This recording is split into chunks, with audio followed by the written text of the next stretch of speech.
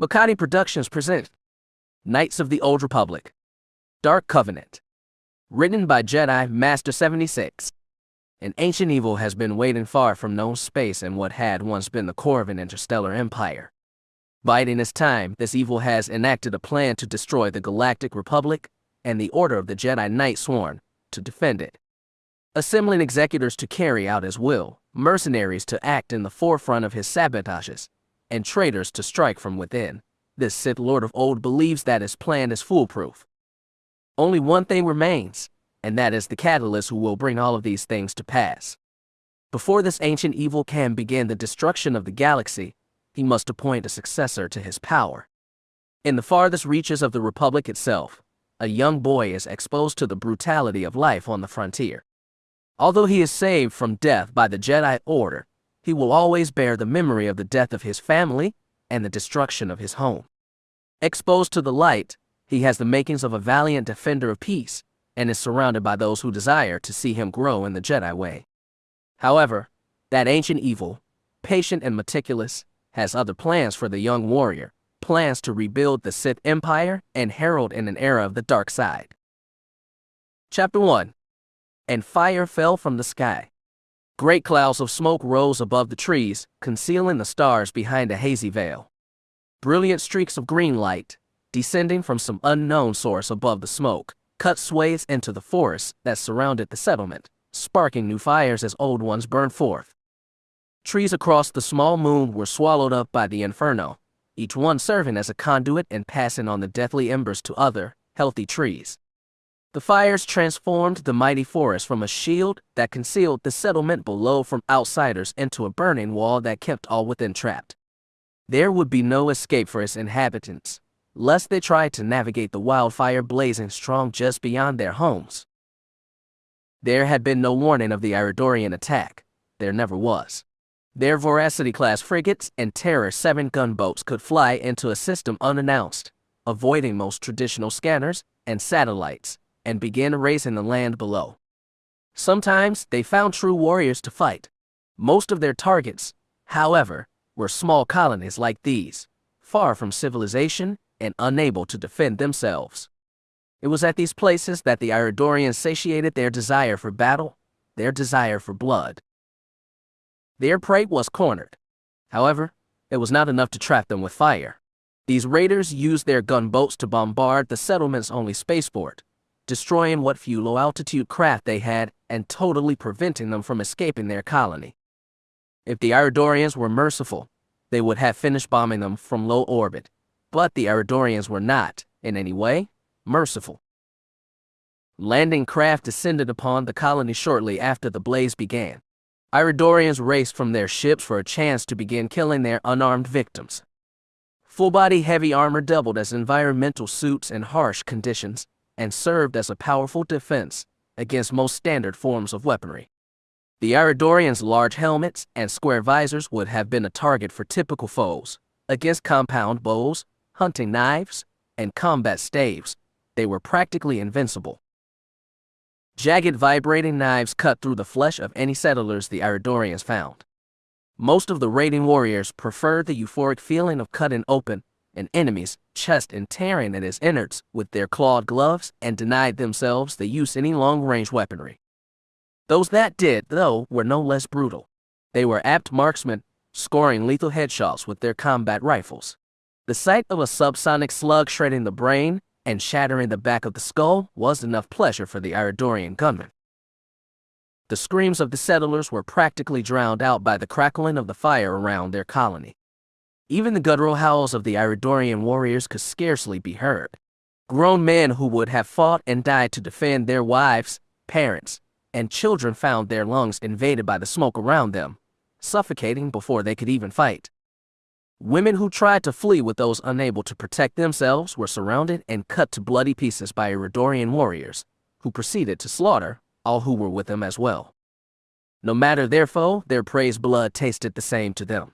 It was the bitter taste of their crimson remains that fueled the Iridorian strength as they continued their attack.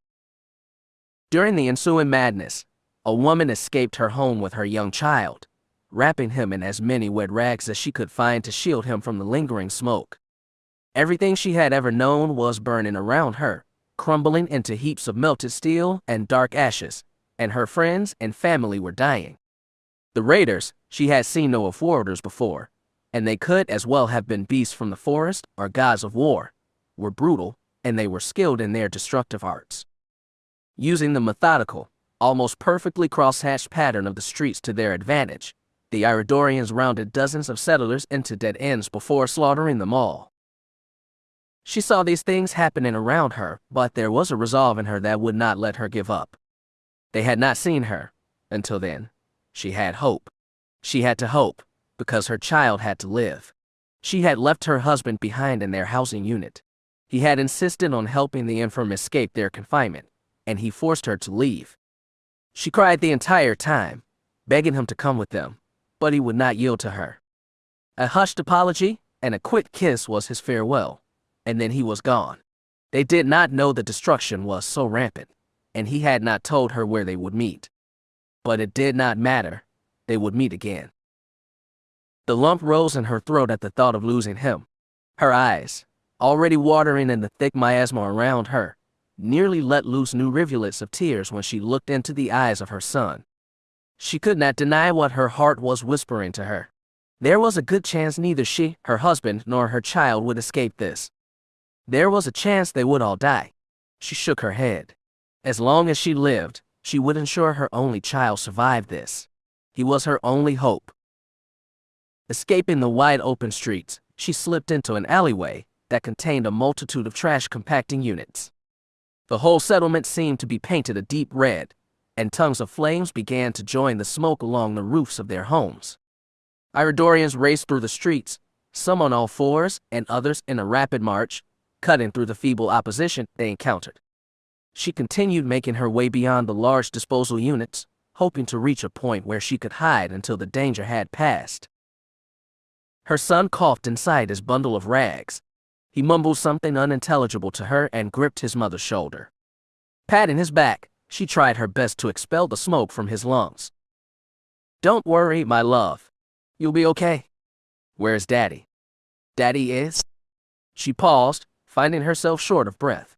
A few coughs did little good, and she only now realized how hard it was to breathe. Every breath she took caused her to inhale thick plumes of smoke, and it felt like her throat and lungs were actually on fire. She had reached the back of the alley now, and she stood before a wall twice as tall as she. There was no way to circumvent it, and she was in no condition to climb over it, even if she didn't have her child with her. Gripping the wall with her free hand, she tried to steady herself. "Mama, I'm fine." She coughed a loud cough. "Please, don't worry about me." Clutching her chest, she recovered what little strength she had left and regained her footing. She moved to take cover behind one of the trash compactors when she heard a clawing noise just beyond the wall in front of her. Blinking tears back into her eyes, she saw Iridorians trying to scale the wall from the other side, and they were just getting over the edge. She did her best to silence the screams that were welling up inside her. They could not stay here.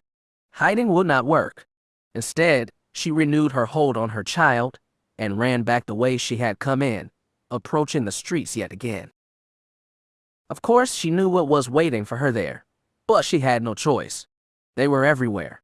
Iridorian warriors patrolling the streets saw her emerge from the alley, and she practically tripped over herself trying to run away from them.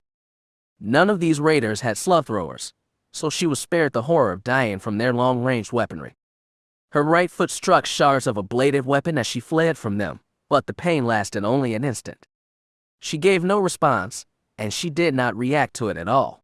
Only the bloody trail behind her proved, to herself and her pursuers, that she was wounded. Their howls got louder and louder as she navigated through the empty streets. Her son's face was buried in her shoulder, and he was whimpering softly. He could see their pursuers and their faceless visors while she ran. No matter how far she went, they were always right behind her. She found no help, and it seemed that most of the other settlers were already gone. Bodies, or what was left of them, were scattered throughout the streets. The smell was enough to make her nauseous. She could not even force herself to look into their faces and try to recognize them. Pain began flooding through her faculties. She had never been forced to run like she had now. She had never relied so heavily on adrenaline. Her eyes were dried out, reddened and sore. Her lungs spasmed against the smoke inside her body, and she took only short breaths when she required it. Even her foot, which she had ignored until now, began to tremble in agony like she had never experienced. At first, she lost feeling in her foot, but the numbness extended to her leg as well and began creeping up and around her body at an alarming rate. She did her best to keep herself from dropping her son. With what strength she could muster, she placed him on a small stack of plasteel crates before collapsing near him. Her son called out to her, but she heard no words. The inside of her ears pulsated like a bomb had gone off near her, and her nose had shattered when she hit the ground. This could not be the end. She had to escape. She had to get up. She had to keep going. Struggling to her feet, she ignored the blood pouring from her nose and stared at her son. His chilling blue eyes met hers, and it was in that moment she realized she had failed him. She could no longer protect him, nurture him, provide for him. Was her love so weak that it could overcome this pain?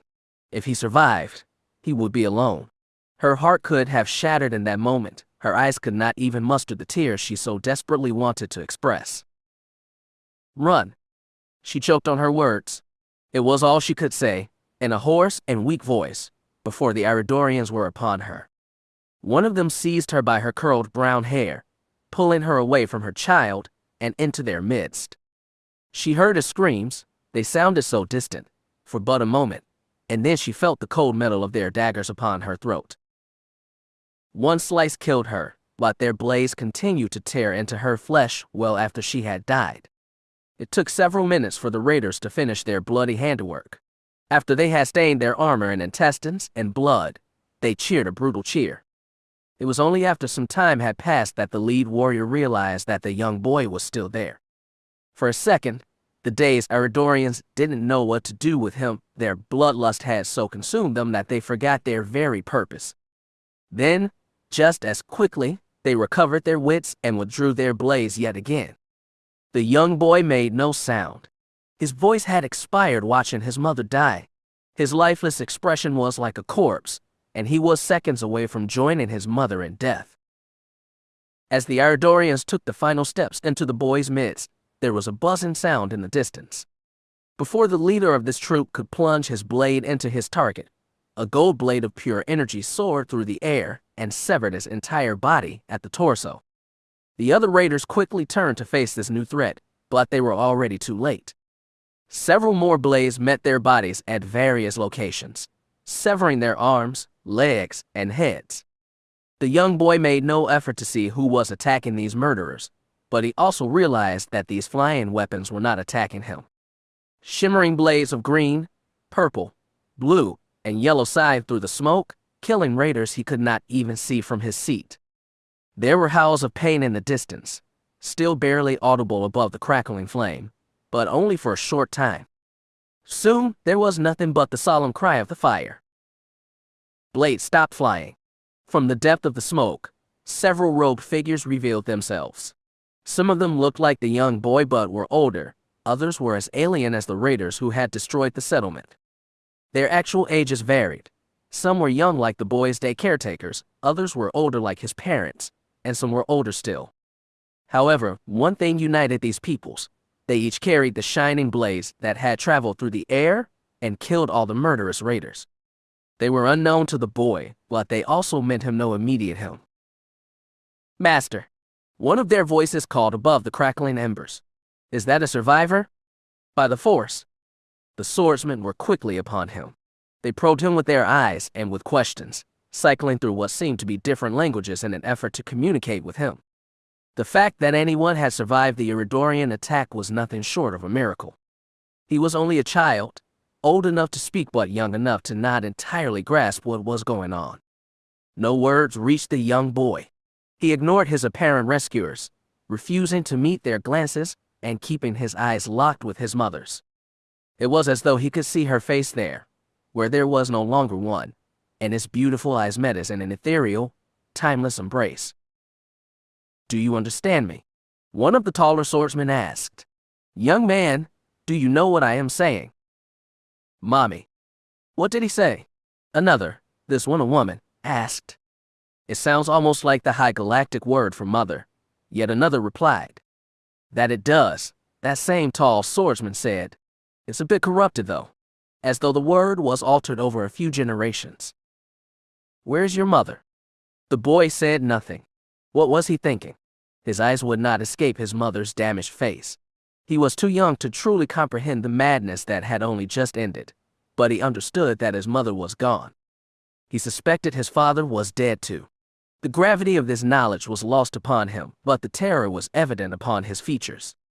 His skin, pallid and cold, was unnatural from one surrounded by so much fire. His eyes were glazed over and reflected no emotion. Even his face, innocent as it should have been, was better suited on the dead. He had never been weaker, more scared. The sadness inside him was entirely different. This was not a sadness like watching his family leave to work, nor was it the fright that the darkness brought every night. No, this was something utterly more heart-wrenching and twisted. What bothered him the most was that he simply could not cry. Master, he's force-sensitive. A swordsman with a blue sword turned to the younger one. What? Are you sure? Yes. I detected it ever so slightly just now, like a soft push against my mind. I think he is trying to figure out who we are, Master. The oldest of all the swordsmen knelt down near the boy. Excuse me, lad, but where are your parents? Your mommy and daddy? He understood the question, if only barely. He pointed toward the Iridorian's handiwork. Ah, I see. I'm sorry, lad. The other warriors said nothing for some time. The fires crackled beyond them, and the soft groans of dying Iridorians were heard only in short intervals. Watching the boy, none of them quite knew how to explain to the boy that he was alone. None of them knew how to apologize for the atrocity here. None of them could comfort the child who had just lost his mother. Their creed demanded that they forsake such attachments, and his emotions were wholly alien to them, just as they were to him. What is your name? A female asked at long last. The boy's eyes drifted toward her. He understood the idea behind this question, but he had no response for her. He was old enough, perhaps, to speak simply, walk, and communicate his needs, but he did not know what this name was that she was referring to. Whatever it was, he did not have it. He did not know how to answer the question. Your name, boy, your name, a large swordsman said. He remained silent, pondering the question in his heart. Does he not have a name? A swordsman with an alien figure asked his fellows. Let us take him to the sanctum. I am not able to make any drastic decisions, but I am sure that the Jedi Council will be able to talk with the boy, the swordsman with the gold sword said. The other warriors nodded in agreement. While most of them traveled back into the smoke to secure some unseen objective, a few remained behind with the boy. They deactivated their shining weapons, believing that the absence of their weapons would put the boy at ease. My boy, it is not safe here. Would you like to come with us? We promise to keep you safe. The child stared back at the swordsman. They would take him away. He would not, could not, return to his home. He knew this, somehow, but he did not know how to express it. He had no reason to doubt the man before him was telling the truth, but at the same time, he was afraid. He had seen the unknown, and it had taken away his family. What made these mysterious figures any less harmful? In the end, the boy only nodded. Whatever the reason, he would put his faith in these men and women. They had saved him, and they were his protectors now. Very well. The eldest Jedi lightly gripped the boy's forehead. To his surprise, the boy made no motion. He didn't even flinch. Rest easy now. You are safe. What is your name, boy? The sanctum was unlike anything the child had ever seen. It was a building much taller than any single house or business that had been built in his home. The city that encompassed the massive temple was certainly magnificent, breathtaking even, but the air traffic that zoomed through buildings and spires that reached into the skies above did not fill him with the same wonder that this place did. This place was different. The pillars that held up the interior of this temple reached some unseen point high above him, disappearing into the shadows of the ceiling. Beautiful patterns of blue, gray, and white traced their way around the brown walls throughout the sanctum, detailing some philosophical meaning or historical significance. He was too young to understand such things. Many swordsmen wandered the grand halls of this place, and he suspected that there were more here than stars in the sky. Of course, it was not the architecture, the artwork, or the swordsmen, they called themselves Jedi, that truly enamored him. No, it was something else. Something nameless, something that he could not quite identify, but he knew was there. There was something in the air at this place that filled him with strength. It returned to him the hope he surrendered when he lost his family. It was powerful, it was comforting, and it was everywhere. It was almost as though his mother was watching him from some unseen place, giving him the vigor to keep standing. It was not a surprise, then, that he found himself ignoring the demands of the Jedi before him. These mysterious feelings were simply too encompassing to ignore. There were a few Jedi in this place with him. With their hoods raised above their faces, he could not see much of them. Even if he could, he would not be able to know who or what they were. 5 of these Jedi sat on stone daises, and it was these Jedi that were questioning him. A few Jedi stood guard behind him, and the rest of the warriors lingered in this chamber, as if to listen to what the sitting Jedi would talk about. You understand me, boy? I know you do. What is your name? One of the sitting Jedi asked again. The Jedi who had taken him from his home had told him nothing. In an instant, he had left his home. He suspected he had been placed in a vehicle of some kind after the Jedi took him, but he never found out if he just dreamed it or not. In what seemed to be a few short hours, they had arrived at what seemed to be the Jedi's home. He did not know where exactly it was, but he knew it was very far away from his. After being brought into these chambers by the company of Jedi who rescued him, one of the sitting Jedi had stood up and placed 2 fingers on the boy's forehead. Somehow, this allowed the hooded Jedi to understand him, and the boy could grasp their words just as easily. Boy, do not make him ask again. What is your name? One of the other Jedi commanded. I do not know, he answered. Surely he is old enough to know his own name, a sitting female Jedi mused. Do not play games with us, boy. Tell us your name. The child squirmed where he stood. He understood the Jedi he was talking to well enough, but he still had no idea what this name was. Was it something he was supposed to have? Did he lose it? The Jedi seemed to expect him to possess one. He did not want to make them angry, but he had no answer for them. Mommy and Daddy, they did not. I don't. Peace. It is quite all right, another sitting Jedi replied. Tell us, do you know where you are? I am no. This is the Jedi Sanctum on Coruscant, the galactic capital. One of the Jedi removed a small chip from beneath his sleeve. Activating it somehow, a 3-dimensional projection appeared before him, revealing a vast array of stars, suns, and planets in a great disk. 2 planets lit up. This is where you are now, and this is where you were born. The boy was odd. There was life on other planets besides his own. Not only that, there seemed to be a great multitude of such planets. He stared at the map of space for some time, trying to convince himself that he was one of many living beings in a galaxy larger than he could have ever imagined. How distant and simple his home appeared, the second moon orbiting a massive planet and some cluster of stars so far away from the world they called Coruscant. Your world was not even a part of the Galactic Republic. I understand if this is alarming, the Jedi said, returning the map to his sleeve. We could not even begin to imagine what it must be like for you. This is a place is called Coruscant. Yes, one of the Jedi replied. It is the center of galactic events.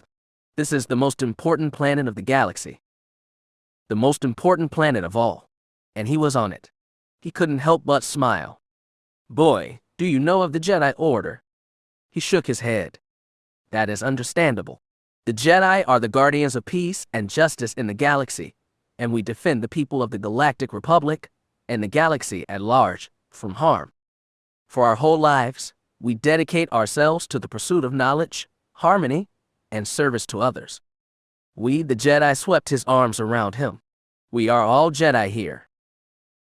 We would like to take you into our Jedi Order, one of the others admitted. You must realize, boy, that this is a special gift, something that does not happen to just anyone. You are special. You have the power to become a Jedi Knight, to join our sacred order, and help protect those who cannot protect themselves.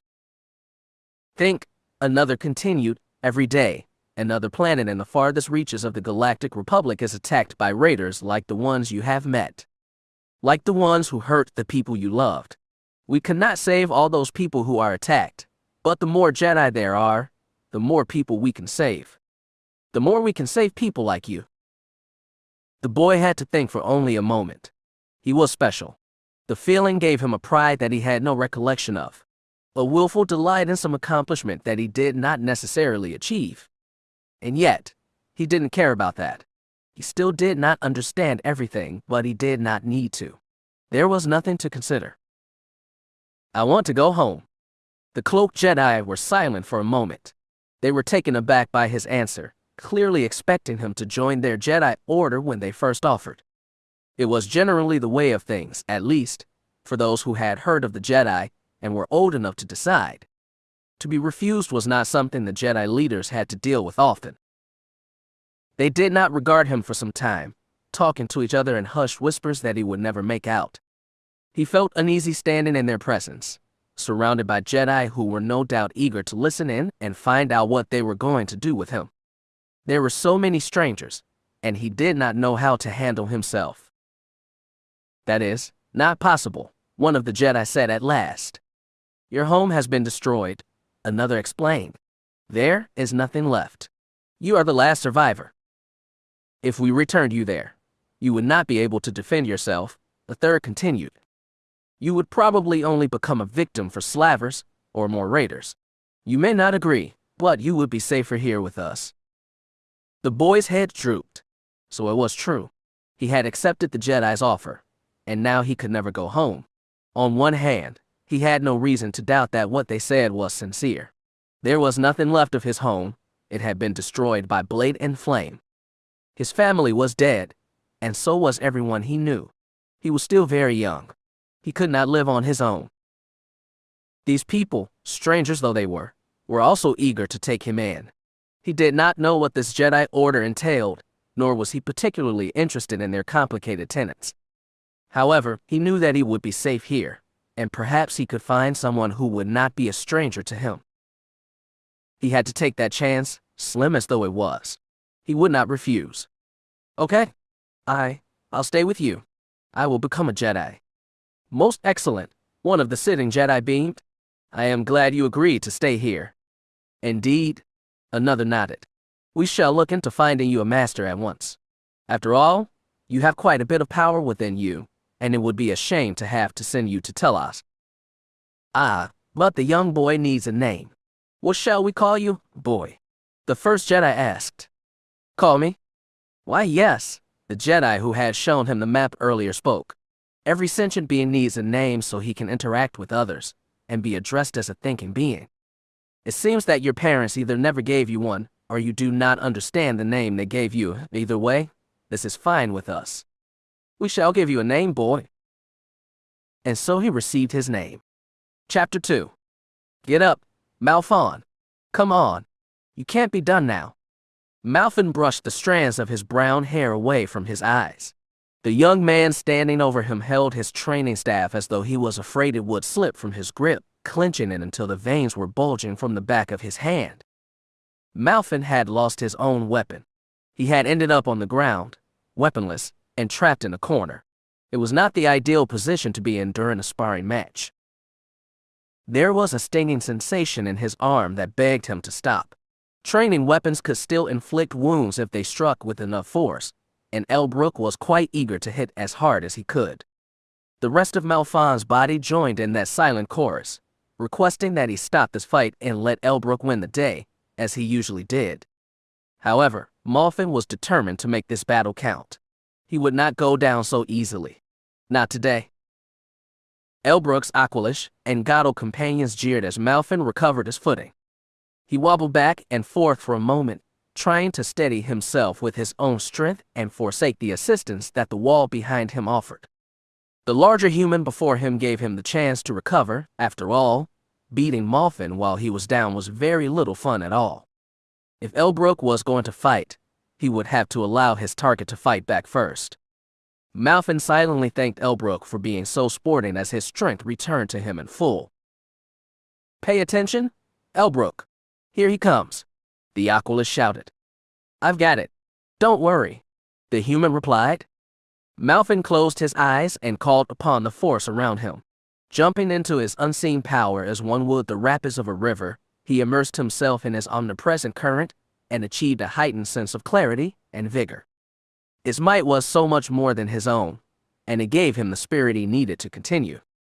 With a quick mental nudge, Malfin snatched his training staff from the floor a few meters away and called it back into his hands. In seconds, he was armed and ready to fight again.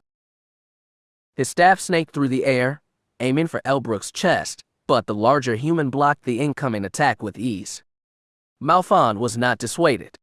Repositioning himself, he tried again, and again, and again. Blow after blow was repelled by his opponent, and Malfin failed to land a hit.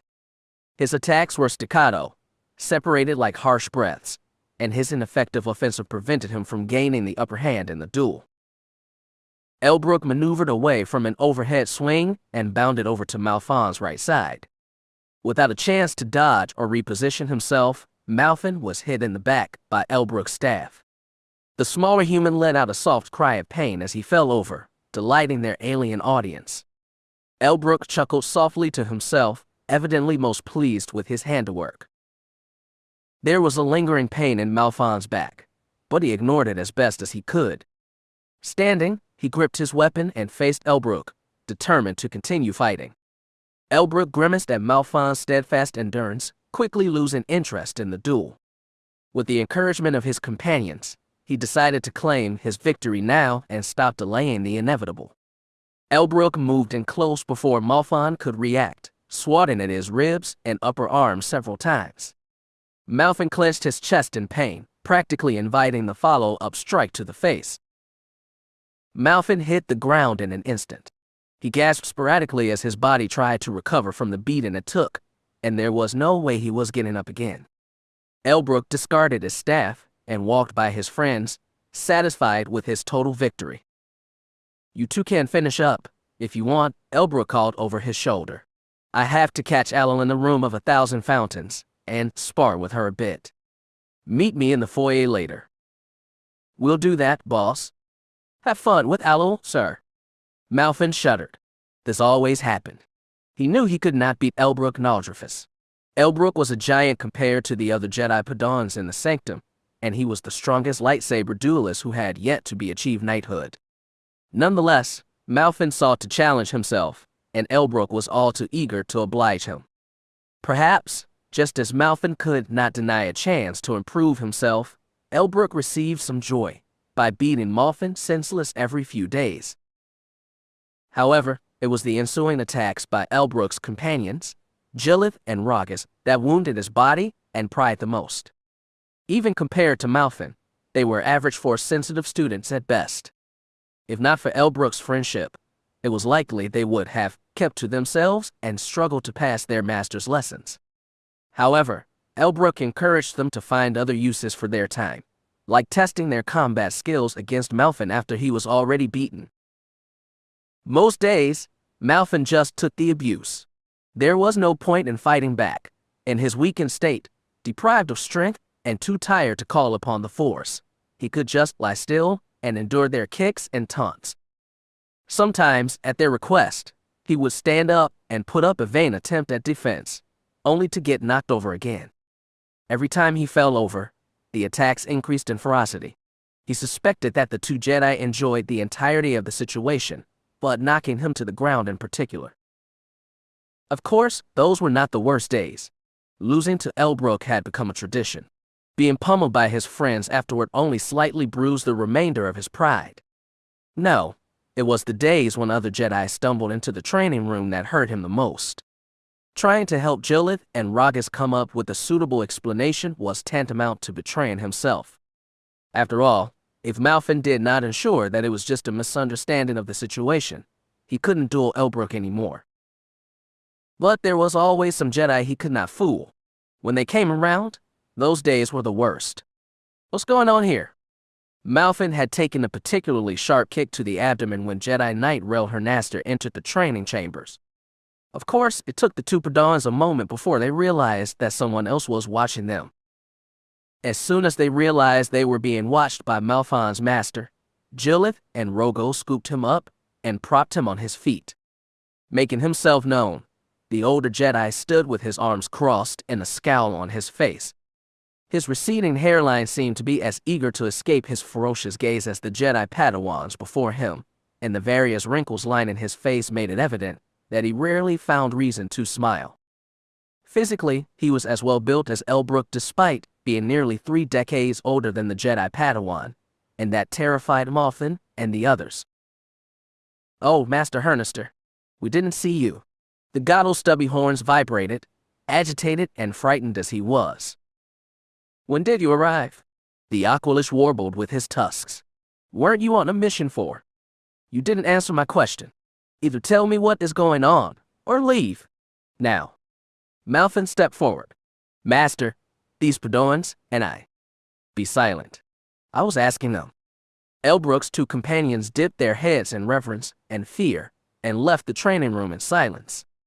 Rel eyed them the entire time, perhaps suspecting that they would turn around and admit to him exactly what was going on. Neither of them returned. Once he was sure they were gone, he returned his attention to Malfin, who had already returned the training weapons to their bins. "Come with me," he ordered. Malfin bowed his head. "Master." And so he followed his master through the halls in silence. It was a strange thing. Malfin had been rescued by the Jedi Order from his dying settlement some 11 years ago, and every time he walked through the Jedi Sanctum, it appeared different somehow. Of course, the building itself never changed. They were the same walls, the same murals, and the same rooms. However, even as the Jedi came and went through this vast temple, there seemed to be something that would come and go with each of them, as if a piece of the sanctum itself was tied to the Jedi who resided in it. He only hoped he would prove worthy enough to leave pieces of himself here. "What happened, Malfin?" His master's question caught him by surprise. What was he supposed to say? Surely he knew what had happened, or else he would not have sent the 2 Padawans away so quickly. Lying would be useless, and yet the truth was shameful. I'm sorry, Master." Rel stopped walking and spun to face Malfin. "Answer me?" "We were in a training match." That did not seem to be training or a match of any sort. "I was dueling with Elbrook." And yet he wasn't there. Interesting. His friends continued the battle in his stead. It seemed very little like a battle and more like a beating. "I suppose you could put it that way, Master." Rel huffed. Without another word, he turned his back to Malfin and continued walking through the empty halls of the Jedi Sanctum. Malfin sighed to himself and followed his master with as much haste as he could muster. Of course, his body was still agonizing from the staff blows and kicks that he had received, making it difficult to keep any sort of pace at all. Despite his body's protests, he did his best. He refused to disappoint his master twice in a single day. Passing a few Jedi and bidding them greetings or safe travels, Malfin hoped to distract himself as much as he was able.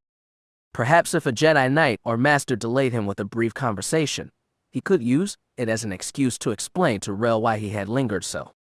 It was a useless venture. No one wanted to speak with him for very long. The 2 Jedi met in Rel's chambers.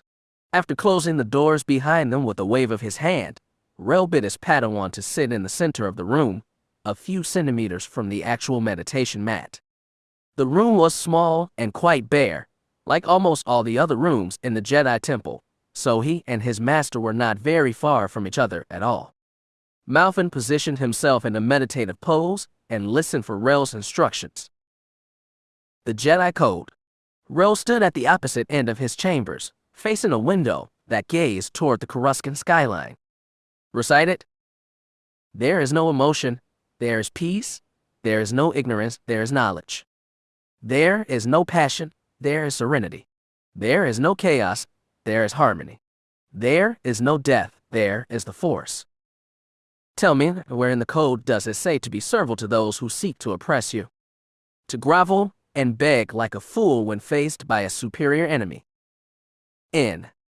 A Jedi is not a weak victim, he is a champion of the Force. He is a warrior. He is a defender. If a Jedi is all these things, what does that make you? I. Speak. Master, I only desire to test my skills against them. I had no intention of being bested. And yet you let them do so. Where is your will? Why don't you fight back? Malfin hesitated. That single moment was all Rel needed to act, and he seized the Padawan by his robes, pulling him off the ground with force-imbued strength. Malfin made no attempt to resist, despite the fact his initial sitting position would have made grappling difficult. The two were face to face, and every terrifying feature of Rel's anger was visible now. If he was not a Jedi, there was a very good chance he would have destroyed Malfin then and there. And yet Malfin said nothing, and he showed no fear. This apathy only angered his master, and he dropped Malfin to the floor. To Rel's obvious disgust, Malfin let himself fall over instead of recovering his footing. Get up. He kicked his Padawan with his heel. Stand. My body still aches from the battle, master. Wounds you obtained in your weakness. The pain will stop as soon as you stand.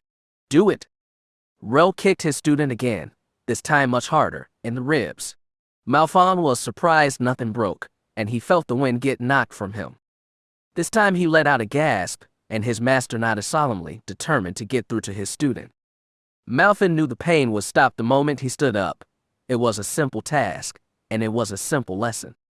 If he showed any sort of resistance, then he would never be attacked like he had been again. But he just couldn't. He couldn't stand. He had been training himself to endure this, even when the pain became so horrendous he wanted to pass out. His master did not understand. Without Elbrook and the others, he received no lightsaber training. He never had a chance to test his capabilities in the Force. He could not analyze opponents, and he could not learn how other Force sensitives fought. Without Elbrook and the others, Malfin had no one to talk to. No one wanted to talk to the one without a name, not even his own master. And so he remained on the ground. After some time, the kicking stopped. Rel sneered just loud enough for him to hear, and returned to his place by the window. How hopeless Malfin must have appeared. His student understood his rage, but he could not appease it. He could only hope to earn his master's forgiveness for this. Leave me, he ordered. Yes, master. Malfin recovered and left his master's presence as soon as he was able. Once he was gone, however, he realized that he lingered outside of Rel's chambers for some time. Beyond all sense, he hoped that, perhaps, his master might call him back in. He wanted his master to apologize for his severity and try to understand him. There was still a chance for him to remedy his past actions and explain to Malfin his reasoning. He knew his master could still sense him, waiting outside his chamber doors. But no such call came. Biting his lip, Malfin turned from his master's room and hobbled away from the dormitories. At first, he was undecided on where he should go. Further training was out of the question, in spite of the plentiful lightsaber dueling and force acrobatics classes available. Food was being served in the cafeteria for the hour, but he had lost his appetite some time ago. Halavid lessons on the great hyperspace war did not appeal to him, so he decided to venture to his usual place. After some difficulty, he made his way to the library at the farthest corner of the sanctum. He spent time here as often as he was able. It was a haven within a haven for him. Malfin had never seen so many books, and the fact that the Jedi apparently had even larger libraries seemed impossible to him. Just as he forced himself to endure combat with Elbrook and the others to increase his fighting skills, he used his free time to journey to the library and further his mental faculties. Very few Jedi visited this place. Most Jedi used their spare time to meditate, socialize, or venture around Coruscant. After spending many hours in this place, he finally recognized a few faces, as difficult as remembering them was for him. He enjoyed knowing that there were familiar Jedi even though they never spoke to him. It put his mind at ease.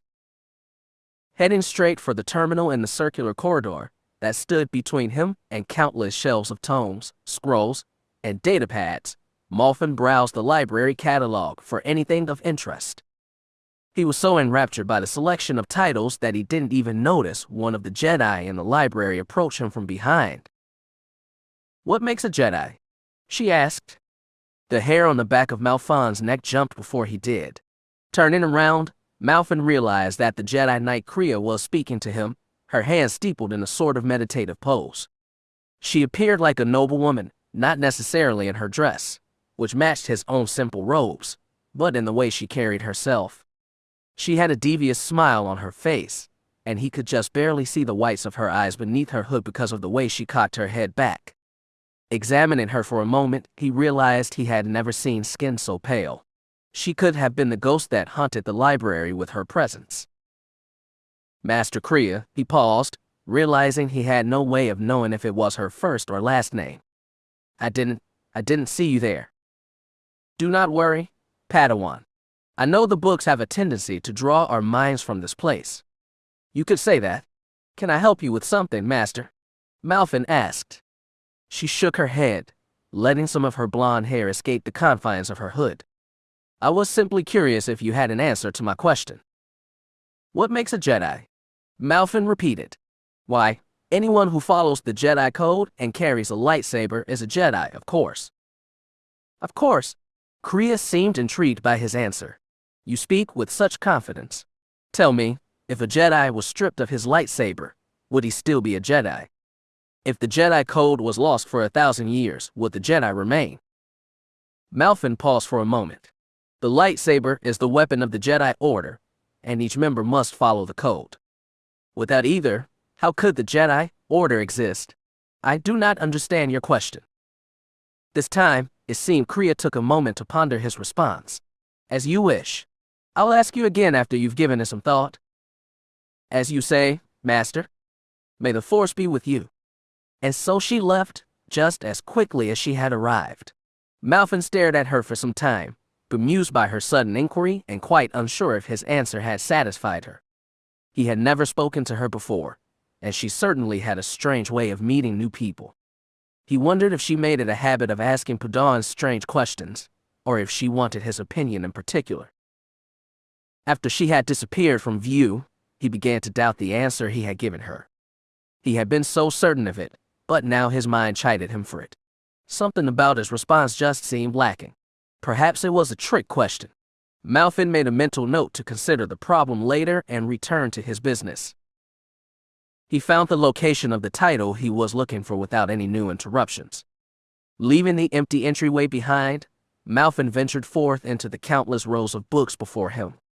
These shelves always inspired a sort of awe in him. Standing at least 3 heads taller than him, they held enough knowledge to piece together the whole history of the Galactic Republic, a good deal of its member worlds, and recount the lives of several famous individuals on just a few of these shelves. The entirety of the library had more information than he could possibly fathom.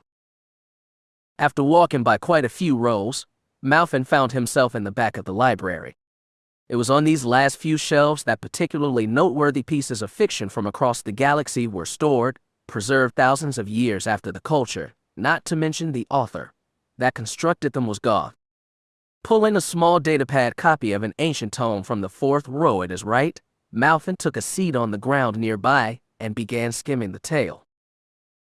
It had been so long he had nearly forgotten, but the more he read, the more it came back to him. The young king who was captured by an enemy nation and tricked into fighting his own people. The woman he loved was a general for that same nation. Their servants and advisors trying to control them, to divide them, and ultimately to lift themselves above their masters. It was a long work, some 300 selections, but Malfon was determined to finish it. He needed to know what happened. While he read, another Jedi wandered by the set of shelves he sat between.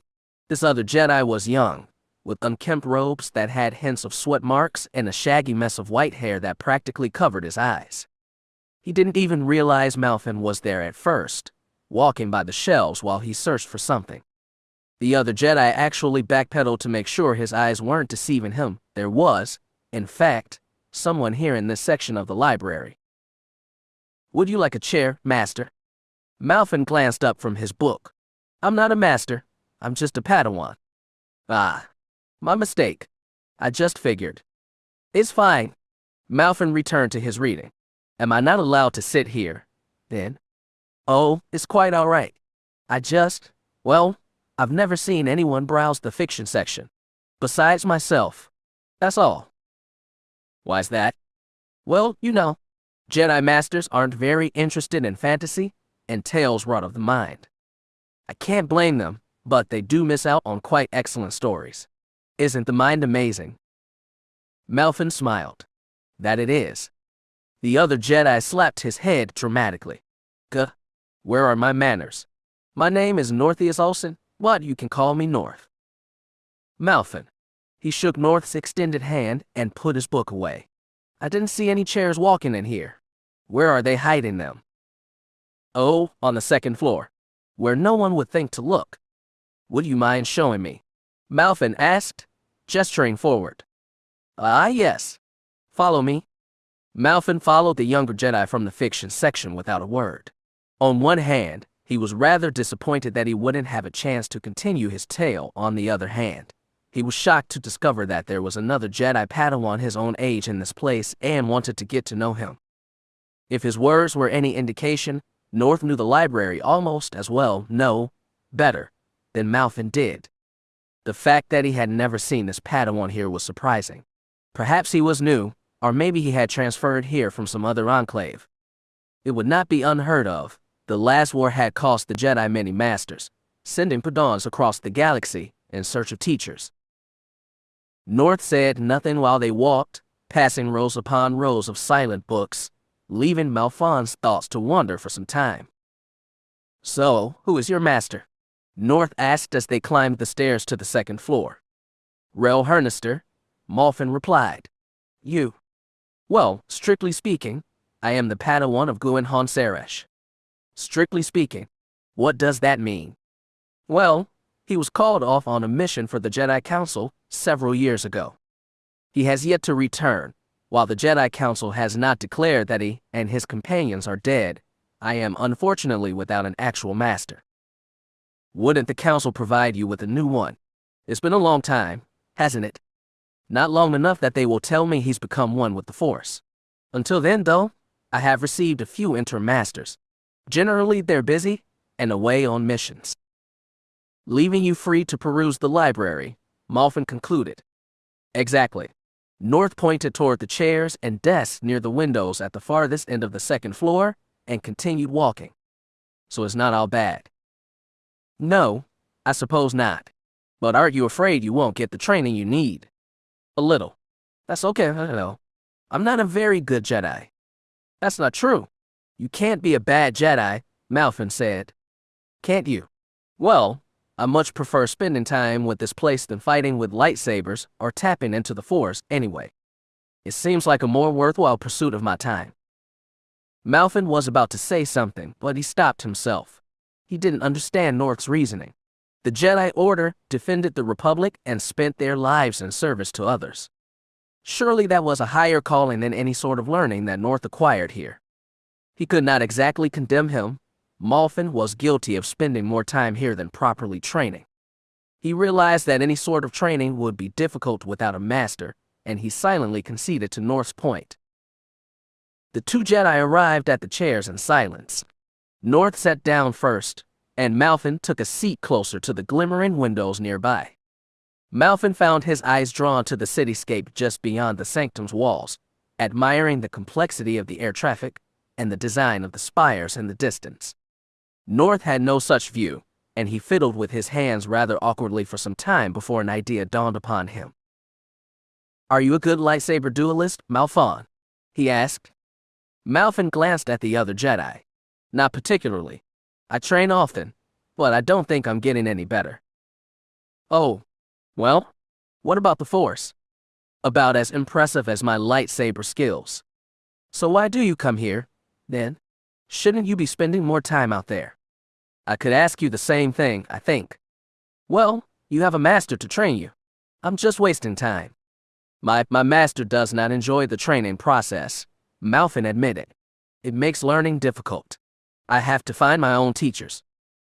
Oh, well, do you have sparring partners? North asked, as if pressing his initial, unvoiced question. A few? I see. Well, I wouldn't normally ask this of other Padawans, but would you mind teaching me? Teach you?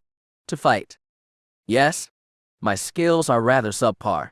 I can hardly bear to show up to the lightsaber exercises run by the Jedi Masters because I embarrass myself. Malfin smirked. That bad, hell? It's not pretty at all, North agreed. Like I said, I am not exactly the best Jedi to teach you how to use a lightsaber. I don't need the best. I just need a teacher. I'd be happy to teach you what I know, Malfin said. Although, quite honestly, I'm worried you'll pass me rather quickly. North laughed. That's not likely. You haven't seen me handle a weapon before. There's a reason I spend all my time here, Malfon. Because you like history. That too. It's a deal then. Malfin clasped North's shoulder. First lesson tomorrow at dawn. Dawn is rather early for me. How about noon? North countered. Malfin laughed. Very well. Noon it is. Chapter 3. 3 staff strikes. Then 4. Malfon's weapon struck at North's defense, threatening each of his shoulders in blindingly fast intervals.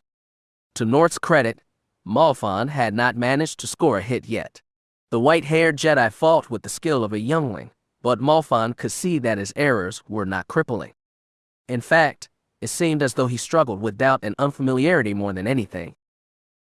Malfin had learned all he could from Elbrook, memorizing his fighting style and beneficial quirks over nearly 100 battles. It was these things that he tried to impart to North. Their first few lessons had consisted of combat basics, stance, carrying the weapon, simple velocities, and blaster bolt deflection. North learned quickly. They moved to actual sparring drills, where North proved an able defender and a mediocre attacker. He was not the best combatant Malfin had ever seen, but he would improve. He was sure of it. Their staves met in a lock some centimeters from North's face. Applying some force to his weapon, Malfin allowed their 2 weapons to drift closer and closer to his target. North fought back with all of his might, huffing and straining as he tried to push Malfon and his staff away. His frazzled hair was drenched in sweat, sending droplets into his face and across his arms as he shook. Even though he looked like a mess, his dark eyes stared up at Malfin, just barely visible underneath the interlaced locks of hair. Malfon pushed down on North's weapon, sending the other Padawan on one knee. His strength was impressive for someone who had little previous physical training. However, his arms were still quavering from the strain, and the rest of his body was trembling in kind. Malfin could feel his grip weakening. It was only a matter of seconds until he disarmed North and won the duel. Malfin. The 2 Jedi Padawans turned to face Rel Hernister, who was standing at the edge of the training circle. Malfin was first to yield his place in the staff lock, turning to face his grizzled master. North was a moment too late, and he failed to recover from Malfon's sudden absence. Stumbling to the ground, it took him an extra moment for him to stand up and incline his head to the Jedi Knight. Master, they asked in unison. I was not talking to you, but Northeus, Rel replied. North visibly flinched at the remark. Embarrassed, he turned to leave before Malfin could bid his farewell. With the other Padawan gone, Malfin was left alone with his master. Despite their familiarity, it was not a position he enjoyed being in. It was in these situations that the worst of both of them was revealed. Yet diligence demanded he respect the one who had chosen to train him in the ways of the Jedi. Yes, Master. The Jedi Council has given us a mission, Rel said pointedly as he turned to leave. A mission. The word nearly got caught in Malfon's throat. When? Where? Here on Coruscant. Right now? Rel continued his walk through the sanctum, keeping track of his Padawan's position with the Force instead of his eyes. I'm not sure who elected us for the mission, but they were foolish to do so. Why? You're not ready for a mission? Rel snapped. You need more training. Malfon's gaze met the ground. His own master did not trust in his skills. Since Rel had picked him as a Padawan, Malfin had been improving his skills. He obeyed his master as much as was possible, and he tried his best to please him, yet Rel had no faith in him. There was no pleasing him. Malfin needed a chance to prove himself to his master, and even if Rel disproved, he would not forsake this opportunity. Malfin had not been outside the Jedi Sanctum since he was brought to this place, and he wanted to see Coruscant. More than that, he wanted to use his powers to help others. Even if questioning Rel was out of the question, this was the first chance he had to escape the status of a trainee and become a true Jedi. He had to win his graces, and the graces of those Jedi who had selected him for this mission. They deserved that much. "Did you tell the council that?" Malfin asked after some time. "Keep your snide remarks to yourself," Rel growled. "I only meant." "Yes, I told them that. They told me that every Jedi needs a chance to grow beyond the sanctum." "I see. You can't hide your elation from me." Malfin reddened. I don't mean to." "Enough." Rel entered the small hangar bay that doubled as a communication center for the Jedi Order with Malfin in tow. Since the last war, they had little use for warships and had considered decommissioning their starfighters. However, the Jedi Council elected to preserve them, if only to use for transport around Coruscant itself. The Jedi Knight boarded the Vanya-class courier and bid his Padawan to follow. The hulking ship proved difficult to start, no doubt in part due to his age, and Rel swore under his breath the entire time he tried to start it. After some struggle and a call to the Jedi technicians in the hangar, Rel managed to start their courier vessel, and they were off, joining the traffic above Coruscant's skyline. "Sir, here come the Jedi." "All right, everyone. Keep it calm. I don't need any trouble with senior command." "But, sir." "But nothing. They're here to help." The two Jedi heard the Coruscant security personnel even though they whispered as quietly as they could. Even amidst the traffic soaring overhead and the wail of the electronic advertisements, their Jedi senses were unencumbered. This lower district was much different than the parts of Coruscant Malfin had seen. Gone were the white towers, the synchronized air traffic, the quaint shops, and the bustling streets. Coruscant's sunlight barely reached down here, and it was plagued with a near-perpetual darkness. Glow panels illuminated some areas with splotches of light, mired with fetid water, and all sorts of dying matter and useless debris, and Malfin wished they hadn't. The smell down here was like the stench of the Sanctum's trash compactor when it was damaged, but it seemed to stem from everything. Everything down here seemed wasteful and sick, as though the planet was slowly decomposing from the inside out. As instructed, Malfin had pulled his hood over his head as he followed Rel to meet with the officers across the street.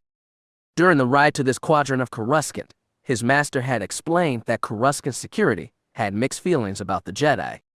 On one hand, younger officers and idealistic veterans of the Force understood that the Jedi were their most prominent allies on Coruscant. On the other, cynical rookies, and those in senior command considered the Jedi a nuisance at best. "Don't antagonize them, don't question them, and let me speak for us," Rel reminded him as they took the last few steps toward the officers. "Of course, Master." Of the 4 officers assembled, only the oldest of them bothered to face the Jedi when they arrived. A human male about 15 standard years older than Malfin, he had dark hair and olive-colored skin.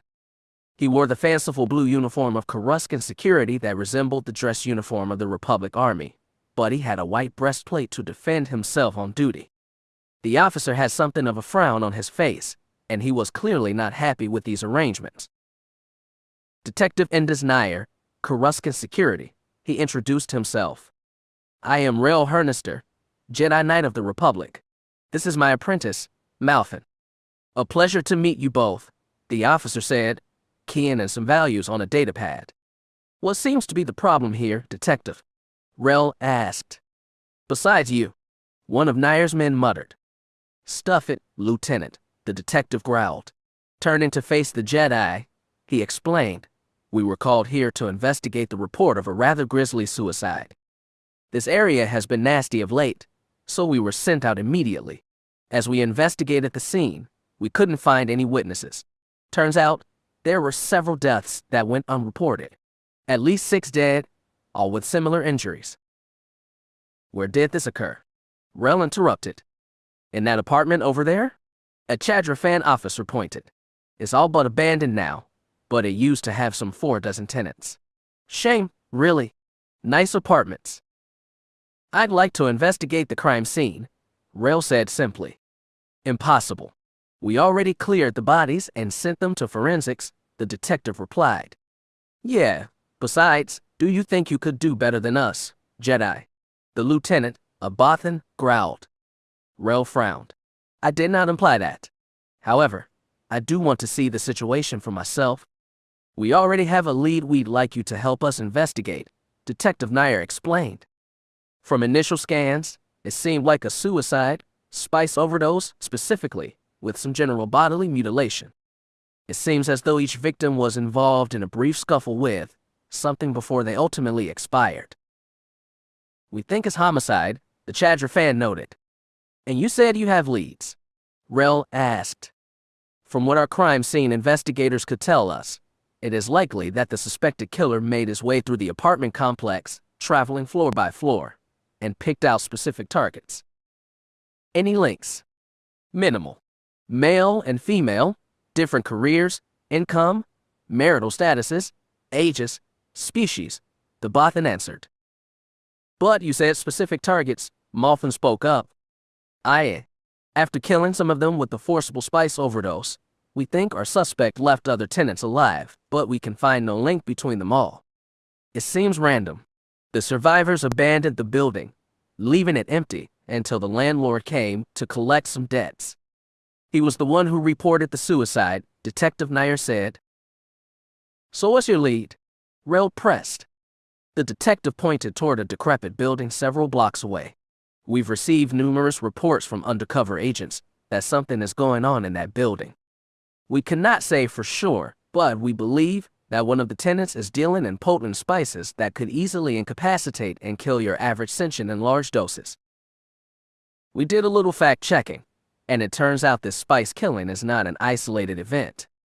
Over the past 3 months, several instances have been reported, all centered around this area, the last officer, a female Cathar, noted. Now we have a warrant, and we're going to investigate, the Chadrafan added. If the spices being made in that place match the ones found in the victims' bodies, we could very well have our killer. Are you certain? There could be other spice smugglers, Malfin replied.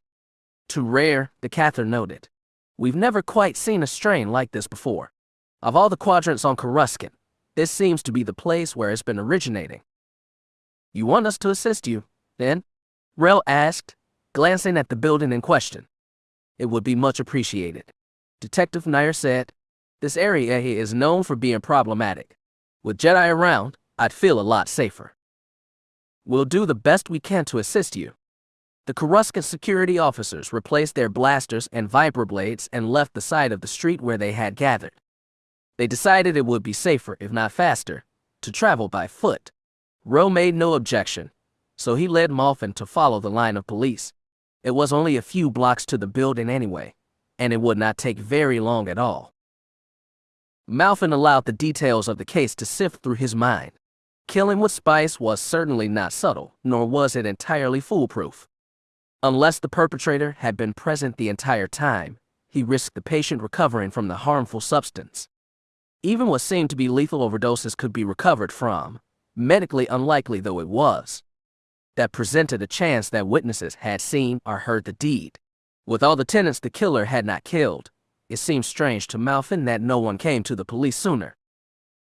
Perhaps the killer had friends within the building. Other tenants could have been in on the killings. However, Coruscant security noted that there was a very tenuous link, if any, between the victims. Such targeted killings generally had a larger motive. Without seeing the crime scene for himself, it would be difficult to determine any such motive or the precise method the killer used, but Coruscant security deemed it unimportant. Strange. He was not suspicious of their actions, but he disagreed with how they were handling the operation. He thought they should have allowed the Jedi to at least examine the scene of the crime before they pursued this lead. Come here, Rel whispered to his apprentice. Master, be cautious. There is more at hand here than it seems. Do you suppose Coruscant security is involved? Malfin asked in a hushed voice. Shh. Rel waved his hand to keep quiet as they took a few steps away from the officers. No, they are not. But this spice killer, he or she left those other tenants alive for a reason. Just what I was thinking, Master. Do you think they were accomplices? That is a possibility. Or perhaps he wanted to be tracked down. For now, just be mindful of the Force and follow my orders. We'll carry this through to the end. Yes, Master. The Jedi caught up to the Coruscant security officers after they finished their discussion.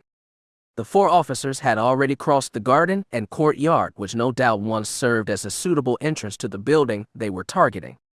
The garden had long since fallen into disarray, choked to death by weeds that continued to grow longer and longer with each passing year.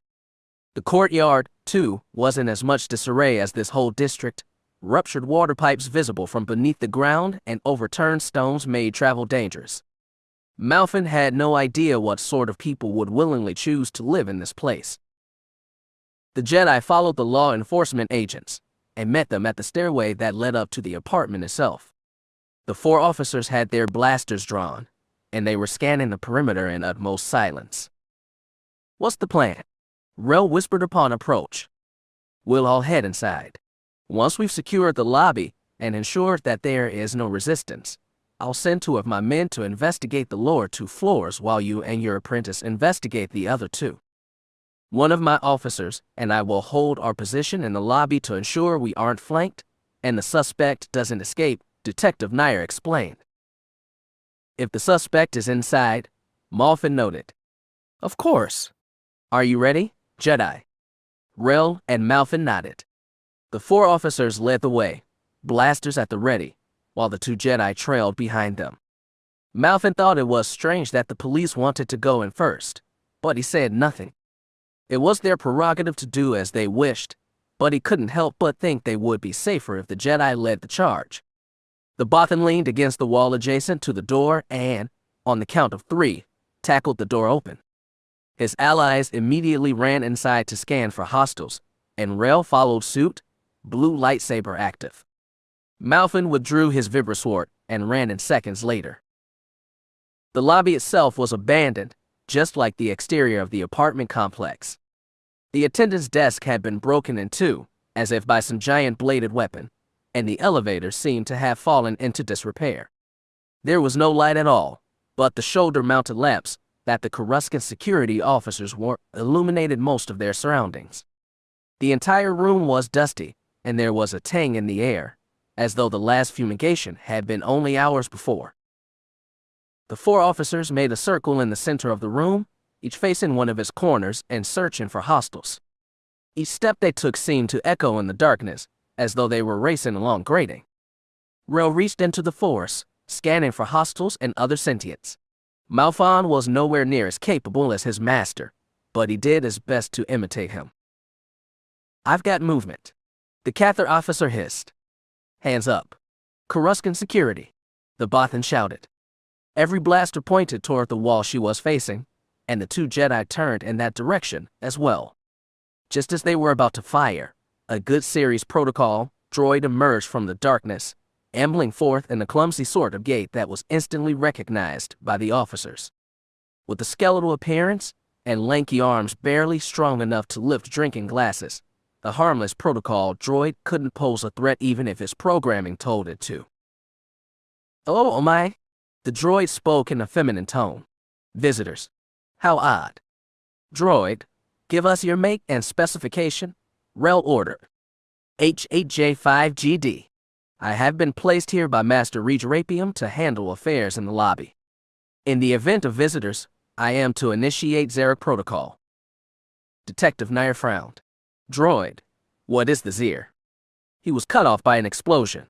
Rel wheeled around just in time to see the elevator erupt into flames, spewing forth chunks of superheated metal.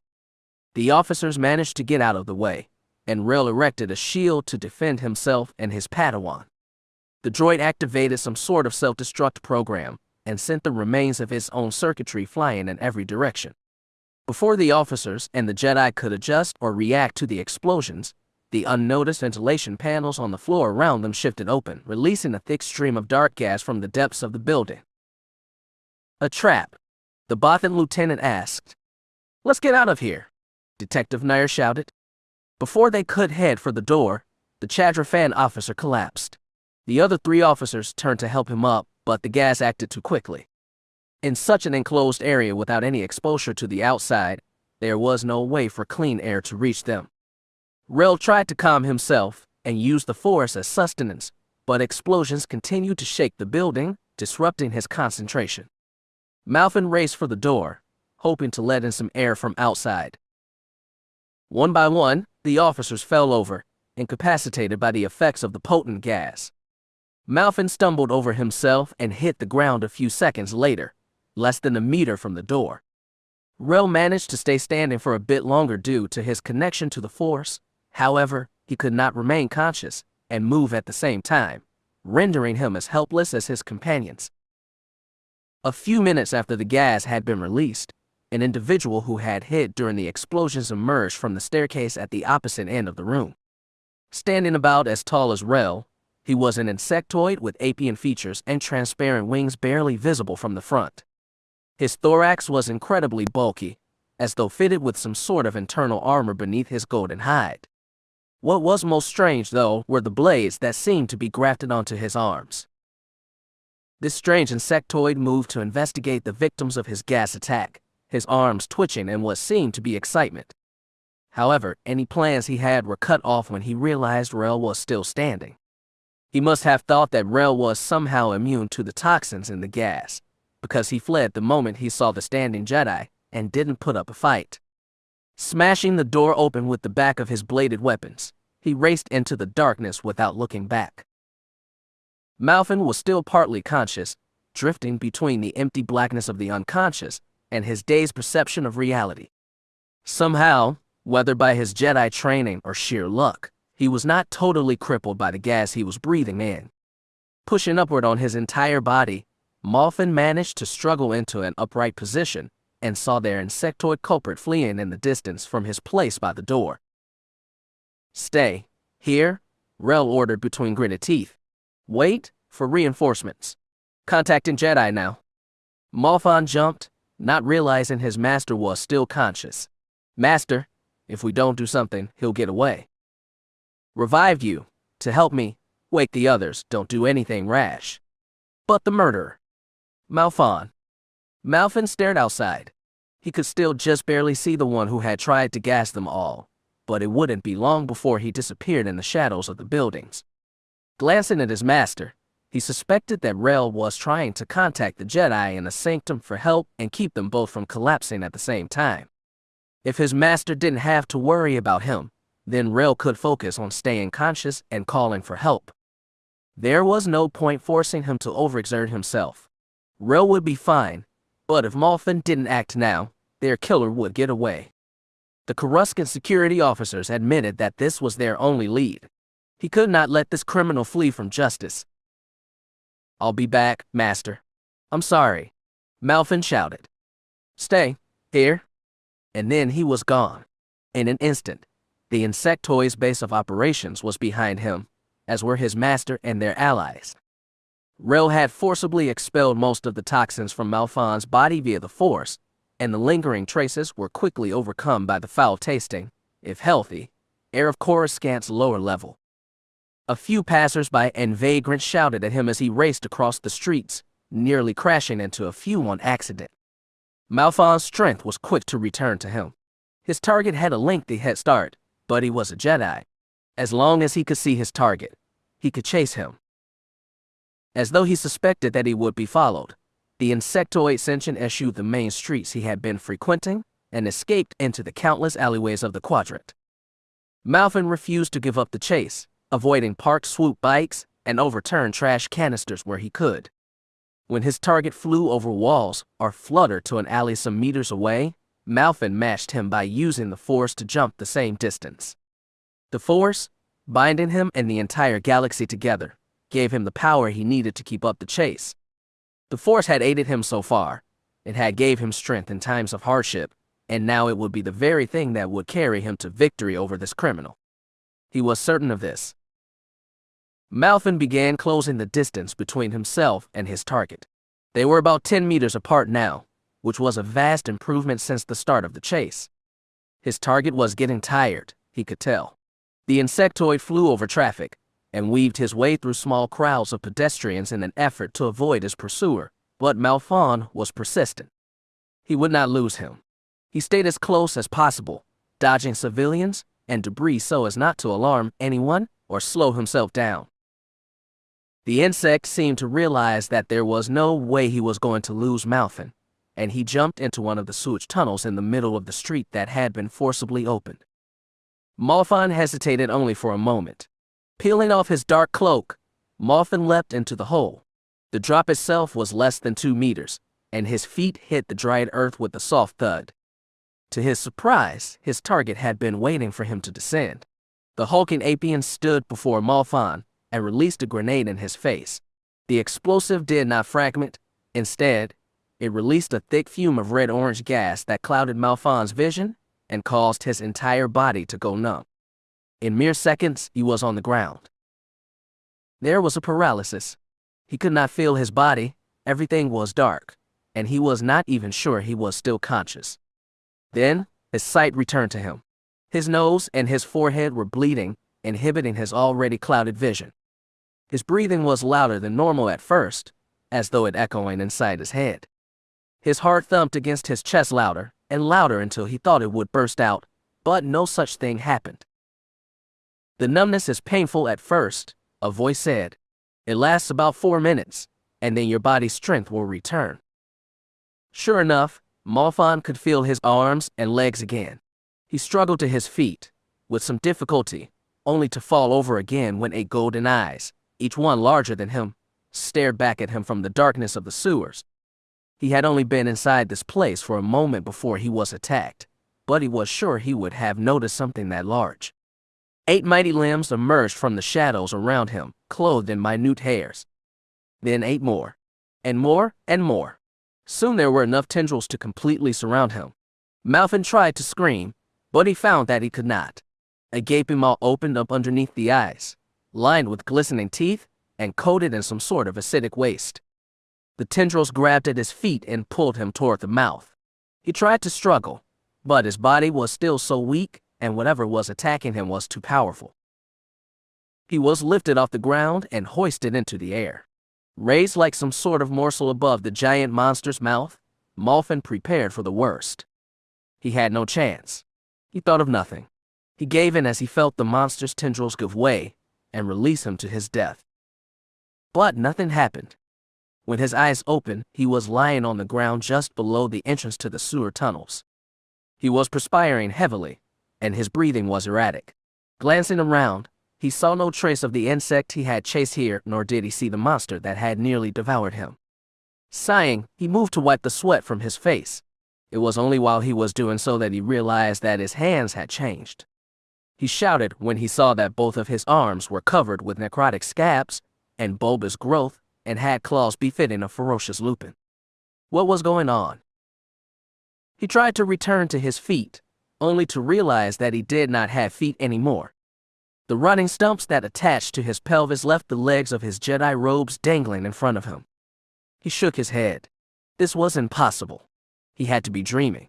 He had to have slipped during the fall. Without thinking, he started scratching at the dying growth on his arm with his claw fingers.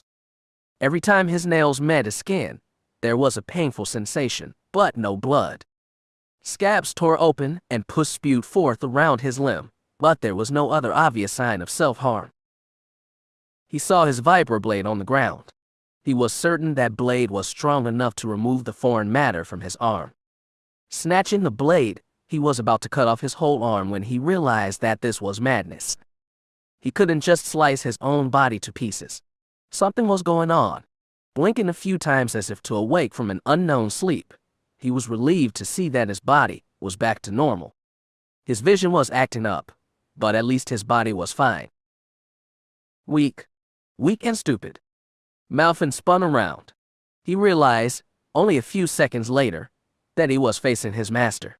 The Jedi Knight was scowling more than he had ever seen the Jedi Knight scowl before, and his lightsaber was activated in his hand.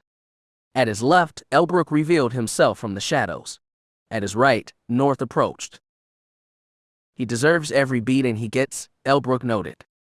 A fool. Doesn't even deserve to be a Jedi, North said. Failure. He's too weak to protect anyone, another voice said behind him. Pathetic. Can't he overcome his own weakness? Someone else asked. Stand up, weakling. Stand up. When are you going to give up, nameless freak? And then, she appeared. Her face was familiar. Familiar, yes, but something was eerie about it. It had the vestige of a being long dead, but the smile gave it the loving care of a close friend. She had curled hair which had long since faded into gray, and she had wrinkles across her face that moved with her smile. And then she frowned. I don't know you. He's not my son. Malfon's eyes widened. Something in his mind scraped at the inside of his head, as though someone was bringing a scalpel across it while he was conscious. The ringing sound that followed threatened to rupture the insides of his ears, and his eyes bounced back and forth in a flurry. He was certain that he was going to die. The pain in his head caused his whole body to shake. Falling to his knees, Malfon clenched his chest and heaved. The first time didn't help, so he vomited a few times more. It didn't help. In fact, it only made him feel worse. Raising his head for a moment, he saw something else. Through the men and women that surrounded him, through the children who jeered and laughed at him, and through the brutal raiders that stood at the edge of his vision, he could see the silhouette of something. Someone. In the horizon, he could just barely see the insectoid who had disappeared from his vision and his mind since the grenade went off. You. Malfon tried to shout at him, but it was more of a pained groan than anything. You can't see me? Interesting. That means the spice has not rendered you totally helpless. Who are you? I am Resurgence. Malfon groaned as he tried to get to his feet. Let me clarify. What are you? Nevuda. We were a proud species. I was a faithful servant of my queen mother, a larva for a time but destined to be a guard and a taskmaster. Then the Mandalorians, beings of armor and mask, came to my homeworld. The Nevuda are no more now, annihilated entirely by the Warbringers. We fought, but they fought with a hideous strength. And you survived. My brood leader sent me from my home to this place, this great world of machine and warm bloods. I have discovered that the masked people destroyed all of mine. So now I, last of the Nevuda, will have my revenge on those who brought death from the stars. The Mandalorians are not here.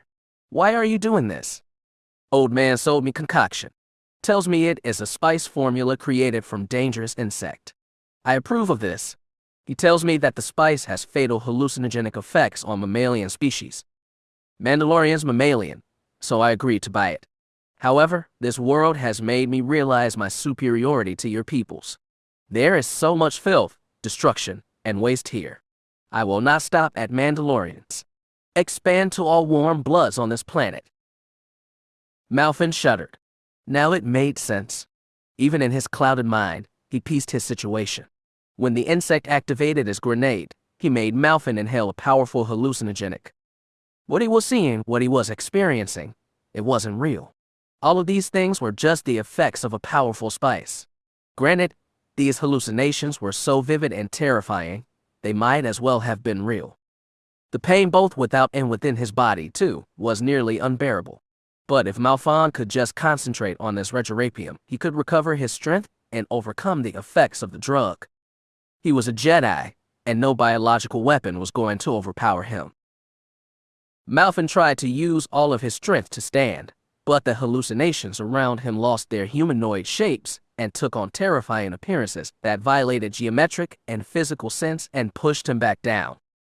As though he had entered some haunted realm, the distorted and disfigured faces that stared back at him were monstrous to behold, and some of them were so foreign they looked more bizarre than the alien faces he had seen. Somehow, these falsehoods were stronger than he was, and they managed to pin him to the ground in spite of his best efforts. Resurgence noticed Malfon's attempts, and he carefully approached the immobilized Jedi. You are strong. Stronger than most mammalians.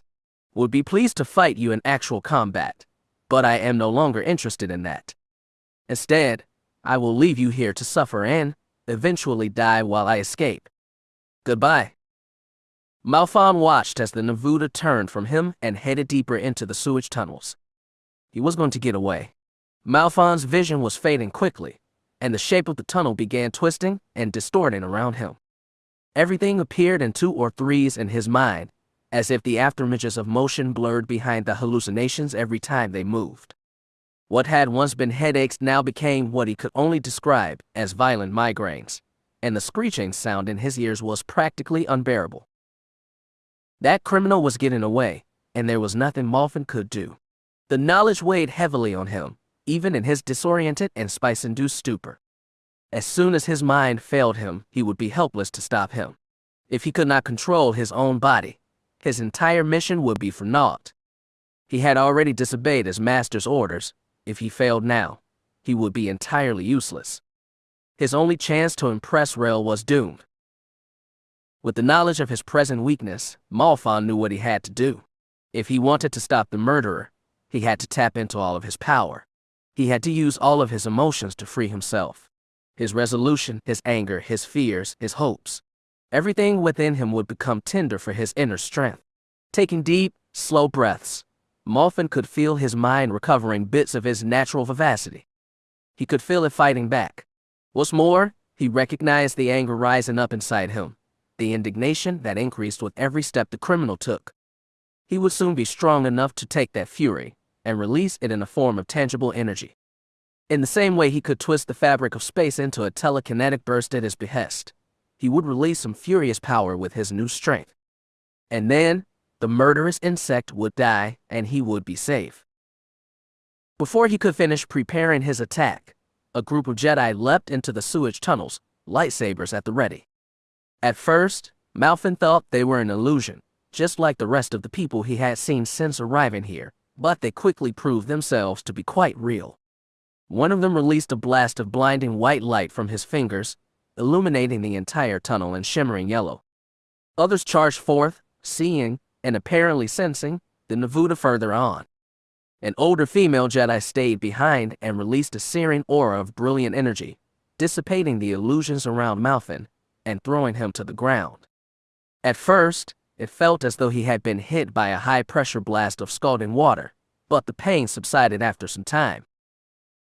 Master, we incapacitated the target.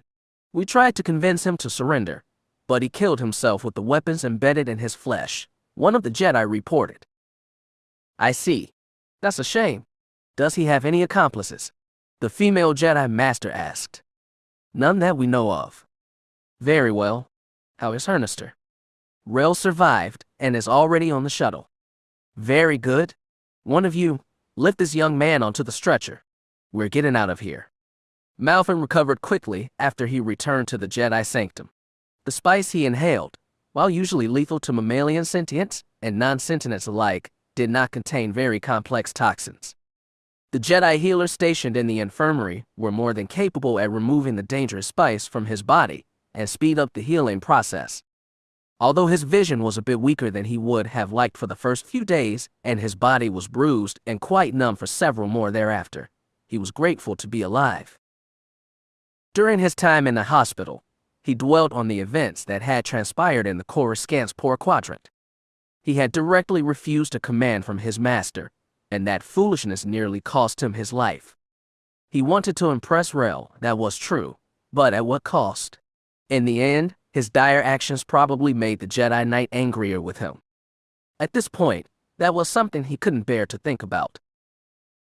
The insectoid was a tougher opponent than Malfon had expected, even though he was not a Force sensitive. He had underestimated him, to his folly. However, that was not the worst of it. Not only had he failed to defend himself against a weaker foe, he had allowed himself to give in to his emotions. He was moments away from unleashing the terror that every Jedi feared, the tempting power of the dark side. He had been warned of his power since he was a young boy, but he never actually feared it. He had no reason to. Now, he noticed just how seductive it could be. He did not even realize that he had almost given in to the dark side until after his fight was long over, and it was only the timely intervention of the other Jedi that saved him. Padawan Malfon, a nurse called from the hall.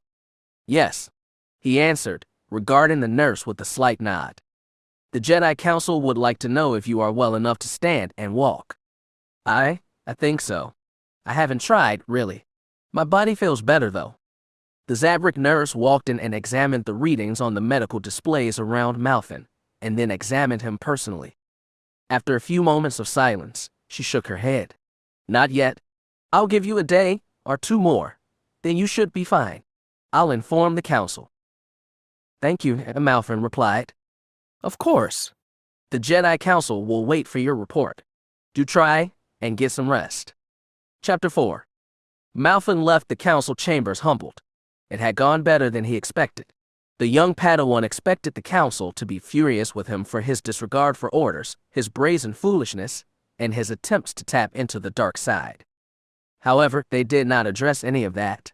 No, the Jedi Council congratulated both Rel and Malfin on a job well done, told the young Padawan to be careful in the future, and informed them that the officers who had been injured during the mission had recovered and sent their regards. Malfin was shocked, but he was not willing to question the judgment of the Jedi Council.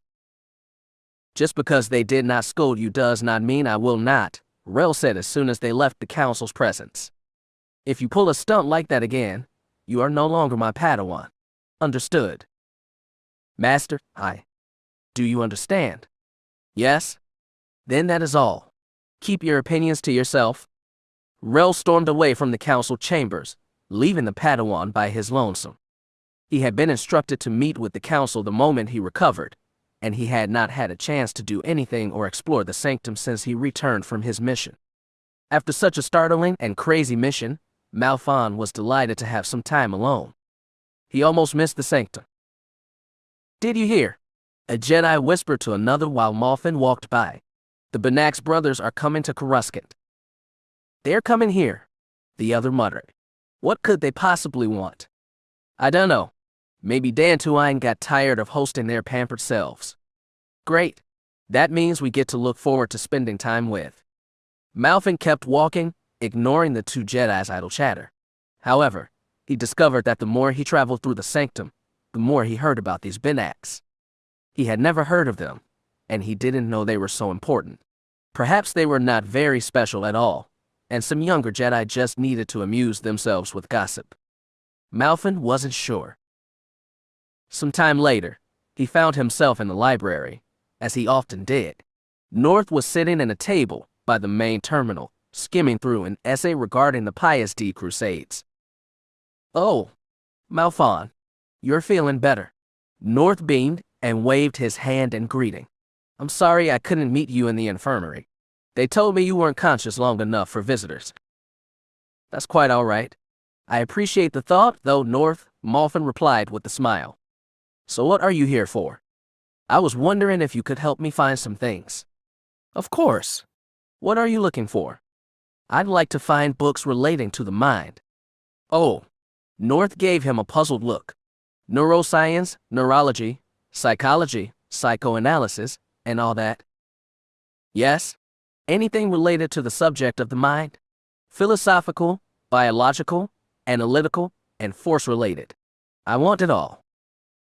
North pondered for a moment. I'll assemble a catalog for you that you can pick up tomorrow. Does that sound reasonable? Of course, Malfin said.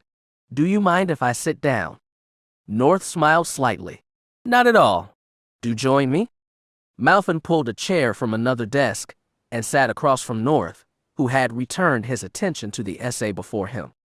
Not wanting to disturb him, Malfin removed a small datapad on lightsaber combat that he had kept with him during his time on bed rest. The two Jedi Padawans read in silence for some time, hardly paying any mind to each other or the Jedi that passed through the library. Could I ask you a question, Malfin? North asked after some time. Only if I get to ask you one, he countered. That's fair. North put the datapad on the desk. Why the sudden interest in the mind? I didn't want to tell you. I think it sounds stupid. No, please. Tell me. Well, I ended up in the infirmary because I was assailed by an illegal spice that disoriented me and messed with my faculties. I couldn't move, I couldn't see straight, and my body was essentially a victim to some neurosis that the spice brought about. We heard you had been drugged, but they didn't go into details, North noted.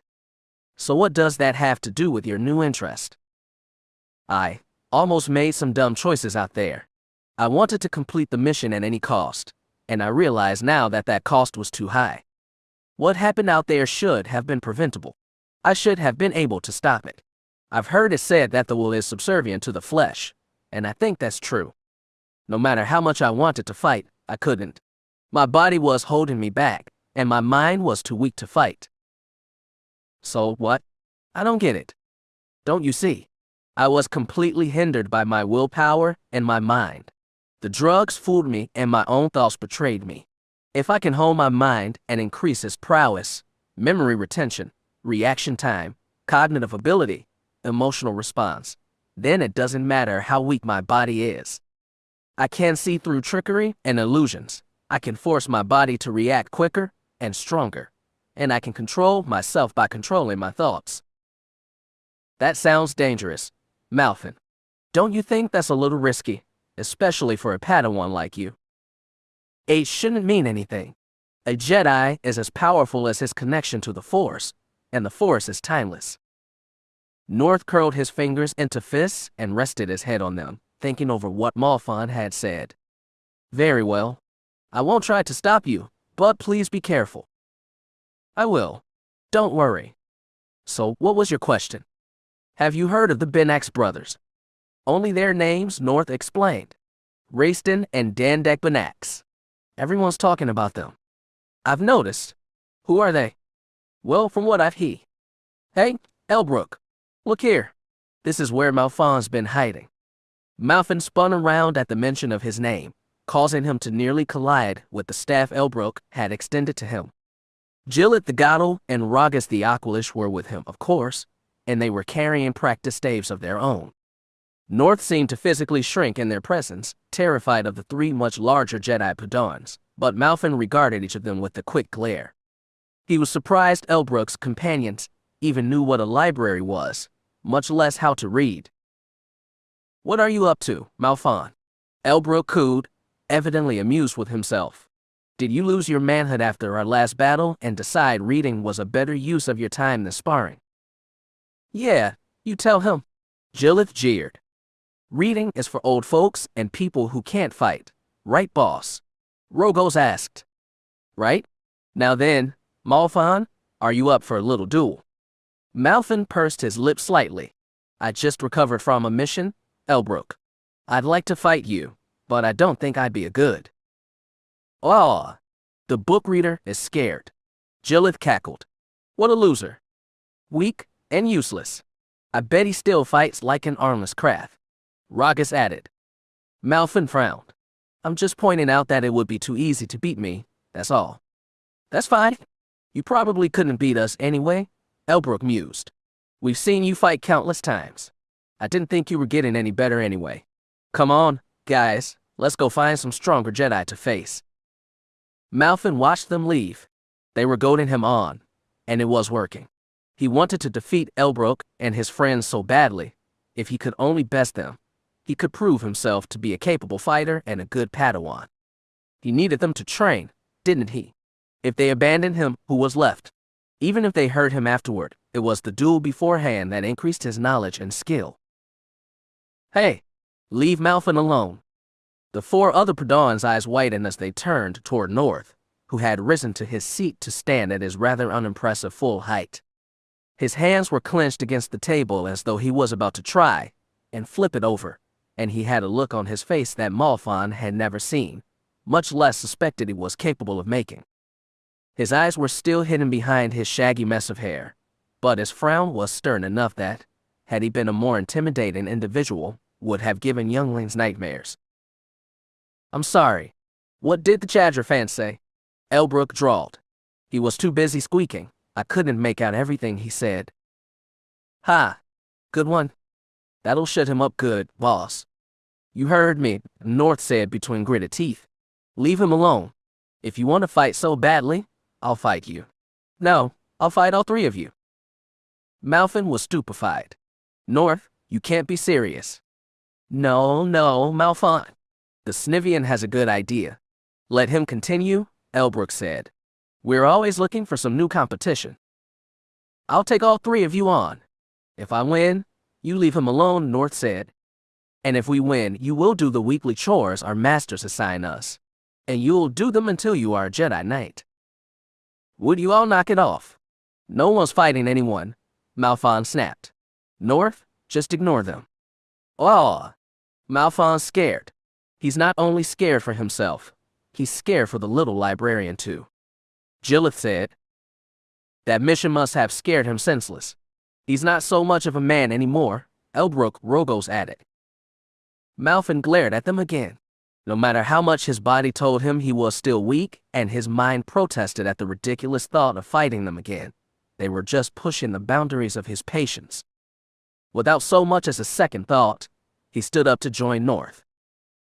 Hey, North, Malphon said, still watching Elbrook and his friends. You want some help beating these idiots senseless? I'd be happy to fight with you, Malphon. North hit the floor in an ungraceful heap. Even after training with Malphon, fighting two Jedi Padawans at once was too much for the young Jedi.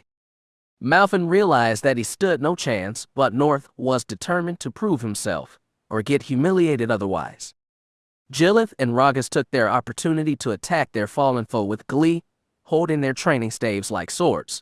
They swatted North's side and back, whichever one he decided to expose to them as he fumbled about in pay.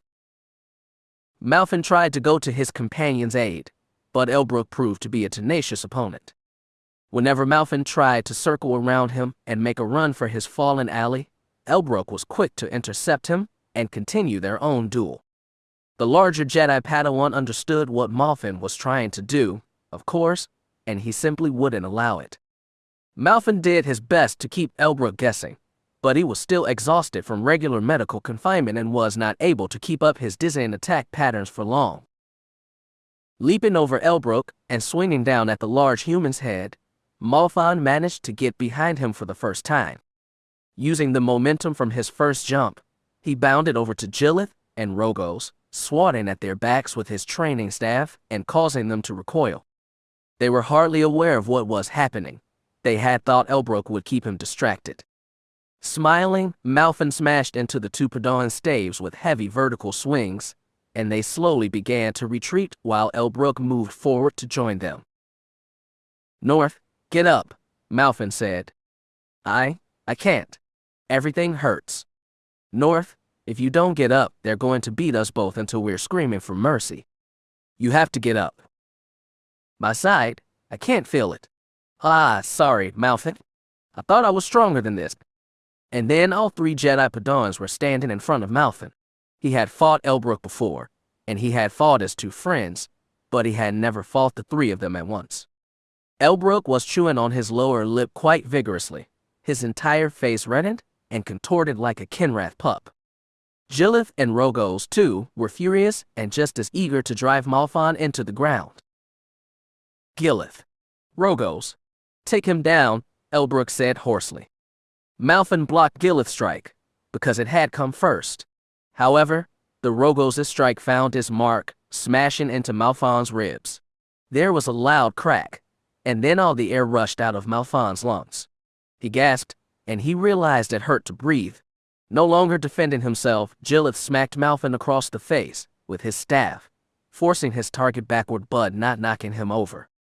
Ragas moved in and struck at Malphon several more times, hitting him in the arms, the leg, and his chest. Malphon felt like he was going to vomit.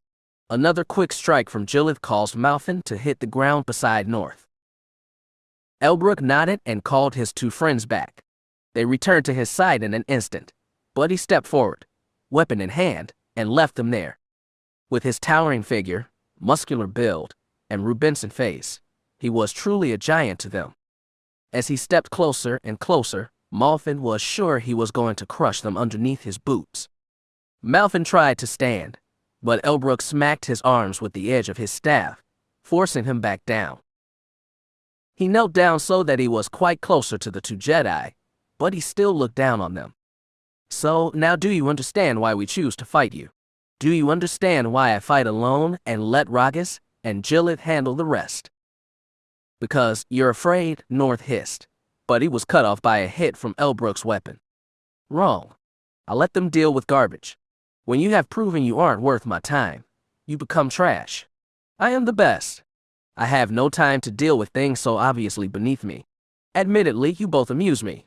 You think you can challenge me? That entertains me? And I cannot turn down free entertainment. You're the best. You don't look like anything special. Cocky though? A shame. He has some skill. The Jedi Padawans in the training center turned to face several new arrivals. Most of them were wearing cloaks over their persons, shielding their faces and most of their features from view. From their robes and their lack of lightsabers, they seemed to be Jedi Padawans. However, there were two individuals who were not hooded. They were the ones who had spoken to Elbrook. The first individual was a muscular terror of a man, standing shorter than Elbrook but built like a Hulk. He had cropped, dark brown hair atop a small head that looked ridiculous on his massive body, as though it had been placed there as an afterthought. He had a slight goatee and a small cut above his lip. He had evidently seen his share of fights. Unlike the others in this new party, he wore rugged trousers and a stained vest on top of a white tunic, forsaking the clothes of the Jedi for spacer's attire. The second individual, though, was a Jedi. He resembled the first man, but he was a year or two younger. His brown hair was longer, and it almost seemed to curl at the ends. His skin tone was about the same as Malfon's, and the two were about the same height. Wearing dark blue Jedi robes, he lithe and lacked the wrestler's physique of the other man. His face was like one seen on statues around Coruscant, pampered and free from signs of battle and age, with a small nose and cheekbones that were hardly noticeable. His blue eyes seemed to see everything in the room and more, as though he were staring into the depths of the Force itself. "What did you say?" Elbrook asked, enunciating each word. "I could take you on and win," the more muscular man said. "By myself. Now, let's be fair. I'll take on one, you take the other two," his companion said. "I don't know who you are, but we could take you all on." Jillith growled at the company of newcomers. "Starting with you two, right, boss?" Ragas roared. Elbrook nodded. "If you two think you're so tough, let's go. I'm waiting." The thinner man used the Force to summon the staves north, and Malfin had been using into his hands. Without a word, he passed one to his ally. "We have to fight with these cumbersome things," the muscular one said. "I wish the Jedi would just switch over to Vibra-swords and make training more fun." "Not now. We're fighting," the other replied. "The losers should always attack first," Elbrook declared, flourishing his staff as fancifully as he knew how. "Indeed. Let's go, then, Dandek," the blue-eyed man said. "Wouldn't want to disappoint them." The man called Dandek moved in with a ferocious roar. Jillith and Rogos quickly positioned themselves to intercept him, figuring that Elbrook would have no trouble with the thinner, less muscular man. Dandek sidestepped away from Gillith's attack, dodging his vertical strike and staying too far away for Ragas to hit. Jillith tried again, this time swinging horizontally, but Dandek ducked under the strike and upon rising, countered with a horizontal swing of his own. The staff smashed into the Gado's face, sending spittle flying everywhere as his face temporarily deformed from the impact. Jillith twirled into the floor, landing face first and nearly causing Ragas to trip over his unconscious body. "Gillith, you'll pay for that," Rogo shouted. Dandek lazily parried the Aqualish's swings, which were mostly concentrated at his chest or his upper arms. The few times he did manage to dodge the attacks entirely, he swatted at the Aqualish's side, causing Ragas to warble in pain. The two traded blows for some time, but it was obvious Dandek was just toying with the Aqualish Padawan. His defense was peerless by comparison, and Rogos had not managed to land a single strike. Blocking a simple swing at his head, Dandek repelled the staff and jabbed his own weapon into Rogos' chest. The hit drove the wind from his opponent, and Dandek took the initiative to end the duel. Battering a few times at the Aqualish's undefended arms, he forced Rogos to drop his weapon and then smacked one of his legs, sending him to the ground in a dutiful mess. While Dandek fought the two Jedi Padawans by his lonesome, the other man engaged Elbrook. Malfon, admittedly, was enthralled by this man's fighting style. He held the staff in one hand, like a fencing saber, and he had no less control because of it. In fact, he seemed to be better. blocking Elbrook's powerful swings with quick parries. He never stopped moving. He wheeled around Elbrook as he struck in rapid succession at targets across the larger Padawan's body, forcing Elbrook to pivot every few seconds to block attacks from new angles. Watching the duel play out, Malfin was certain that this was a Jedi Knight in disguise. There was no way any Jedi Padawan could be as skilled as this man was. Elbrook was the greatest Padawan swordsman he knew, and this man was dancing circles around him. Malfin felt sorry for Elbrook. When the man noticed Dandek had finished off his two opponents, he decided that the duel had run its course. Catching one end of Elbrook's staff in his own, the blue-eyed man twisted his weapon backward and counterclockwise until Elbrook was forced to drop his weapon lest he dislocate his wrist. Beaten, Elbrook's opponent nodded simply. Now leave these two alone. Just who the hell do you think you are? Elbrook sneered. My apologies. I should have introduced myself sooner. I am Raistin Benax, and this is my brother, Dendak. I'm a Jedi Padawan from Dantooine, and he is not force sensitive. Malfin almost laughed out loud. That was impossible. Jillith and Ragas were both Jedi Padawans. They could not lose to some random human who was not even a force user. If that was true, then that meant the Jedi Order was struggling more than he realized. After all, only another force user could kill a Jedi, right? That was what everyone always said. He and the others were not immortal by any means, but they were strong enough to defend themselves from those without it. At least, that was what Malfin liked to believe. His latest mission and this duel were changing his mind. Not a Jedi, Jillith muttered, recovering his senses. How is that possible, boss? Rogos asked. It doesn't matter. We're leaving. Elbrook picked himself up. We'll talk about this later. The three disgraced Jedi Padawans filed out of the training area, pushing their way past the other cloaked Padawans near the entrance. Once they were gone, Dandek moved to put away the used staves while Raistin turned his attention to the two wounded Jedi still in their midst. I'm sorry I was not here sooner, Raistin said. Can you two stand? Malfin nodded and Raistin helped him to his feet. North took a few moments to collect himself, but he agreed to accept Raistin's help as well. In a few moments, the two Jedi were standing again. They both ached and probably would deny any challengers who came their way for the next few days, but they could walk, and they would be fine in time. Raistin Benax, as you probably heard. He shook both of their hands. Your names are North. Malfin. A pleasure to meet you both. Again, as you heard, this is my older brother Dandek. Charmed, he grumbled. The three other Jedi who were waiting at the door came forward at Raistin's behest and removed their hood. The first, and tallest, was a female Twi'lek with deep blue skin, almost the color of Raistin's piercing eyes. One of the two Leku that descended from the back of her head had been curled across her neck, and the other dangled just above her left shoulder. She smiled a gentle smile at the both of them, curtsying gratefully. The next Jedi was a KOTOR female, wearing a rebreather mask and pair of goggles over her wrinkled orange-brown skin. She was only a bit shorter than the Twi'lek, but she was quite lean, and that made her look taller. The last Jedi was a short, pudgy species that was rodent-like, with squinted eyes, a massive nose, and a large face with an equally wide grin on his face. The Twi'lek here is Lithirain. The KOTOR is Alnarapel, and the Cadorshan is Harda Maximorium. Raistin introduced each of them in turn. A pleasure to meet you both.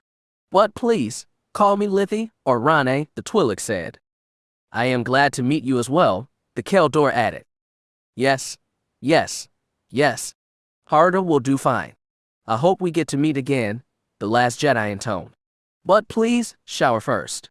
Your sweating selves reek of. That's enough, Harda, Raistin advised. He turned to face the two Jedi. We are all Jedi Padawans, my brother not included, who were displaced from Dantooine. Our masters have passed on, left the Jedi Order, or decided to abandon the training ways and return to their studies elsewhere across the galaxy. While we do not blame them, we recognize that the future needs Jedi, and without proper training, we cannot grow into a position to serve the next generation of learners. We have come to ask the Jedi Council to give us new masters, Lithy said. Until then, we have to stick together, Harder noted.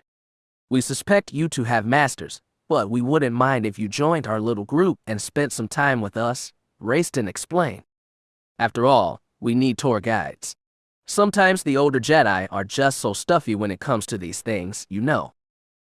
Malfin looked at North, but the white-haired Jedi recoiled emotionally in front of all these new Jedi. Although he wanted North's agreement before he volunteered them for anything, he saw no harm in accepting the offer himself. If North didn't want to, he could simply opt out and return to the library. Sure, I'd be glad to. Rayston nodded. Thank you. And you, North? Yeah, sure. I suppose I can join you. Great. We have to go to the council chambers later, but we know where that is, Rayston explained. For now, just tell us where the cafeteria is. We're famished. Dandek groaned. Malfin laughed. Yeah. Come on. It's right this way. The Padawans and their non-Jedi filed out of the training room while Malfin leading the way. North decided to linger near the back of their group, despite Malfin's insistence otherwise. The other Padawans were talking amongst themselves, while Rayston and Dandek commented on some of the artistry and masonry that they passed on their way to the cafeteria. Although he was amazed at the two of them, all of the whispering he had heard before had not prepared him to meet the two brothers. They were different than any other Jedi Padawans that Malfin knew. No one else would have stopped the duel against Elbrook and his friends. No one else would have challenged the trio to protect him and North. He still didn't even understand why they did that. Despite Rayston's explanation that they needed a guide, Malfin didn't believe it. There was no reason for them to get involved, and yet here they were.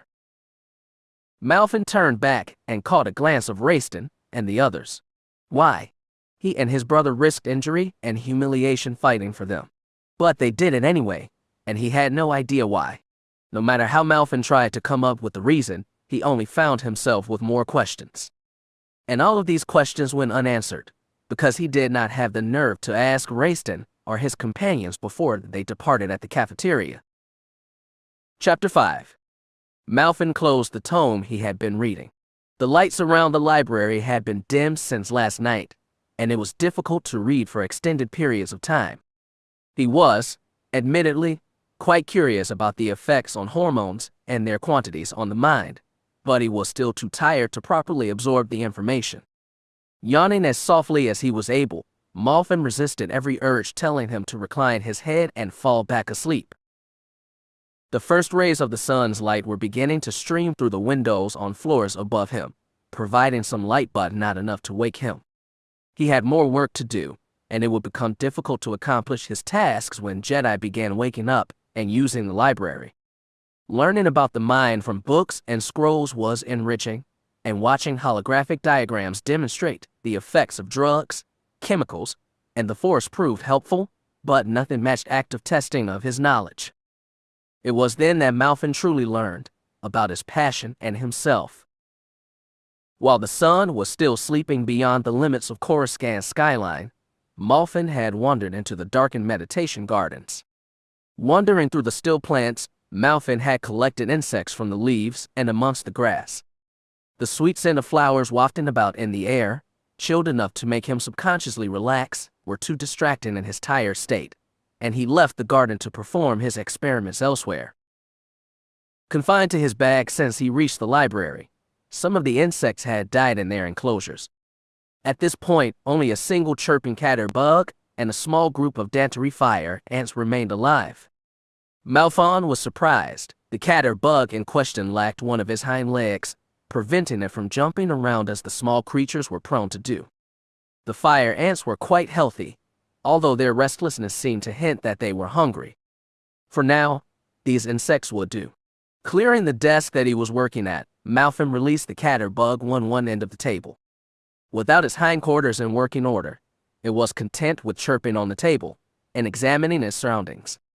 On the other end of the table, he allowed the small company of ants to disperse. Malfin watched the tiny creatures for some time. As expected, it took them both some time to adjust to their new surroundings. The tiny red ants scoured the area around them with microscopic feelers on their feet and nettled antennae. Working as a single organism, the insects seemed more like an army than a non-sentient collective. They moved about, taking inventory of their fellows, judging the stability of the tabletop, looking for immediate food. Although they were separated by at least a meter, the ants' eyes saw the KOTOR bug lingering on the other side of the table, helpless as it was.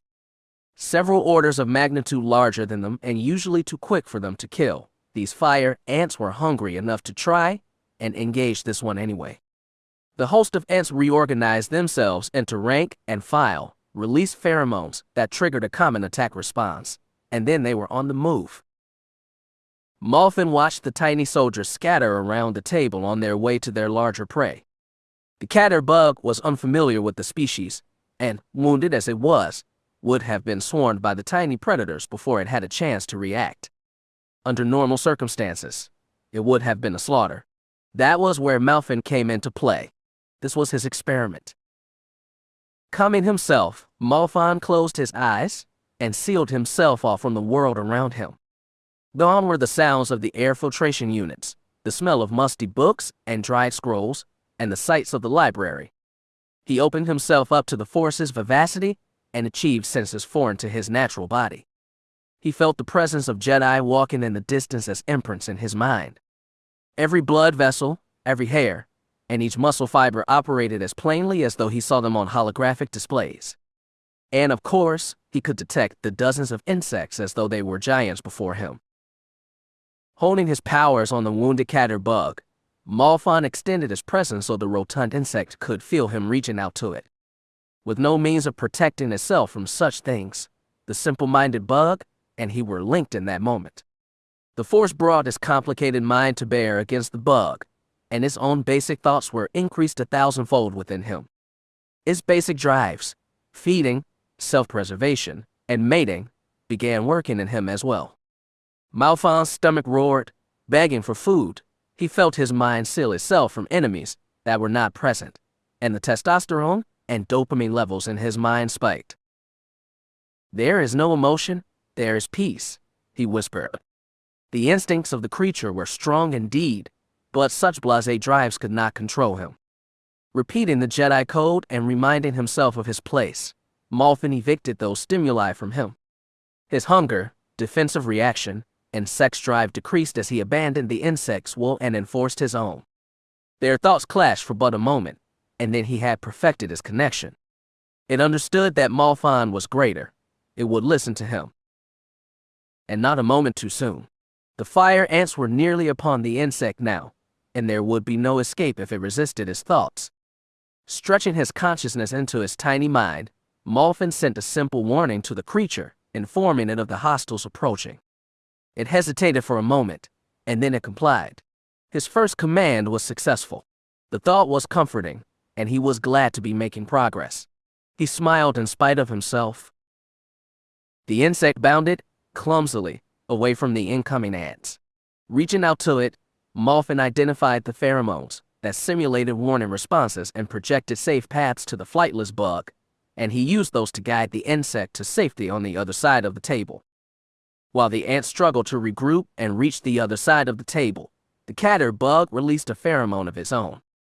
Malfin scoured his mind and pieced together that it was released when in the presence of insects that shared many common genes, family essentially. The simple creature seemed to place trust in Malfin, despite being beyond his understanding. It seemed to know that following the instructions kept it safe. How strange. The fire ants, of course, proved apt at cornering prey. Surrounding the wounded insect in a wide semicircle, their formation proved too spread out to jump over and impossible to navigate around. If the larger insect had been on his own, it would have perished then, without a means of escape. However, Malfin was watching over the injured insect, and he was determined to keep it alive for as long as he was able. Extending a hint of force power from his presence into the creature, he infused his body with tiny streams of force power, allowing it to bound over the predators on its one good hind leg. Manipulating the scene as he saw fit, Malfin enabled the KOTOR bug to escape its pursuers no matter how they approached. The more complicated their own methods became, the more Malfin encroached his own will on their prey, and the stronger it became. The ants were helpless. Then, their attack patterns and single-minded determination might as well have been made in a drunken stupor. Soon, he had immersed the bug in so much energy that he had unintentionally healed his wounded leg and created an ethereal shield around its body, allowing it to leap from the table to the ground without injury. On the floor, it had escaped its predators for good. What makes a man? Malfin's concentration was disrupted when someone entered his mind via the Force. Spinning around, he found Kriya standing near him, peering over his shoulder. Seconds thereafter, tendrils of anguish raced through his body, his eyes flushed with bizarre colors and his limbs locked up. He convulsed for a moment, and foul bile rushed to the back of his throat. Kriya cried out to him, and he recovered after a few moments. Revitalized, his heart was still smashing against the inside of his ribs and his lungs were practically spasming within him. He gasped for air a few times before regarding Kriya again. "Are you all right, Padawan?" she asked. "Why, yes." He wiped sweat from his forehead and his cheeks. Something happened." "I don't." "What were you doing?" "I was using the Force to reach out into the minds of that insect there." Malfin pointed to the KOTOR bug, only to realize that it had perished sometime after landing. "I wanted to test my ability to persuade a being with a weak mind." The whites of Kriya's eyes seemed to light up. "You can't control the creatures." "I think so. But I was certain that the insect was strong enough to survive its fall." "Perhaps you unknowingly severed the connection when you talked to me," Kriya offered. "The shock of his mind separating from yours was too much to bear, and it perished. Or, perhaps, no amount of Force power will protect a being who is simply too weak to survive such extreme conditions." "No, I'm sure it was strong enough to reach the ground. It was alive, I felt it. It must have happened when I accidentally lost my focus," Malfin grumbled. "Would you mind teaching me how to interact with them?" Kriya asked. "What for?" "I could ask you the same question." She shrugged. "Why are you so interested in this act?" Malfin nodded. "Very well. Take a seat." She did as he recommended, and after a brief moment, Malfin collected himself and reached out to her through the mind. In the depths of the Force, she was nearly undetectable. Somehow, Malfin could hardly see her, in spite of all the power she had to possess as a Jedi Knight.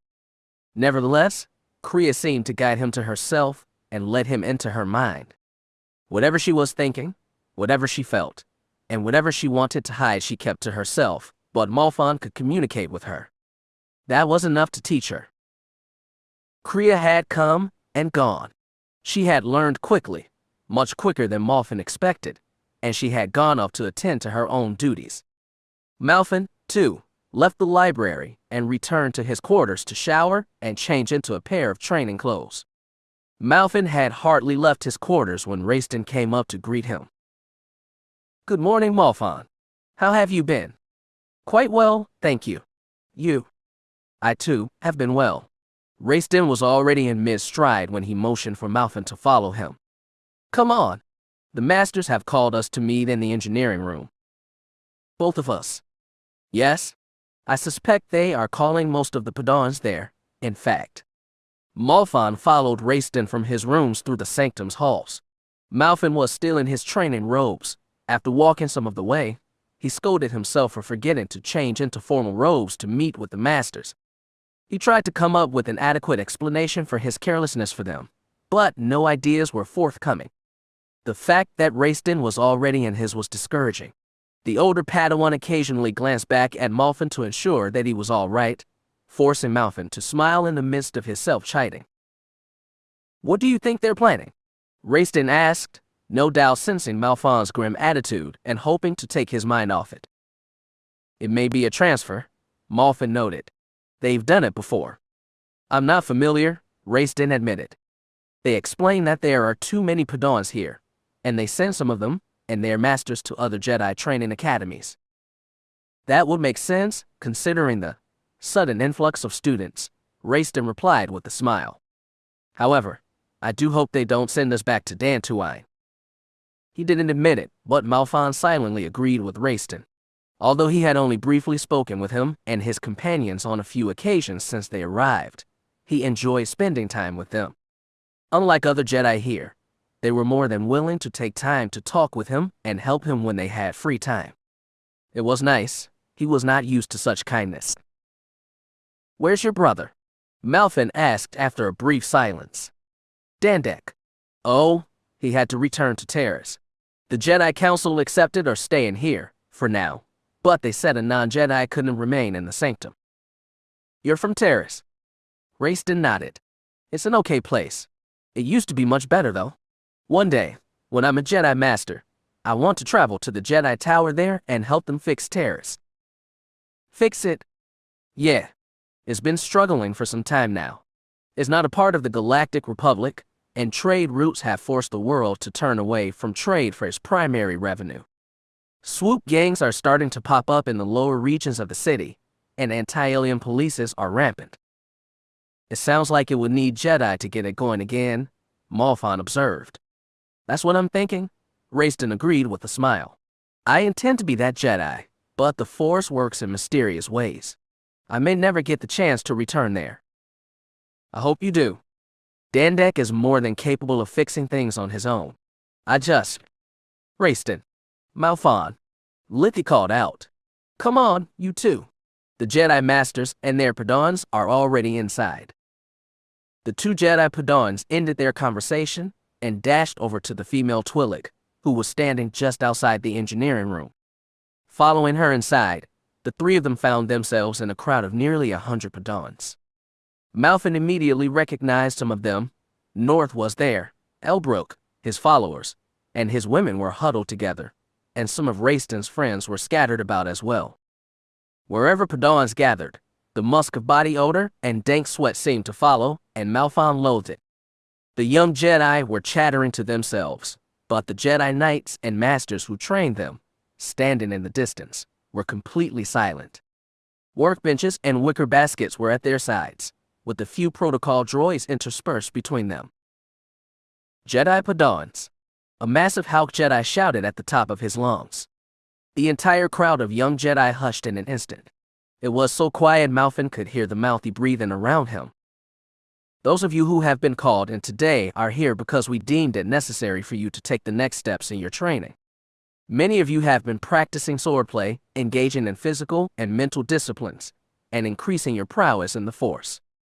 Others of you have wasted your time, proving that your self-control and diligence are sorely lacking," the Hulk Jedi continued. "You have one task today, with 2 secondary objectives," a Grand Jedi shouted. "Today, Padawans, you are going to build your first lightsabers. That is your first goal.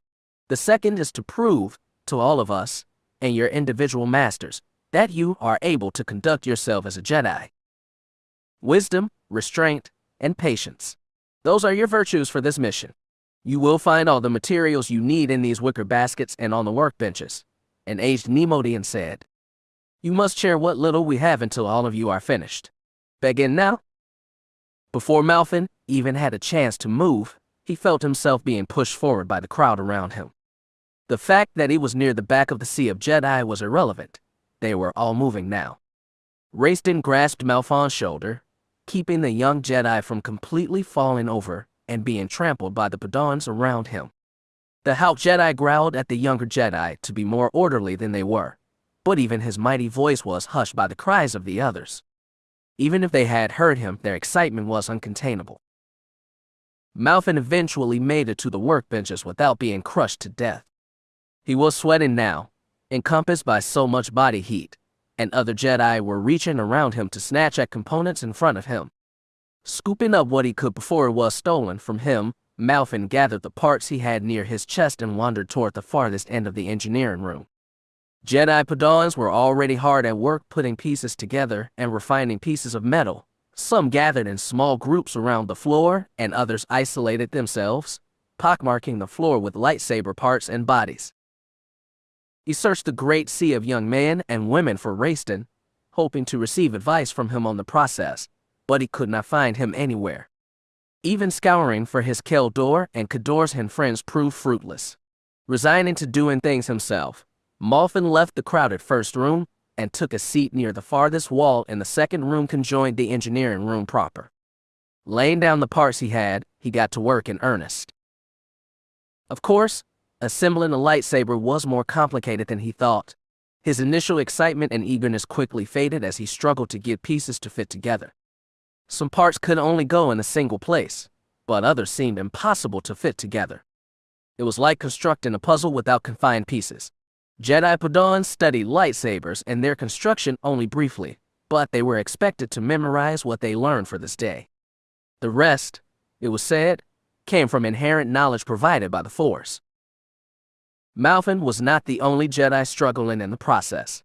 Padawans around him flailed about with their weapons, breaking parts, and damaging rare items. Some young Jedi returned to the workbenches several times, resulting in disapproving looks from the older Jedi monitoring the building process. During this time, Malfin saw Elbrook and his companions. They seemed eager to sit near Malfin, but they suddenly changed their minds as left the area.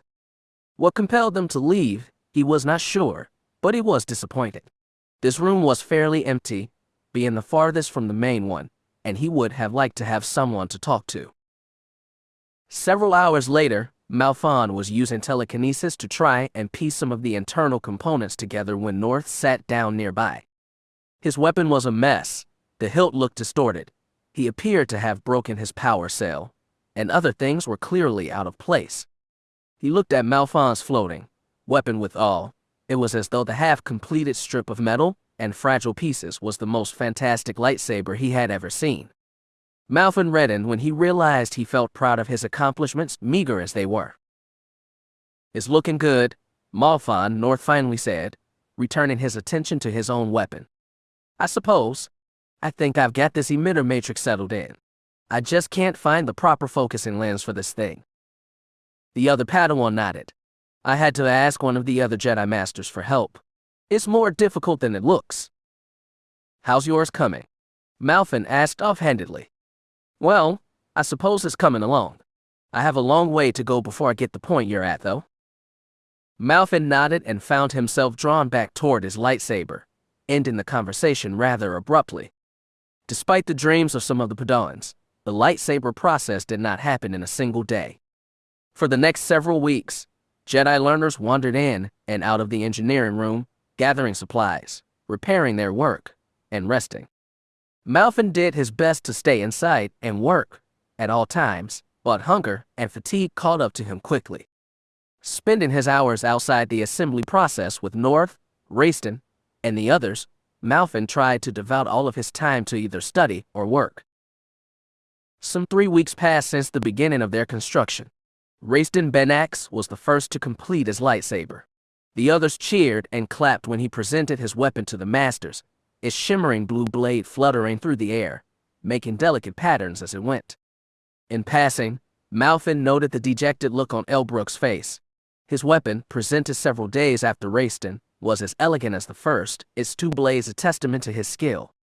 Even so, Malfin could not shake the feeling that Elbrook had wanted so very badly to be the first to complete his weapon. After 4 weeks, Jedi began to trickle out of the engineering room at a steady rate. Rayston's friends Lithi, Onara, and Harder finished their lightsabers within that week.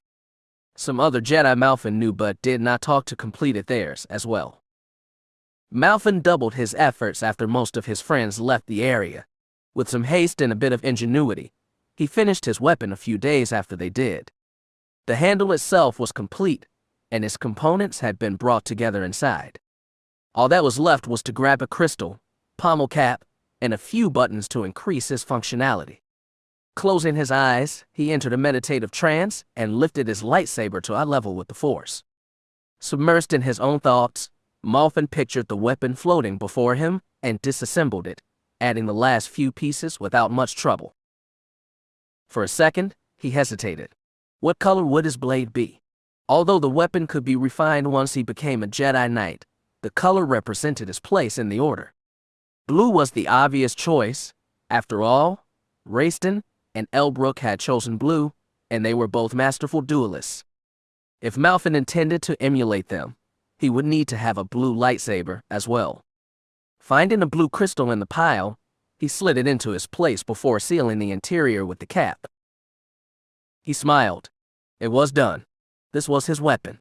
Pressing the activation switch with the force, Malfin listened intently for his weapon's blade to spring forth. No sound came. No blade appeared. Escaping his trance, Malfin opened his eyes and glanced at the floating lightsaber.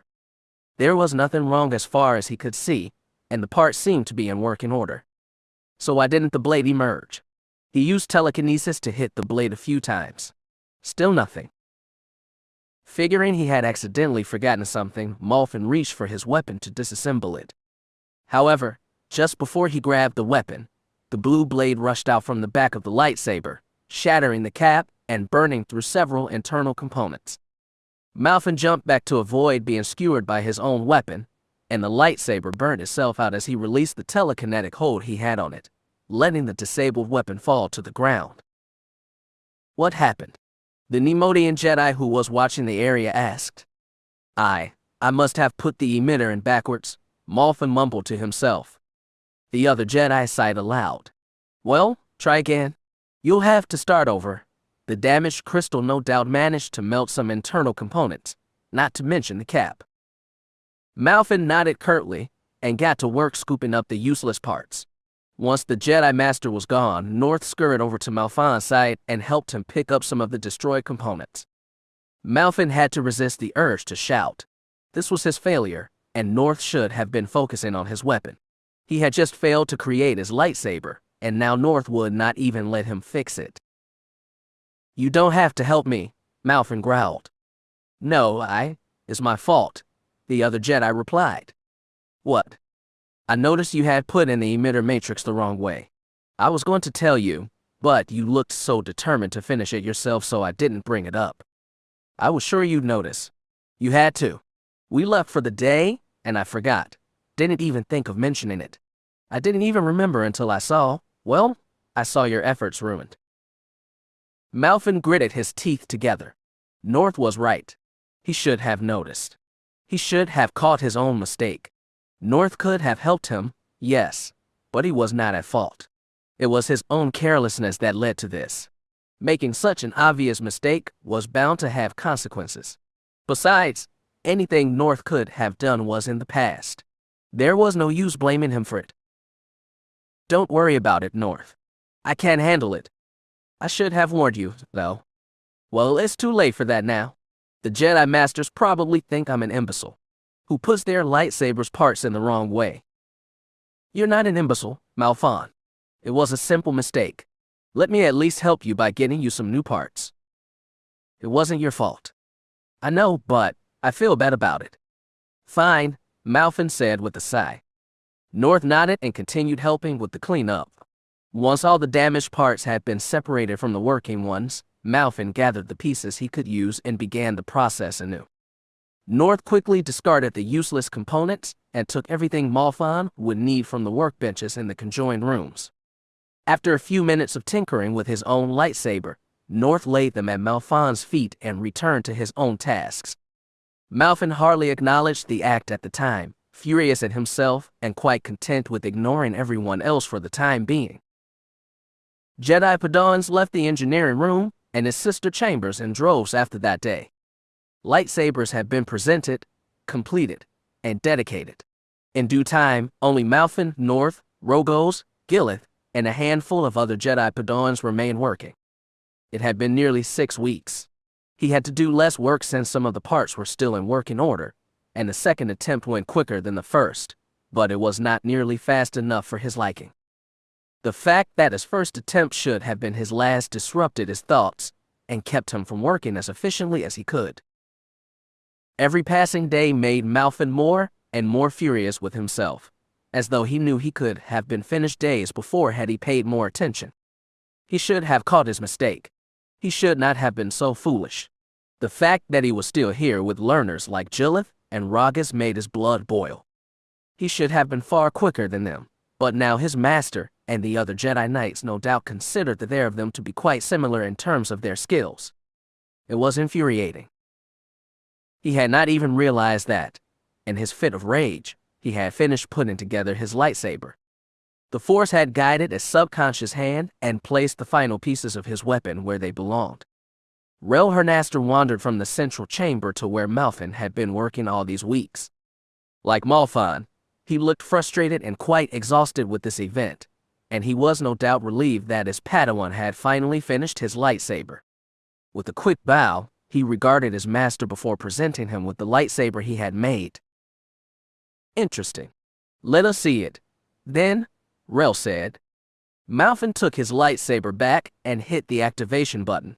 Sure enough, the blade burst forth in a fountain of green light, revealing its presence with the snap hiss so characteristic of the Jedi weapon. It was done. Malfin heaved a heavy sigh of relief before waving his weapon between himself and his master. The Jedi Knight nodded. I see. Not bad. Go rest up now. You've done your part here. Even Rel Hernaster's dour tone could not dispel Malfin's excitement. He had completed his lightsaber. Now his path as a Jedi could advance. His efforts had not been in vain. No matter what mistakes he made before, he could set them aside and lay claim to the title of Jedi now. Malfin bowed to his master and left the room, not bothering to return North's farewell. With lightsaber in hand, he went in search of Raistin and the others to show them the product of his work. Chapter 6. Gravity was a cruel mistress. During the course of his training in the ways of the Force and the standard Jedi arts, Malfin had taken more than one painful tumble. To most Padawans, using the Force to propel the body further or make it run faster was not a natural skill. Whenever Malfin tried to manipulate the force of gravity around him to enable him to jump higher and stay in the air longer, he often ended up in a ragged mess on the floor. However, he was getting better, he could tell. Sitting on the ground near the center of the training circle, Malfin had his eyes closed and his hands resting on his legs. Taking deep, drawn-out breaths, he did everything he could to drown out everything around him. Raistin was playing chess with Alnara, Harda was repairing a floating combat drone he had broken, and Lithirain was watching him. Their chatter was still just barely audible, incoherent though it was, and it was beginning to intermingle with the soft whispers of air around him. One by one, he relinquished control of his senses and allowed the Force to fill him as if he was an empty jar. And then, in an instant, his senses were revitalized. Engulfed in his unmistakable energy, the Force provided him with a different perspective. His eyesight rippled with colors that were undefinable in the standard spectrum, representing such oddities as mass and force power. His nose smelled everything from the polish on the brass chess pieces to the rank odor from his robes. His ears could hear Jedi sparring some 4 rooms over, and he could feel the tiniest disturbance against the hairs on his arms. The Force showed Malfin a larger picture of his universe. He only wished he could see it without having to meditate for so long first. At Lithi's urging, Malfin took an active role in his mediation. Instead of allowing the Force to simply flow through him, he reached out and controlled the course it took. Directing it in and around his body, Malfin weakened the pull of gravity around him. Sweating, he underestimated just how much focus it took to achieve the level of concentration necessary to weaken one of the essential bonds of the universe. Slowly but surely, Malfin's entire body lifted from the ground. His body assumed a steady levitation about a meter above the ground, still in a meditative pose, as Lithis looked on with a smile. Not bad, the Twi'lek mused. But let's see if you can handle this. Using the Force to call a small metal orb from a pile in the corner of the room, Lithi hurled the sphere at Malfin while he was ensuring his levitation would hold. Had he not been so immersed in the Force, Malfin would have taken the orb to the head. However, in his current state, the quickly thrown balls seemed to take minutes just to reach him. Assisted by the dilated time around him, Malfin called upon the Force and telekinetically snatched the ball mid-flight. As though he had become the star to that tiny metal planetoid, Malfin guided the projectile into a harmless orbit around himself. Why did you do that? If he hadn't caught it, you would have given him a concussion, Raistin noted from his seat at the edge of the room. Well, he caught it, didn't he? Lithi replied with a hint of anger in her voice. So he did, but you needn't put him in danger needlessly. I have faith in him. Lithi waved her hand as though to brush off his words. You should too. Raistin shook his head and continued the chess game. Lithi, satisfied with her justification and Rayston's lack of response, decided to continue her training plan. Lifting nearly a dozen of the metal orbs from their place, she allowed them to float in a wide circle around her. Using the force to propel their telekinetic path, she allowed them to spin faster and faster around her until they were whipping the Leku on the back of her head upward. "You ready, Malfon?" she shouted. Malfon sent a telepathic confirmation. "Here they come." In that same moment, she released all the metal spheres in a tangential path straight for Malfon. Of course, no matter how many spheres there were and how quickly they were released, the force became Malfon's mighty shield. Monitoring each of the balls as they came toward him simultaneously, he caught each one in a sort of telekinetic net, disrupting the projectile's trajectory and slowing it to a halt. In the time it took for Lithy to blink, Malfon had caught all of the spheres thrown at him and moved them into a serene collection of orbits around his body. "See, Rayston, he's a natural. Just be more mindful of his safety next time," Rayston said with a sigh. "It's no trouble, Rayston," Malfon said, releasing himself from his meditation. "I was never in any danger." "Not entirely true," Harda piped up from his repairs. "If your focus had been disrupted, you could have been grievously hurt. So I'm just lucky a Jedi Master didn't come in here, or a droid didn't bump into me," Malfon joked. "Luck is just the Force in disguise," Rayston replied. "Besides, your focus is good, but not perfect. Don't put yourself in harm's way just for training's sake, Malfon." Malfon nodded and released his control of the orbs around him, slowly so that they fell to the ground before he did. Rising from his place, he began picking up the metal orbs with Lithy's help. "Hey, Lithy, are you up for some lightsaber practice?" Alnora asked. "Sure, but aren't you playing chess with Rayston? He just beat me." The KOTOR rubbed her dark eyepiece with her gnarled hands. "But I'm not going to lose against you." "Spirited as ever," Rayston noted. "Would you like to play chess, Malfon?" Malfon placed a few of the orbs he had picked up back into the pile. "I'm afraid I don't know how to play." "Nonsense. Everyone can play. But not as good as Rayston," Harda noted wryly. Rayston gave him a bemused look. "I'm certainly not the best. But if I'm skilled enough to impart my talent to others, that is enough." "Just play around," Lithy grumbled, dumping the rest of the orbs into the pile. "He won't let you hear the end of his idealistic banter if you don't." "It's not idealistic banter, it's fact." Lithy rolled her eyes. "Okay, Rayston. Come on, Alnora. Get your training staff." Malfon brushed the grime from the metal orbs off his hands and sat down at the table opposite of Rayston. The older Jedi had already set up the checkered board and returned the decorative pieces to their proper pregame locations, saving Malfon quite a bit of work. As Rayston went about describing each piece, its function, its value, and its range of movement, Malfon did his best to absorb the rules of the game. The more Rayston described it, the less monotonous it sounded and the more impassioned he became, as though this game was his life on a board. It was almost enough to make Malfon laugh aloud.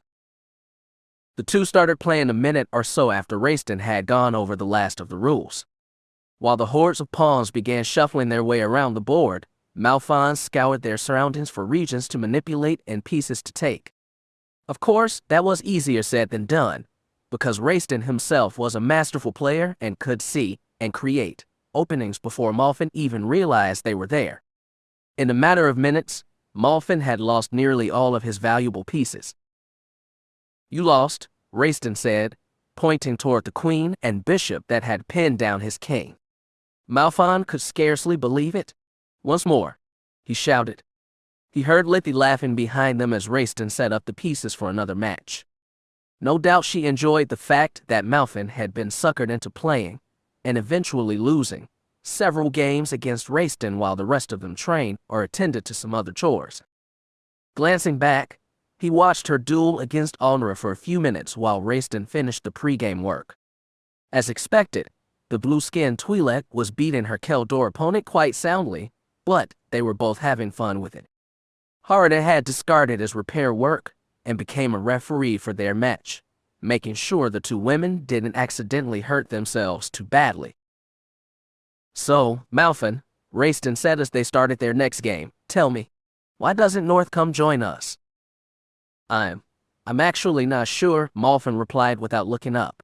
He enjoys spending time with the library. I suspect he petitioned for his quarters to be there if he could. Is that all?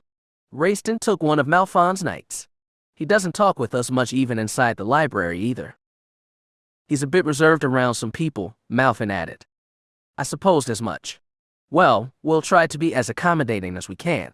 I'd really like to spend time with him, but it's difficult. I know. I'll try to convince him to join us.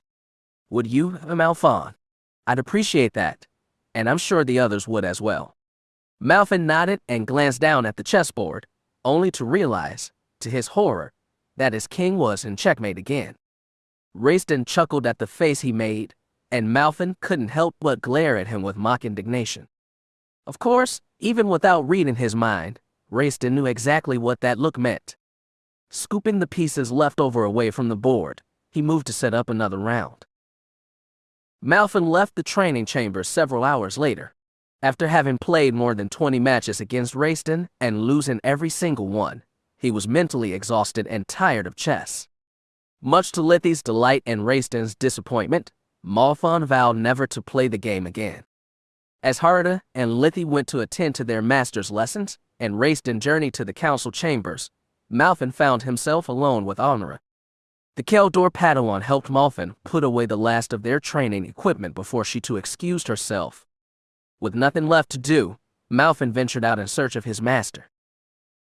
On other days, Malfin would have not bothered. In fact, he would have done everything in his power to avoid Rael Hernister's presence for as long as he could. However, he had not seen his master in several days, and he did not recall the Jedi Council sending him on a mission. There were always days when Malfin and Rael went their separate ways, but there was often a warning beforehand. His spirits were high after spending time with his friends, and Malfin was eager to show his master all that he had accomplished, and what he was capable of accomplishing. Wandering the Jedi Sanctum for some time, Malfin asked around for his master's whereabouts. As expected, the first few Jedi he asked were of little help.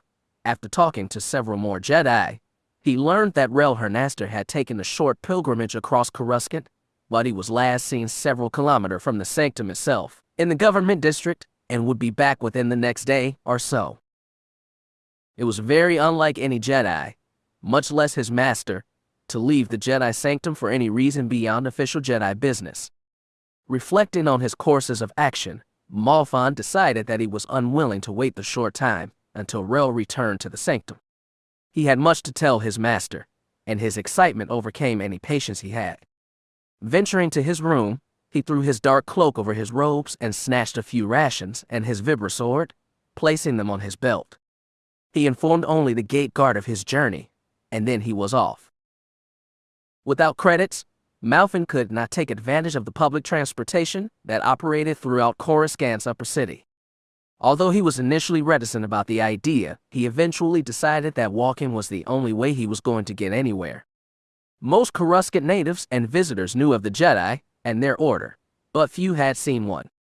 As Malfin navigated the bustling pedestrian walkways of the capital, he was greeted by 1,000 eyes staring back at him. Species of all sort wanted to see the strange young man in his humble robes and flowing cloak, with sword at his waist and a motionless face. Despite their curiosity, very few said anything to him, leaving him free to travel in peace. Sky traffic was even louder in this place than it was inside the sanctum. Civilian paths stretched between buildings and around landmarks, forcing pedestrians to walk above and below the lanes of hovercars. Engine exhaust spewed forth from older vehicles, coloring the air a strange blue-brown and reeking of burning fuel. Occasionally, a careless or inebriated driver got dangerously close to the walkways themselves, causing civilians to dive for cover as the winds picked up around them and the car drove by wildly. Malfin did his best to avoid the most crowded areas, taking back streets and using low pathways whenever possible. It took longer, but he was willing to trade time for safety. Spare a few credits, sir. Malfin's eyes drifted toward his left. An aged female, belonging to some canine species that Malfin had never seen, waved one of her lean arms at him. She was the first passer by to speak with him, whether she called on him out of desperation or because she knew of his Jedi status and what it entailed. He did not know. She was incredibly thin for her size, but Malfin suspected that if she stood up, she would have towered over him. She was missing several teeth, and the arm she kept in her lap seemed to have a sort of gangrenous growth that stained her flesh in thick blotches of green and black.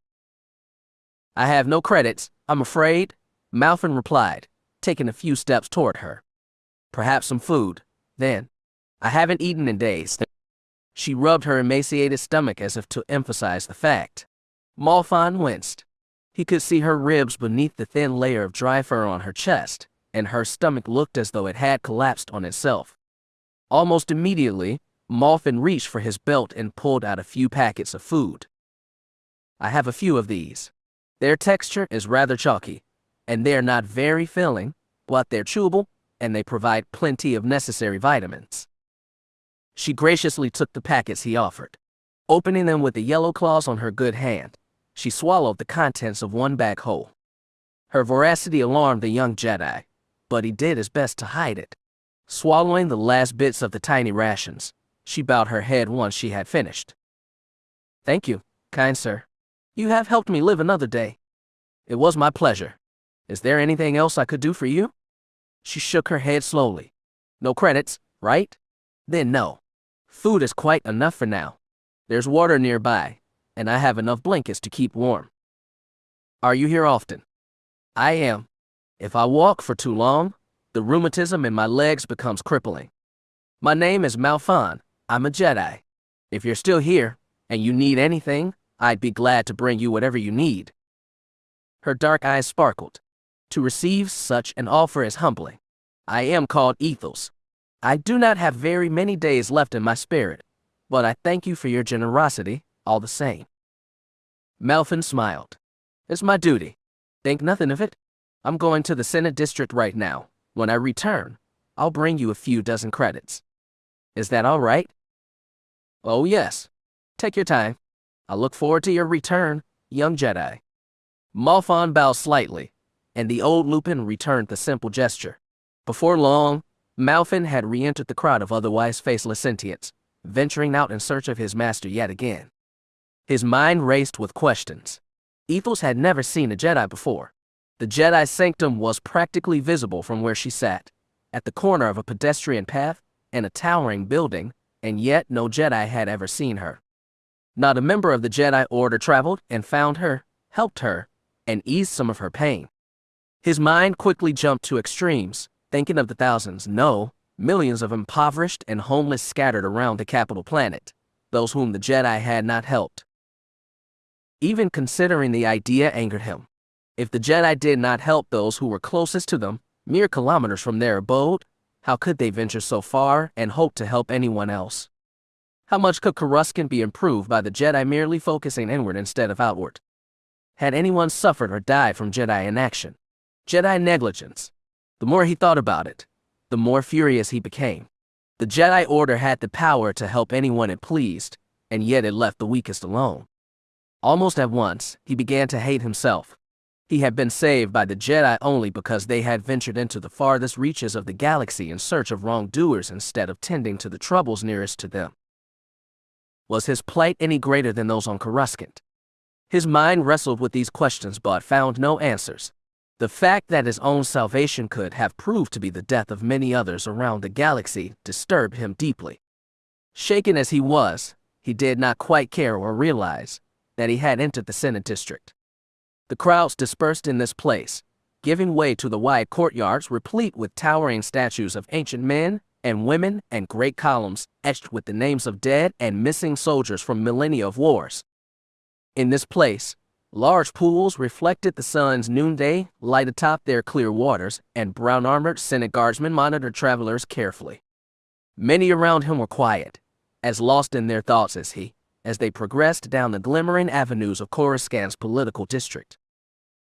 The Senate building, as ancient as the Galactic Republic itself, stood between Malfin and Coruscant's midday sun, casting a wide shadow over the entire district.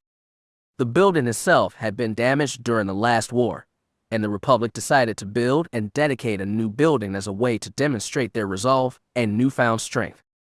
This new structure, planned to be a wide rotunda that would dwarf their current one in size and grandeur, would be built to the west of the current building. It would take at least 10 years to complete.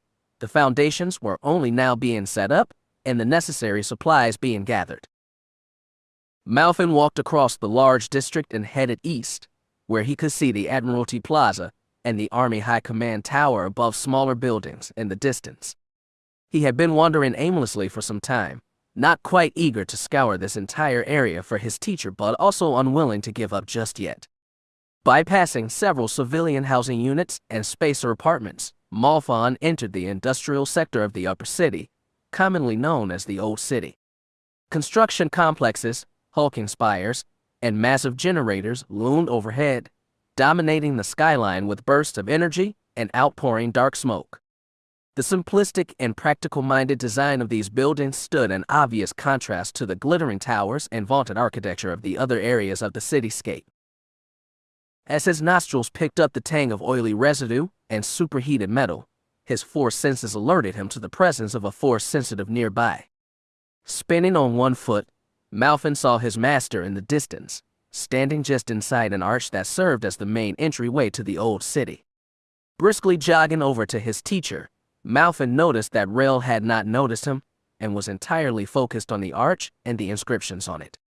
From where he stood, Malfin could not read the Orabesh text, but it seemed to begin at both ends of the archway and extend all the way to what would have been the keystone at the top. Although hesitant at first, Malfin took the last few steps toward his master, effectively standing less than a meter behind him. Rel still did not notice him, his eyes straight ahead as if they could bore through the metal before him. "Master." Rel did not even flinch. Malfin, I had not expected you. What are you doing?"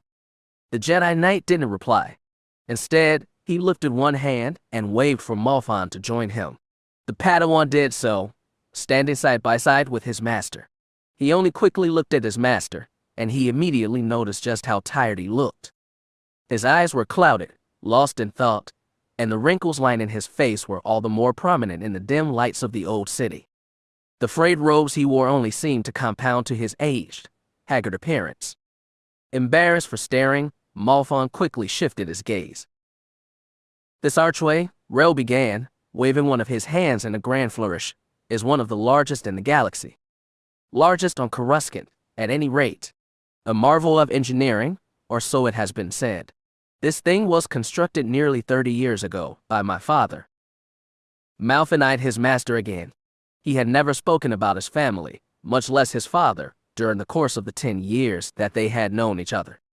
Then again, Malfin said little of his life before he joined the Jedi Order, what little he remembered, so perhaps it was only fair. "Your father, master." The Jedi Knight nodded slowly. "Orbarth Hernister, founder of Centiplex Energy, richest man in the galaxy for many years, and something of a celebrity across the core worlds." You're from a famous family," Malfin managed to say. "So I am." "You didn't tell me earlier." "It was not important. It still is not important." "I disagree. You may be a Jedi now, master, but that does not mean your family life is pointless. I would think it would be more." "Do you know how I became a Jedi, Malfin?" Malfin shook his head. The fact that they were talking at all was a new occurrence. He was surprised his master was being as forthright as he was. "Not a clue." "I was the only child born to my father. My mother coddled me as though the universe's existence depended on my happiness. However, my father showed no such joy in my upbringing. Even as a young child, I remember being pampered and spoiled like you could not even imagine. Any description I could give would fall short. Despite my father's general aloofness, he gave me everything I wanted, and more. For the first 5 years of my childhood, I lived in absolute splendor." Rel sighed aloud. Malfin could sense something of an ease coming from him, as though telling Malfin these things relieved him of a great burden. Saying nothing, Rel approached the arch and laid a single hand on the cool metal above him, his palm traveling across the text before stopping just above his chest. Only the sound of laboring machinery and flowing energy kept the silence at bay, and Malfin watched his master with a sort of confused helplessness. He had no words, and the Jedi Knight was obviously lost in thought.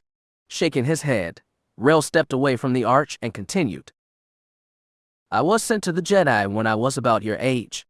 My mother fought, screamed, cried, and begged for me to remain with my family. My father would have none of it. He dragged me from my zoo, shooed my personal servants and couriers away, and had droids fetch my best clothes before bringing me into his office. Do you know what he told me? He said, "Boy, I have wasted a vast fortune on you. Do you know how you can live so comfortably? I toiled for the entirety of my childhood, young adult, and middle age to ensure that I will never suffer under the sting of poverty. Now I can claim to be the greatest man in the universe. When I die, do you know what will happen? All these people in our house will hate you. All of my clients, friends, and advisors will hate you. My entire family will hate you. And do you know why? They do not respect you. They do not now, and they never will. You will be, forever, the boy who was raised on the fortune of his father. My servants respect me, but I cannot command them to give such a thing to you. My guards fear me, but they have no such emotion for you. My network of associates enjoy my company, but they will despise you. I could find you the finest woman in the galaxy, but she would not love you. She would love you for the wealth I have imparted on you. You will not become famous on my account. I am sending you to the Jedi Order for training. There, you will learn the sting of poverty. You will experience hate, toil, and helplessness. They will work you, and they will ensure you are trained in mind and body. Here, you wanted for nothing. There, you will want everything but be given nothing. That will be your life. You will receive none of my wealth, even when should I die unless. Malfin found himself whispering. If I became more famous than him before he died, becoming the most legendary Jedi in the history of the Order, he would allow me to return to his home and impart all of his wealth onto me. Malfin stared at his master. He could not believe it. For once, Malfin felt sympathy toward his master.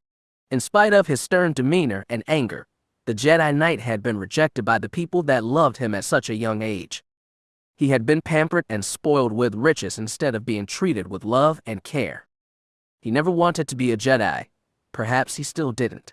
Malfin felt a lump rise in his throat at the thought of his master's pain. He wanted to say something encouraging, but he had no words. He cast his head down, barely missing Rel Hernister's gaze. What happened? Malfin asked softly. He died 10 years ago today.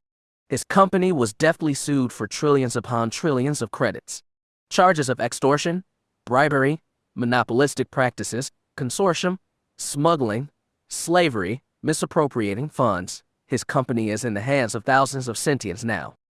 Any wealth he had no longer exists. My mother died several years ago. Killed herself, apparently.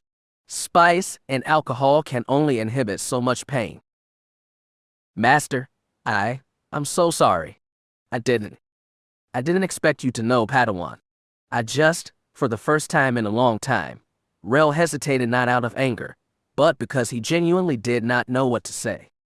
He wanted this arch to symbolize his revitalization of Coruscant's industrial sector. Reinforce the capital's economy until it dwarfed all other planets by comparison. As you can imagine, his plan never came to fruition. And now all that's left is this archway, Malfin noted solemnly. Indeed. So why do you come here, then? Rel scoffed.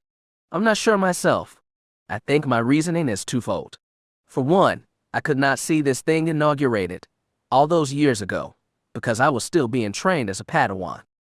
He was so close to me, but he didn't even invite me, didn't even see me. So I come here to rectify the fact I missed it then. On the other hand, I think I come here to see what remains of Orbarth Hernaster and his legacy. He was right, his legacy is not mine to inherit. You have a greater destiny, Master. Perhaps. You do. You are a Jedi. Yours is far greater than any businessman or multiquintillionaire. Rel's eyes escaped the arch and ventured toward Malfin. Although he could not tell what his master was thinking, he wished he could. The Jedi Knight betrayed no emotion. He gave his Padawan an empty stare that could have meant anything. Malfin reddened at the thought of saying something stupid or offensive, especially after his master had opened up to him like he did. He tried to stammer an apology, but Rel simply held up his hand to silence him. "You're right.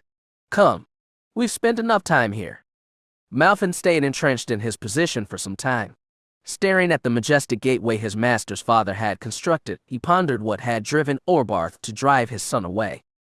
Was it greed? Apathy? Or did he honestly think he was doing what was best for his son? Malfin had lost his family before he even had a chance to cherish them, and he could not begin to imagine the line of thinking that would cause someone to forcibly separate from their children. He was so caught up in the thought of Orbarth's decision that he didn't even realize that Rel had returned to his side. "Malfin." "I know, Master." Rel again turned away from the arch and began the long walk toward the Jedi Sanctum. This time, Malfin abandoned his place and joined the Jedi Knight, walking a few paces behind him. The Jedi Knight said nothing during their journey through the Senate District, so Malfin was equally quiet. The crowds were becoming smaller and smaller, especially now that the afternoon was dragging on and the winds had picked up. Despite his reservations, Malfin had to say something. Just one more thing. If he could just speak his mind for an instant, he would be satisfied with himself. "Master." "What is it?" He paused, unsure of his master's future reaction. "I'm proud to have you as my Jedi trainer, and I'm glad you selected me as your Padawan." Rel did not respond. In fact, he redoubled his pace. Malfin tried to keep up, but his dejected spirit kept him from actually trying. He kicked himself for being so foolish. He should have just kept quiet. Even if he said what he was thinking, he shouldn't have expected Rel to respond in kind. Now, separated from his master by a few meters, Malfin was content with lingering behind, following his master at a distance. It was what he deserved, he supposed. The two Jedi walked for some time without stopping, talking, or otherwise acknowledging the other. Even though Malfin tried to keep his thoughts focused inward, there was an emotional turmoil within his master, and his thoughts were radiating in the force enough to disturb Malfin, but not enough for him to glean what the Jedi Knight was thinking. It was strange. Rel was normally quite capable of keeping his thoughts hidden. Of course, Malfin said nothing. He had said enough. "Hello again?" Malfin jumped. He had been so caught up in himself and his master's dealings that it took a second greeting to snap him out of his introspection. He did not even realize that he had wandered all the way back to the old Lupin, Ethels, who had been waiting for him to return. She had a warm smile on her face in spite of her physical ailments and her surroundings, and she waved to him. Malfin could not help but gasp. He had promised to give her a few credits on his way back, but he had totally forgotten to ask his master for the allowance he had worked up. He waved back. Approaching, he prepared to tell her that he was sorry for the delay, and that he had no credits with him. He would admit to being unprepared and dishonest, but he would bring credits as soon as he was able. However, before he could go about apologizing for his absent-mindedness, Rel joined him near the homeless female. "You are Ethels?" "Correct," his master inquired. "That is I, and you are." "My name is Rel Hernister. I am a Jedi Knight, and Malfin's master. I believe my Padawan promised you some credits to spend. Here you are, 200 credits. That should be enough for the time being." The old woman's eyes lit up. 200 credits. Why, yes. That is quite generous of you. Thank you. Thank you both. I cannot repay your kindness with anything but words, so please accept my humble offering of thanksgiving as payment. You have kept this old wanderer alive for a little while longer with your charity. Rel nodded. Your thanks is unnecessary. We are Jedi. We are here to help you. Even so, either myself or Malfin will see that you are cared for. Do not fear. You will not want for anything for as long as you live here on Coruscant. I do not know what deigned you and your disciple to look upon me with such kindness, but I... Ethels covered her face in an effort to hide her tears. She mouthed several thank yous, but most of them were lost behind quiet sobs. Malfin knelt to look at the old woman face to face, and placed his hand on her shoulder to encourage her. There were several moments where she practically embraced him, but she restrained herself. Rel, for his part, waited until she had recovered and wiped her face with her furred arms. "Thank you again, Jedi. I will not forget this." "Of course. But for now, we must be going. Come, Malfon." Malfon whispered goodbye to the old woman before heading on his way. She started crying again as the Jedi left her, the two heading toward the Jedi Sanctum as though nothing had happened. It was only some time later that Malfon himself started crying. Rel gave him a bemused glance at first, as did other passers-by, but he decided to say nothing. The two Jedi walked beside one another in silence, and Malfon eventually recovered. "You did well, Malfon. You are a true Jedi," Rel said. "Even these little things prove your diligence and dedication to our cause." "Thank you, Master," Malfon replied, still sniffling from earlier. "Oh, and one thing more." "Yes. For what it is worth, Malfon, I am glad to call you my Padawan." Chapter 7. "Come on, North. We're going to be late." Malfon could not risk a glance at North at his current speed, and he hoped his words would be encouragement enough. Sprinting like mad through the bustling halls of the Jedi Sanctum, the young Padawan hated the fact he was restricted from using the Force. With all these pedestrians, Force-empowered speed was a surefire way of causing a painful collision. Even sprinting as fast as he could without supernatural aid, he found himself bumping shoulders and running into arms as Jedi chided him for being so careless. Whispering apologies and providing serval blows wherever he could, Malfon was at least 4 meters ahead of North, who struggled his way through the crowd with sheepish resolve. Like every other day in this place, Jedi Knights went about their own business. Some discussed the latest news from the frontier, others traded stories from their latest missions and the lessons they had learned, and still others took note of recent economic, political, or social trends fueled in the wake of a post-war galaxy. Malfon scarcely ever paid attention to them, so caught up in his own thoughts that he had no time for nosiness. However, everyone seemed more talkative today. Strange. Many Jedi, himself included, were bound to the grand dueling circle for the Padawan duel scheduled for today, and Malfon expected more to be headed in that direction. However, most were walking away from him and the arena, forcing him to fight the crowd while he struggled onward. "Malfon, Malfon. Slow down," North called from afar. "We're almost there, North. Just a little further." Sure enough, the last 200 meters were the easiest. Breaking away from the ever-thinning crowd of Jedi Knights and Masters and bypassing several more empty corridors, Malfon reached the elevator to the dueling circle. The door opened for him without a sound, permitting him inside while North made his way, huffing and sweating, toward the elevator. With a bit of encouragement, North crossed the gap between them, and the two heaved a sigh of relief as the elevator descended into the combatants' hold where the rest of the Padawans were preparing for their duels. "Did we make it?" North asked between breaths. Malfon pulled the chrono from his belt. 1,400 hours. Just missed it. Maybe they won't notice. Here's hoping. The elevator slowed to a halt and let out a bit of a sigh as the doors parted, permitting Malfon and North into their destination at last. As expected, the other Jedi Padawans, the hundreds upon hundreds of them, were already finishing their preparations, concluding their meditations, and readjusting their lightsabers for the last time. A few older Jedi were present as well, giving advice to their students or ensuring that their preparations were done properly, but most waited outside, in the dueling circle stadium seating. Hundreds of Jedi were waiting, just beyond the durasteel gates that separated the preparation center from the dueling area proper.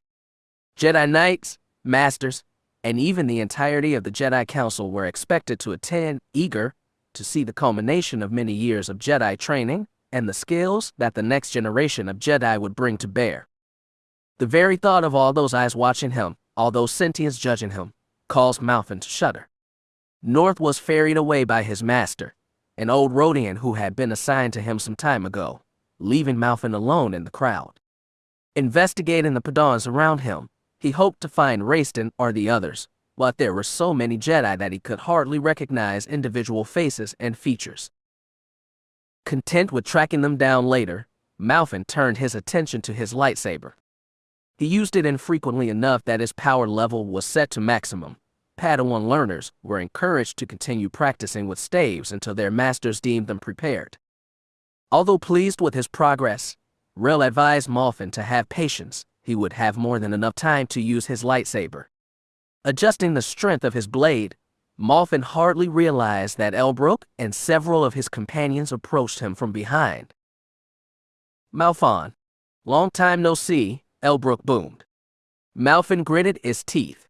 Keeping his lightsaber tight in his grip, he slowly wheeled around to face Elbrook and the others. "Elbrook, what a surprise." "No more surprise than seeing you here, Malfin. Isn't your master keeping you locked up or something?" Elbrook asked. "Hardly. I just haven't been sent on any missions lately," Malfin snapped. "Ha ha. I wonder why that is." Jillith growled. "Probably not good enough to complete any missions." "Right, boss," Rogus chimed in. "That's just what I was thinking." Elbrook hooked his arm around the lower back of the Nautolan female standing next to him, eliciting a playful squeal from her. "Tell me, Malfin, do you actually intend to participate in the dueling circle?" "Of course I do. All Padawans." "All Padawans," Elbrook cooed. "That may be, but only the ones who can actually fight are going to be noticed by the masters. Only the greatest will be considered for knighthood. Only the victor will receive recognition for his skills." "So what? You think that'll be you?" Malfin shot back. "Are you trying to scare me or something? Even if it's not me, you don't stand a chance. Why don't you back down now? Save yourself and your master some embarrassment." Malfin glared at him. Every fiber of his being demanded that he strike Elbrook for those words. Of course, his will was foolish. The cocksure from his recent successes made him more self-assured. Elbrook was still at least a head taller, nearly 40 kilograms heavier, and twice the duelist Malfin was. Rogos and Gillith, perhaps, he could fight with the training he had received, but Elbrook was still beyond him. Besides, fighting him here would only cause him to be expelled from the event and shame his master more than Elbrook's taunts ever could. Without provocation, actual provocation, not mere insults, Malfin had to stay his hand. The words of the Jedi Code raced through his mind as he unclenched his fist, releasing the death grip he had on his lightsaber. "I'm going to fight in this tournament, Elbrook," he said at last. Elbrook shrugged. "Whatever you say. Gillith, Rogos, Lashar, let's go." The Gaddle, Aqualish, and Nautolan fell into step alongside Elbrook, doubling as his fans and his bodyguards as they surrounded him. Before he disappeared into the crowd, Elbrook motioned for the others to halt. Malfin had already turned away from them, but he saw Elbrook in the corner of his eye and returned his attention to the four of them. "And for the record," Elbrook added, "I will be the winner today." And with that, he was gone. The Baraguan Jedi Master took a very long time to explain the rules. Malfin listened attentively for a while, but eventually settled on the gist of them and tuned out the hulking Jedi. No death blows, no blatant trickery, no leaving the dueling arena, and surrender must be accepted immediately. Of course, the vague trickery clause made the battles more interesting, as Jedi Masters were often eager to see just how Padawans could manipulate their opponent and their surroundings to their advantage. That was encouraging, but Malfin knew from previous bouts that some young Jedi got carried away very easily, causing a ruckus amongst the Jedi leaders. It was ultimately the Council's decision in case of an unclear victor, but such verdicts were rare. The matches began in earnest. While other Padawans dueled, Malfin was permitted to meditate, watch the battles, prepare his weapon, or converse with others, so long as he did not actually leave the lower rungs of the stadium where challengers waited. Watching each of the duels play out on their time, Malfin made mental notes to himself about the battles that transpired. Even amongst Padawans, lightsaber dueling was an art. It revealed much about the strength, skill, wisdom, and cunning of the peoples involved. But, more importantly, it revealed the details of abilities that Malfin would need to do better. Lightsaber forms were easy enough to discern based on opening stances, favored moves, and finishing blows.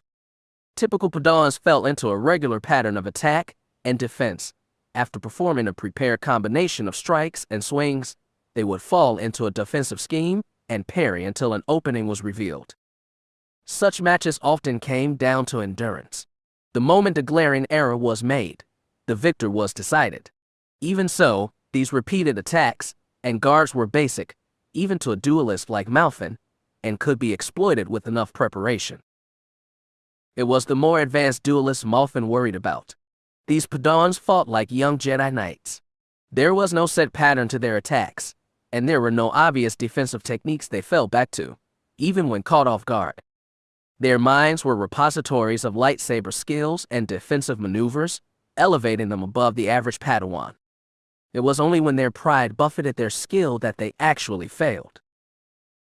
Malfin watched each duel with interest, but he made special note of the winner's tactics and moves, because they were the ones he would face. He recognized many faces during these matches, and many of them did quite well. North was defeated in his first match, as were Ragas and Gilith, but Rayston, Elbrook, and Lithi advanced quite easily. Harda, Alnora, and some of Elbrook's paramours had a tougher time with their duels, but made it through. Then, finally, after watching many of his friends and rivals finish their duels, it was his turn. Stepping into the dueling circle, he was introduced to his opponent. Standing taller than even Elbrook, the other Padawan was apparently called an Adenji, a species from an aquatic world far from the galactic core. With beady black eyes atop slimy blue-green flesh, small fins that jutted from the sides of his chin, and oafish-looking hands and legs that were obviously more suited for paddling through water than moving on land, he looked like the typical aquatic mammalian to the uninitiated Malfon. "I am Malfon, Jedi Padawan of Rel Hernister," he introduced himself on cue. "Valef Asher Valmush, Jedi Padawan to Cherry on Malt." Malfin found himself smiling. "Are you prepared? Ready?" The Baragwin nodded and, with the flick of a switch, sealed the arena in an energy suppression field so the match could begin. Malfin wasted no time backflipping to escape his opponent's daunting reach. Valef activated his yellow lightsaber about a second after, realizing only too late that his opponent was already gone. With a flicker of pseudo-motion, Malfin revealed his own green lightsaber and rose to his feet, ready to engage his foe. The larger Padawan charged forward, showing no clear plan or method of attack, and began swinging his golden blade into Malfon's weapon. Although expected, the sheer strength behind every attack caused Malfon to recoil, trembling beneath the entirety of his opponent's weight as he brought down his lightsaber in rapid succession. Determined not to fall victim to such an offensive so quickly, Malfon kicked out with his foot, striking at his opponent's ungainly leg and giving him a moment to escape the attack. Of course, Valef was not so easily discouraged. Summoning his strength in an instant, the aquatic Jedi rushed toward Malfin and began swinging again.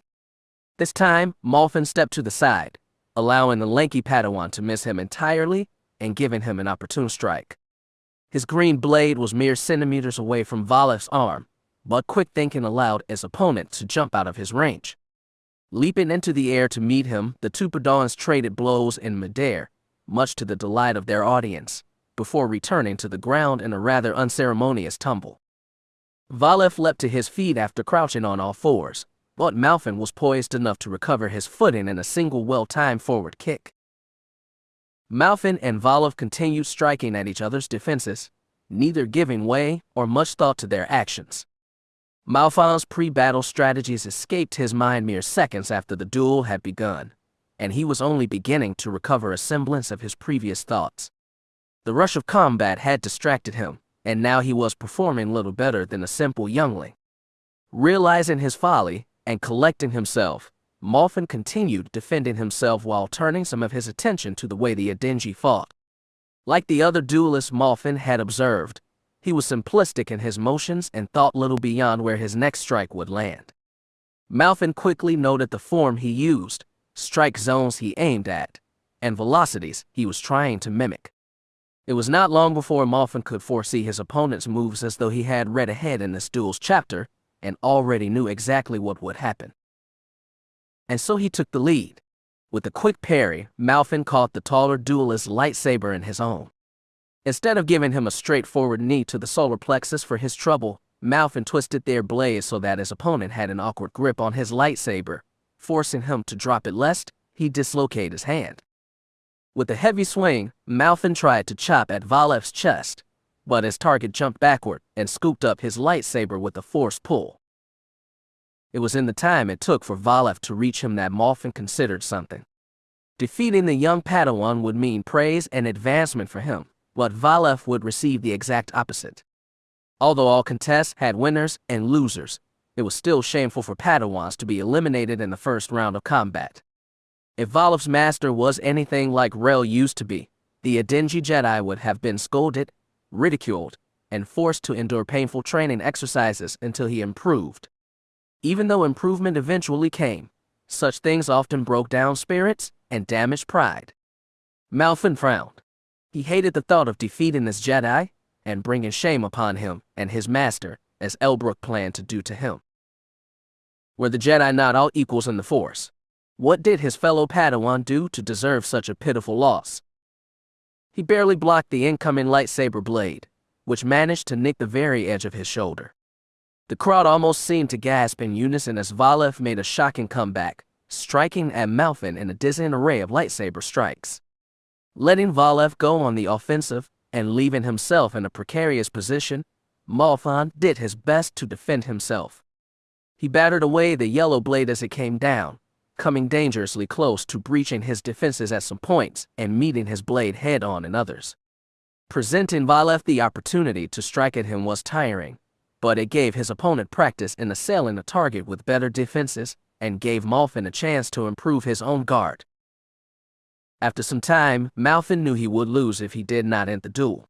With some hesitation, Malfin caught Valev's lightsaber and countered his opponent's flurry with his own, cutting the aquatic Jedi's thin wrists as the green lightsaber slipped through his unprepared defenses. Valev let out a gurgle of pain as his hands instinctively released the lightsaber he carried, and the Baragwin signaled the end of the match. Gasping for breath, Malfin clutched his side as it cramped just beneath his ribs and deactivated his lightsaber, using his now free hand to help Valev to his feet. The wounded Padawan gladly took the offer, rising to his feet as the energy barriers went down. "You fought well," Malfin encouraged him. "Continue practicing, and you will become an even better duelist." "Your skills commended. Impressed by your endurance and resolve. Make a grand Jedi yourself," Valev replied. The two Jedi Padawans were ferried out of the dueling circle by their respective masters to prepare the way for the next match. Rel betrayed no emotion as he led Malfin back to the line where the other Padawans were waiting to progress to round 2, but Malfin could just barely sense the joy swelling up inside his master at his student's victory. "You did well, Malfin," Rel said at last. "Thank you, Master." That said, Rel added, stepping by a crowd of particularly chatty Padawans, "I wish you wouldn't patronize your opponents." "Patronize?" Malfin followed close. "I wasn't, Master. I only wanted the duel to last longer so my opponent would not seem too unworthy." "Yes? Your thoughts betray you. In battle, it is harder for a Jedi to conceal their thoughts from others, especially from those who are stronger than they. While the other Padawans, and, to be sure, your opponent probably did not realize your plan, all the Jedi Masters must have sensed it. I did. I only wanted to ensure that he received some recognition for his efforts, Master. I did not mean to insult him or the Council. I understand that. However, this is a learning exercise, not a competition. The Jedi Masters are looking to see where the skills of all their Padawans lie. They are not interested in sham battles. They want to see who needs to work harder, who needs to perfect their technique, and who is ready for knighthood. By fighting honestly, you will allow his master to train him properly." "I had not thought of that," Malfin admitted. "I'm sorry, Master. You meant well, but keep what I said in mind." Malfin nodded, placing himself back in line with the rest of the remaining Jedi Padawans. Rel tossed him a small towel and a canteen of water before he turned to head back. Wiping his face with the towel, he didn't even realize his master was leaving until he was nearly out of earshot. "Master, what is it?" "Thank you." Rel nodded. Keep up the good work. The fourth round of 9 was about to begin. Of the nearly 500 Padawans who had arrived in the first matches, there were about 60 left. As expected, Raiston, Elbrook, and Lithy had all come this far along with him. Harda, too, made the cut, but Honora had been eliminated in the round prior. After some encouraging words from the Jedi Council, who were still excited to watch the duels to their conclusion even as the event wore on through the day, the matches officially began.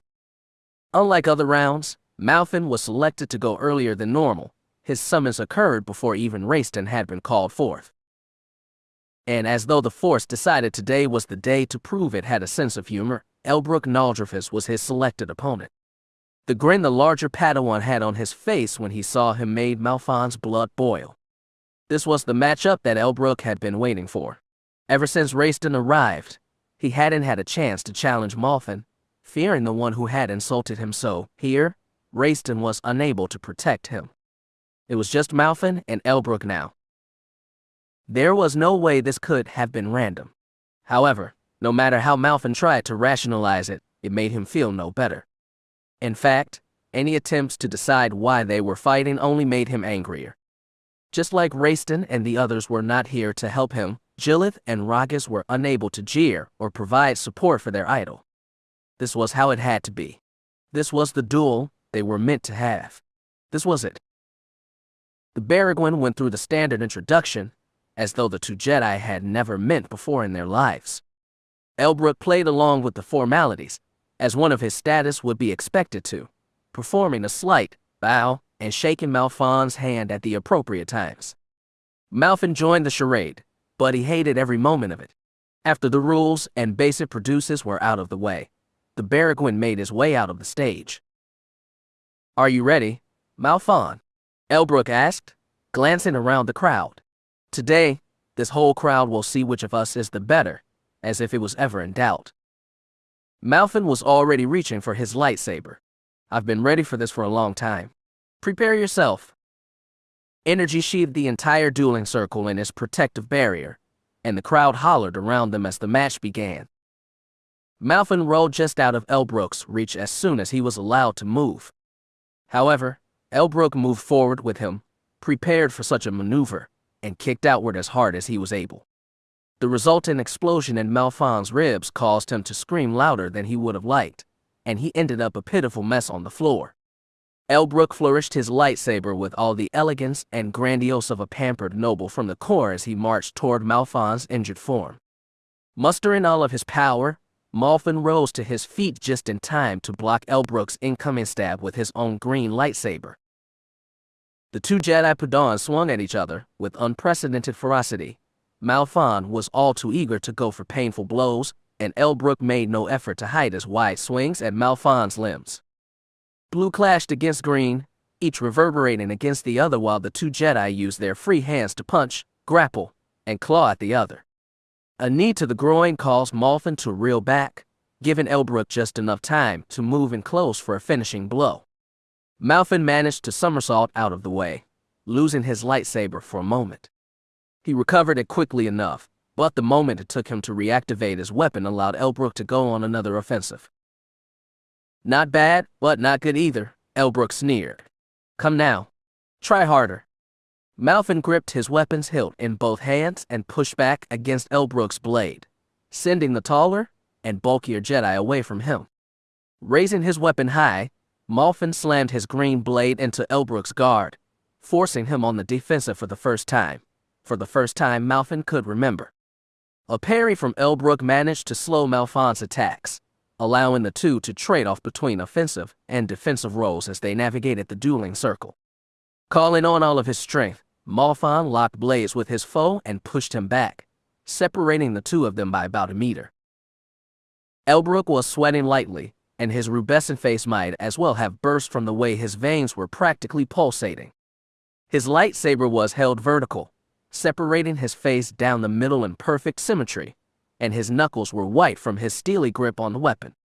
Malfin, too, was sweating, and his heart was ramming against his chest like it wanted to get out and fight Elbrook himself. It was at that moment that Malfin realized he had gotten too caught up in the thrill of battle again, for the second time today, and he was losing focus. No, he was losing. But he was already so tired from the duels he had won that he wasn't sure if he could reverse his situation. No, he had to. He would not lose to Elbrook. Not again. This time, victory belonged to him. Clenching the sides of his hilt so hard that the buttons and metallic parts jutting from the sides tore into his hands, Malfin charged forward. His green blade met Elbrook's several times, chopping at the lower section of the blue blade, but his opponent quickly adjusted his own weapon so as not to endanger his hands. Elbrook still had a hint of a smile on his face, but it was fading quickly. Stomping on Malfin's foot, Elbrook received just enough time to position himself at Malfin's side and begin a new wave of attacks. Malfin's throat was hoarse now. Even if he wanted to scream from the pain he was in, he doubted he could. His eyes were watering, whether from the prospect of losing again or just because of exhaustion, he could not tell. Each blow he successfully blocked only seemed to invite a steady stream of more attacks, and Malfin couldn't take it. His arms felt heavy just carrying his lightsaber, and his feet were no longer responding to his body's insane demands. His mind knew exactly how to win. Elbrook was a practitioner of the fifth lightsaber form, was fond of showmanship and elegant attacks but was not above bodily strikes to win, and kept defenses mostly at chest level or above. Malfin had plans, contingencies, and maneuvers fluttering through his head, ready to take him out. But his plans were useless. He was so tired, he could not even lift his lightsaber. Exhausted, his arms dropped simultaneously, exposing him to a powerful overhead chop from Elbrook's blazing blue blade. The energy ripped through his robe and seared his chest, a vicious burn, but only skin deep, as he fell backward. The crowd fell silent, and then seemed to gasp in unison. The last thing he saw before fading into unconsciousness was Elbrook's face, smiling at him with lightsaber in hand. His world was empty, dark, and silent for some time, until he awoke amongst the crowd, this time in the upper seats reserved for those not participating in the duels. His master was seated next to him, arms crossed, and he was surrounded by other Jedi he did not recognize. For a moment, he thought they were focused on him. In actuality, they were watching the conclusion of the Padawan dueling event. Rising to an upright position, with some difficulty, Malfin glanced down into the dueling ring. "You're awake," Rel noted dryly. "Yes, master." "Are you well?" "I've been better," Malfin said with a sigh. "You fought well." "Not well enough." "No, but your skills are to be commended. The Jedi Council admired your show of strength in spite of your weakness and physical limits." Malfin said nothing, his eyes focused on the dueling circle. Raistin Benax smiled up at the crowds and held his lightsaber aloft. At his feet, Elbrook was kneeling, wounded by the blue lightsaber now suspended over his head. The crowds cheered and clapped for their new champion, the true champion of the Padawan dueling circle training matches. Malfin found himself smiling in spite of himself and his pain. He knew Raistin would win. He seemed to be the best at everything. Even Lithy, who was a match for Raistin blow for blow, could not contend with him after so many duels. And here he was, being praised by the Jedi Council, lauded by Jedi Masters, and exalted above the rest of the Padawan learners as an example for all and the chief swordsman amongst his peers. The fact that Elbrook failed in the end brought Malfin some satisfaction, but not enough. Disappointed at his own weakness, he knew that, had he trained more, he would have remained fighting longer. There was a chance that he would have lost anyway, but at least he would have fought until the very end. Even so, it was good that Raistin beat Elbrook. It should have been Malfin's duty, but at least Raistin was there to finish the work he started. "No," Malfin said at last, with a bit of a sigh, "Raistin's skills are to be commended. He is the champion today."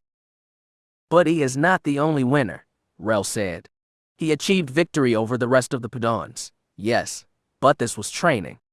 If a Padawan, whether he placed 500th or 2nd, learned something from his mistakes today, then he is also a victor." Malfin shook his head, but realized that his master's words had a ring of truth. In fact, was that not what Malfin sought in the first place? A way for all of the Padawans here, even those that lost in the first or second round, to be equals. It was not a competition. it was training. The glory and respect earned were noteworthy, and to be desired, of course, but those things were secondary. Malfin realized now that he had been distracted. Elbrook's words before the duels made this into a challenge, a self-imposed contest that only Malfin could win. However, that was not the point. It was never the point. This, like all the exercises the Jedi Padawan endured, was a fight against self. You may be right, Master. Malfin glanced around him. But what happens now? Some masters may trade Padawans, if only because their pupils need more specialization or less familiarity to grow. Padawans who did exceptionally well will become aides to the Jedi lightsaber instructors or personal combat teachers, and those who did poorly may be advised to retake some courses in intermediate or advanced dueling. Will anyone be promoted to knighthood for this? Rel turned his attention to his Padawan. Unlikely. There were many good fights, but none that at the Jedi Masters or the Council. However, I imagine those who placed in the top 8 or so may be accelerated toward the status of Jedi Knight, if only because of the influx of Padawans we're receiving lately. As you say, Master, if you don't mind, I'm going to retire for the time being. Of course, Malfin.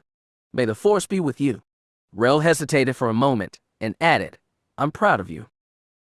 Malfin nodded and left in silence, attempting to take the compliment in stride, but even he didn't even realize how large his smile was. Chapter 8. Malfin awoke sometime the next morning. After sleeping for nearly 10 hours, he still felt groggy and weak, as though he had only just closed his eyes. To make matters worse, the Force felt distant to him, and his absence made his entire body feel even more fatigued. With some reservations, he returned to sleep, knowing that his master would be cross with him for missing his early morning classes. He had returned to sleep for but a moment when he was wakened by a kick to his bed. 2 Jedi Knights stood staring down at him, informing him that he was being summoned and needed to leave with them. Disoriented at first, Malfin took a moment to climb out of his bed. He discarded the wrinkled robe and old socks he wore for new ones. Much to his chagrin, the 2 Jedi Knights remained in his chambers as he slipped on his cloak and boots. They could have been statues with their stolid expressions, if not for the occasional blink of their eyes. Once Malfin had snatched his blade and utility belt, he bid the 2 Jedi Knights lead him to wherever he was needed. Without a word, the 2 Jedi Knights escorted him from his room through the lonely halls of the Jedi Sanctum. It was still early, far earlier than Malfin preferred, and even seasoned Jedi Masters who took little sleep anyway remained in their chambers at this hour. The 3 Jedi exchanged no conversation during their walk, and the 3 eventually found themselves at the hangar of the Sanctum. Once inside, he headed into the small Jedi transport pointed out to him. As soon as he entered the ship, the aft door slammed shut behind him and the small vessel began its ascent into the skies of Coruscant. Malfin realized that his master was aboard the ship with him, and he silently made his way through the shaking transport to the seat beside him. Once seated, he saw Raistin Banak sitting across from them, deep in meditation and utterly oblivious to his surroundings. Malfin was delighted to see them both, but kept his feelings to himself. He still didn't know why they were here after all, and that was a more pressing matter. Glancing around, he noticed that they were the only 3 Jedi in this section of the ship. The transport was not very large anyway, and he suspected they were the only passengers on board. What's going on, Master? Malfin whispered after some time. Pirates seized a ship from the colonies, Rel answered. They have demanded a ransom for the release of several prisoners. We were called to assist at the behest of the Alderaanian monarchy. Alderaan. Raistin's eyes fluttered open. What do they have to do with this? Unknown at the moment.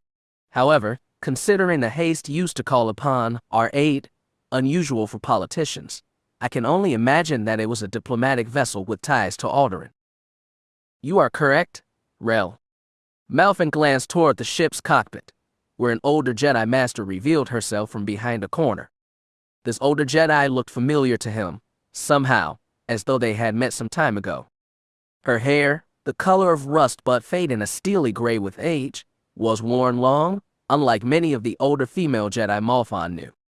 The few wrinkles that hugged her cheeks and brow did little to detract from her beauty. Rather, they seemed to bestow upon her matronly visage that was well placed alongside her warm smile. Of course, Malfin noticed her appearance for only a moment. As though her arrival had released a tempest among them, Malfin was flooded with the incomparable power that stemmed forth from her very being. The Force flowed within her unlike any Jedi Malfin had ever seen. No, it did not even flow. She seemed to guide the very currents of the Force around her as though she and it had achieved a perfect union. Hers was true mastery. Malfin felt his jaw drop in sheer awe. Master Sunrider, Raistin replied before Rel could. How far are we from our destination? We are less than 10 minutes out, she noted, taking a seat by Raistin. Rel, have you explained the situation to your Padawan? I was in the process, Grandmaster. And then Malfin recognized her. Nomi Sunrider, head of the Jedi Order, the leader of the Jedi and a hero of the last war. Some would say the last hero. And what's more, it seemed she was Raistin's master. Malfin rubbed his eyes. He could scarcely believe he was not still dreaming. There was no way he had been selected to engage in a mission with the leader of the Jedi herself. Master Sunrider nodded. I am pleased to formally make your acquaintance, Malfin. I have heard many things about you, your master, and Raistin have praised your abilities. Malfin eyed his master in surprise. He hardly expected to learn that Rel was praising him in secret. Rel did not meet Malfin's curious gaze, and he felt something akin to embarrassment swelling up within his master.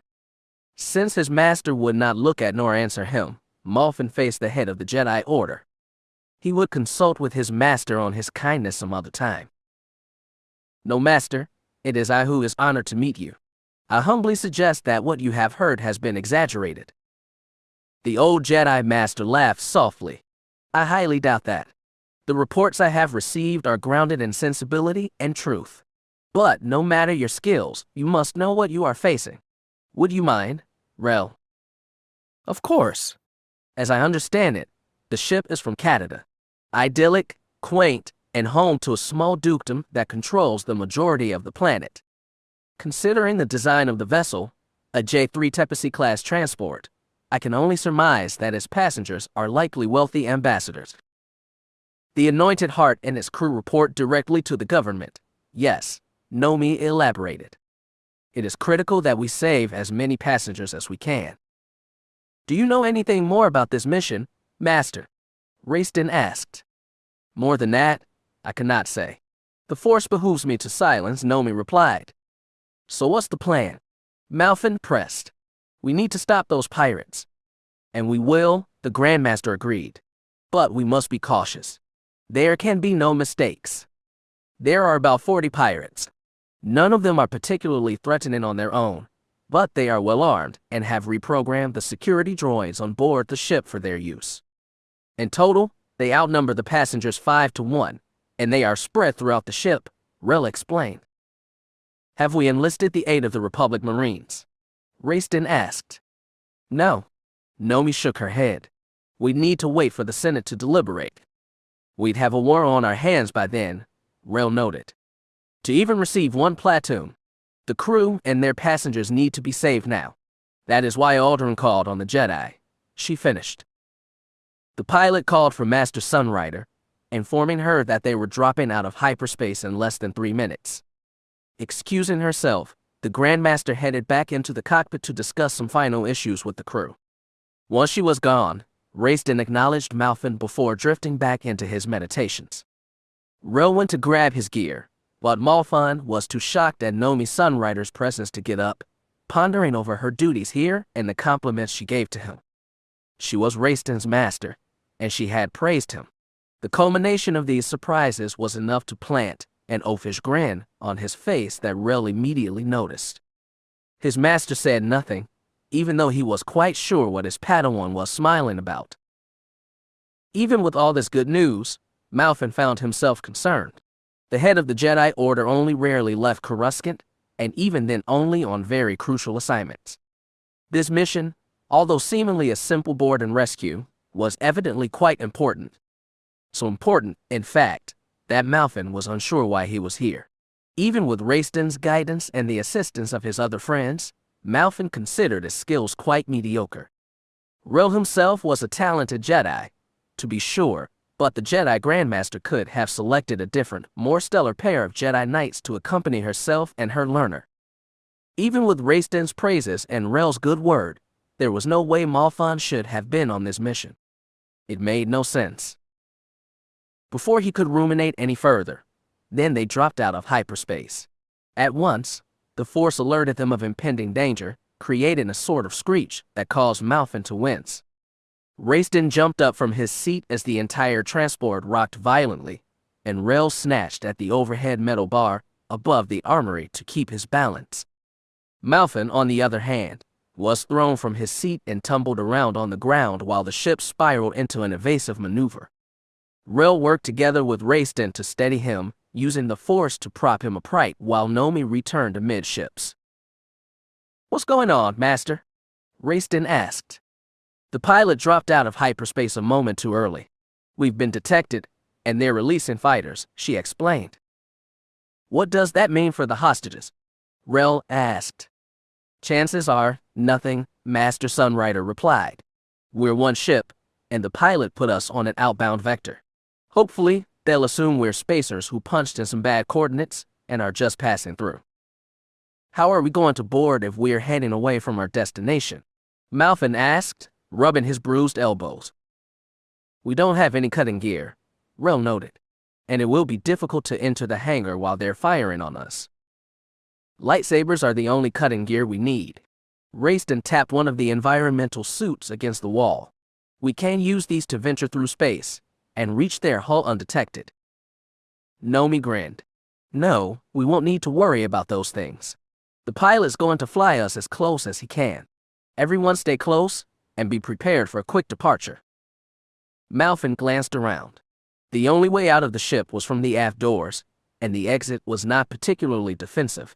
Even with 4 Jedi, they would receive plenty of enemy fire on their way out. Without windows, it was very difficult to tell precisely where they were or how close they were to the Anointed Heart. Without foreknowledge of their plan and lacking a lightsaber to defend himself upon arrival, Malphon was not excited about starting this mission. Luckily, Nomi Sunrider did not depend on her eyes to gauge where they were in comparison to their target. Laser fire bounced off their shields just beyond the hull, and the ship jutted hard to port, causing the entire vessel to tremble. While it was mid-turn, the Jedi leader placed her hands on Raistin's and Malphon's shoulders. Rel wordlessly placed his hand on Nomi seconds before Malphon's vision was flooded with darkness. Vertigo caught up with him as he tumbled along with the ship, disoriented and blinded. Even though his senses seemed numb, his entire body burned as though he had been exposed to fire, and some sort of powerful tension threatened to tear his body apart limb from limb. And just as quickly as his vision was stolen from him, it returned. No longer was he in the Jedi transport. Now, he was in the halls of a new ship. The white walls were adorned with a golden design that Malphon did not recognize, and the brightly lit walkway was further illuminated by blue floor panels. Raistin, Nomi, and Rel had activated their lightsabers to defeat the 5 pirates around them. Just beyond them, Malphon saw the long stairwell that led to the bridge. Several droids and a few more pirates were closing in on them, and Malphon stood up just as the last of the nearest enemies were defeated. Noticing Malphon recover, Rel moved to check on his Padawan. As he approached, some sort of defensive mechanism was activated around the Jedi, causing a pair of massive durasteel blast doors with energy shielding to fall into place between them. The ship's barricades separated Nomi from Raistin, and Rel and Malphon from them both. Rel immediately reactivated his blue lightsaber and stabbed the doors before him, but his lightsaber was tossed away from the near-invisible shielding. "Save your strength, Rel," Nomi's voice rang out in Malphon's head, and Rel no doubt heard it too. "We'll meet up later." The fact that their defenses are active means they were expecting company. We have to act quickly. "Are we to remain separated?" Rel asked, deactivating his lightsaber. "For now, we will work more quickly this way. I've sent Raistin to the barracks to deal with the bulk of the guards and free most of the prisoners. I am heading for the security office to disable their defenses and the cameras," the Grandmaster explained. "And us. Malfin asked aloud. You and Rel are going to go to the bridge and free the few hostages there. From where you are now, there should be a service elevator that will take you to most of the way. As you wish, Grandmaster. May the Force be with you, Rel replied. And you. I'll try to keep in touch. Without another word, Rel wheeled around on one foot and headed in the opposite direction of the blast doors. Malfin, surprised at his master's haste, took a moment before racing after him.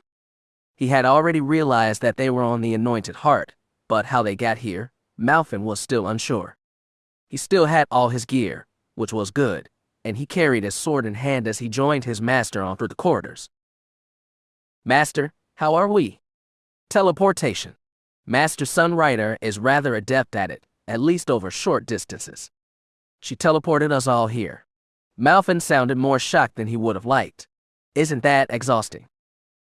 Rel kept his pace, but cast a glance at Malfin. She's the leader of our order. She will be fine. However, we have to be within immediate proximity for her ability to work, which is what kept her from reuniting us. I thought she said that we would work more quickly apart. That too, but I think. Rel trailed off. He came to a halt just short of an intersection, and Malfin nearly crashed into him. Slowly taking out his lightsaber with one hand, he motioned toward the hallway to their left with his other. He held up 2 fingers, and then reached for the activation stud on his lightsaber. Malfin gripped his blade in a ready stance, and in a second the 2 Jedi sprung from their place at the edge of the wall and found themselves face to face with 2 pirates. The rogues visibly jumped when the 2 Jedi came into view. Carrying a cup of kaf and a small plate of food, respectively, the 2 pirates were ill-prepared to face their opponents and probably didn't even know there were enemies on board. Rel's lightsaber sprung to life, sending a shimmering beam of blue light right into the nearest pirate's chest. Malfin smashed the butt of his hilt into the face of the pirate before him, and he fell over without a sound. Rel allowed his target's body to topple over. Good work, Malfin. Finish him off. Malfin nodded and raised his sword to end the pirate's life. However, just before he brought down the killing blow, he hesitated. Staring into the wounded Twi'lek pirate's eyes, thoughts that he wanted to ignore came into the forefront of his mind. He had never killed anyone before. The duties of a Jedi had not demanded it. This pirate was, in a sense, a villain.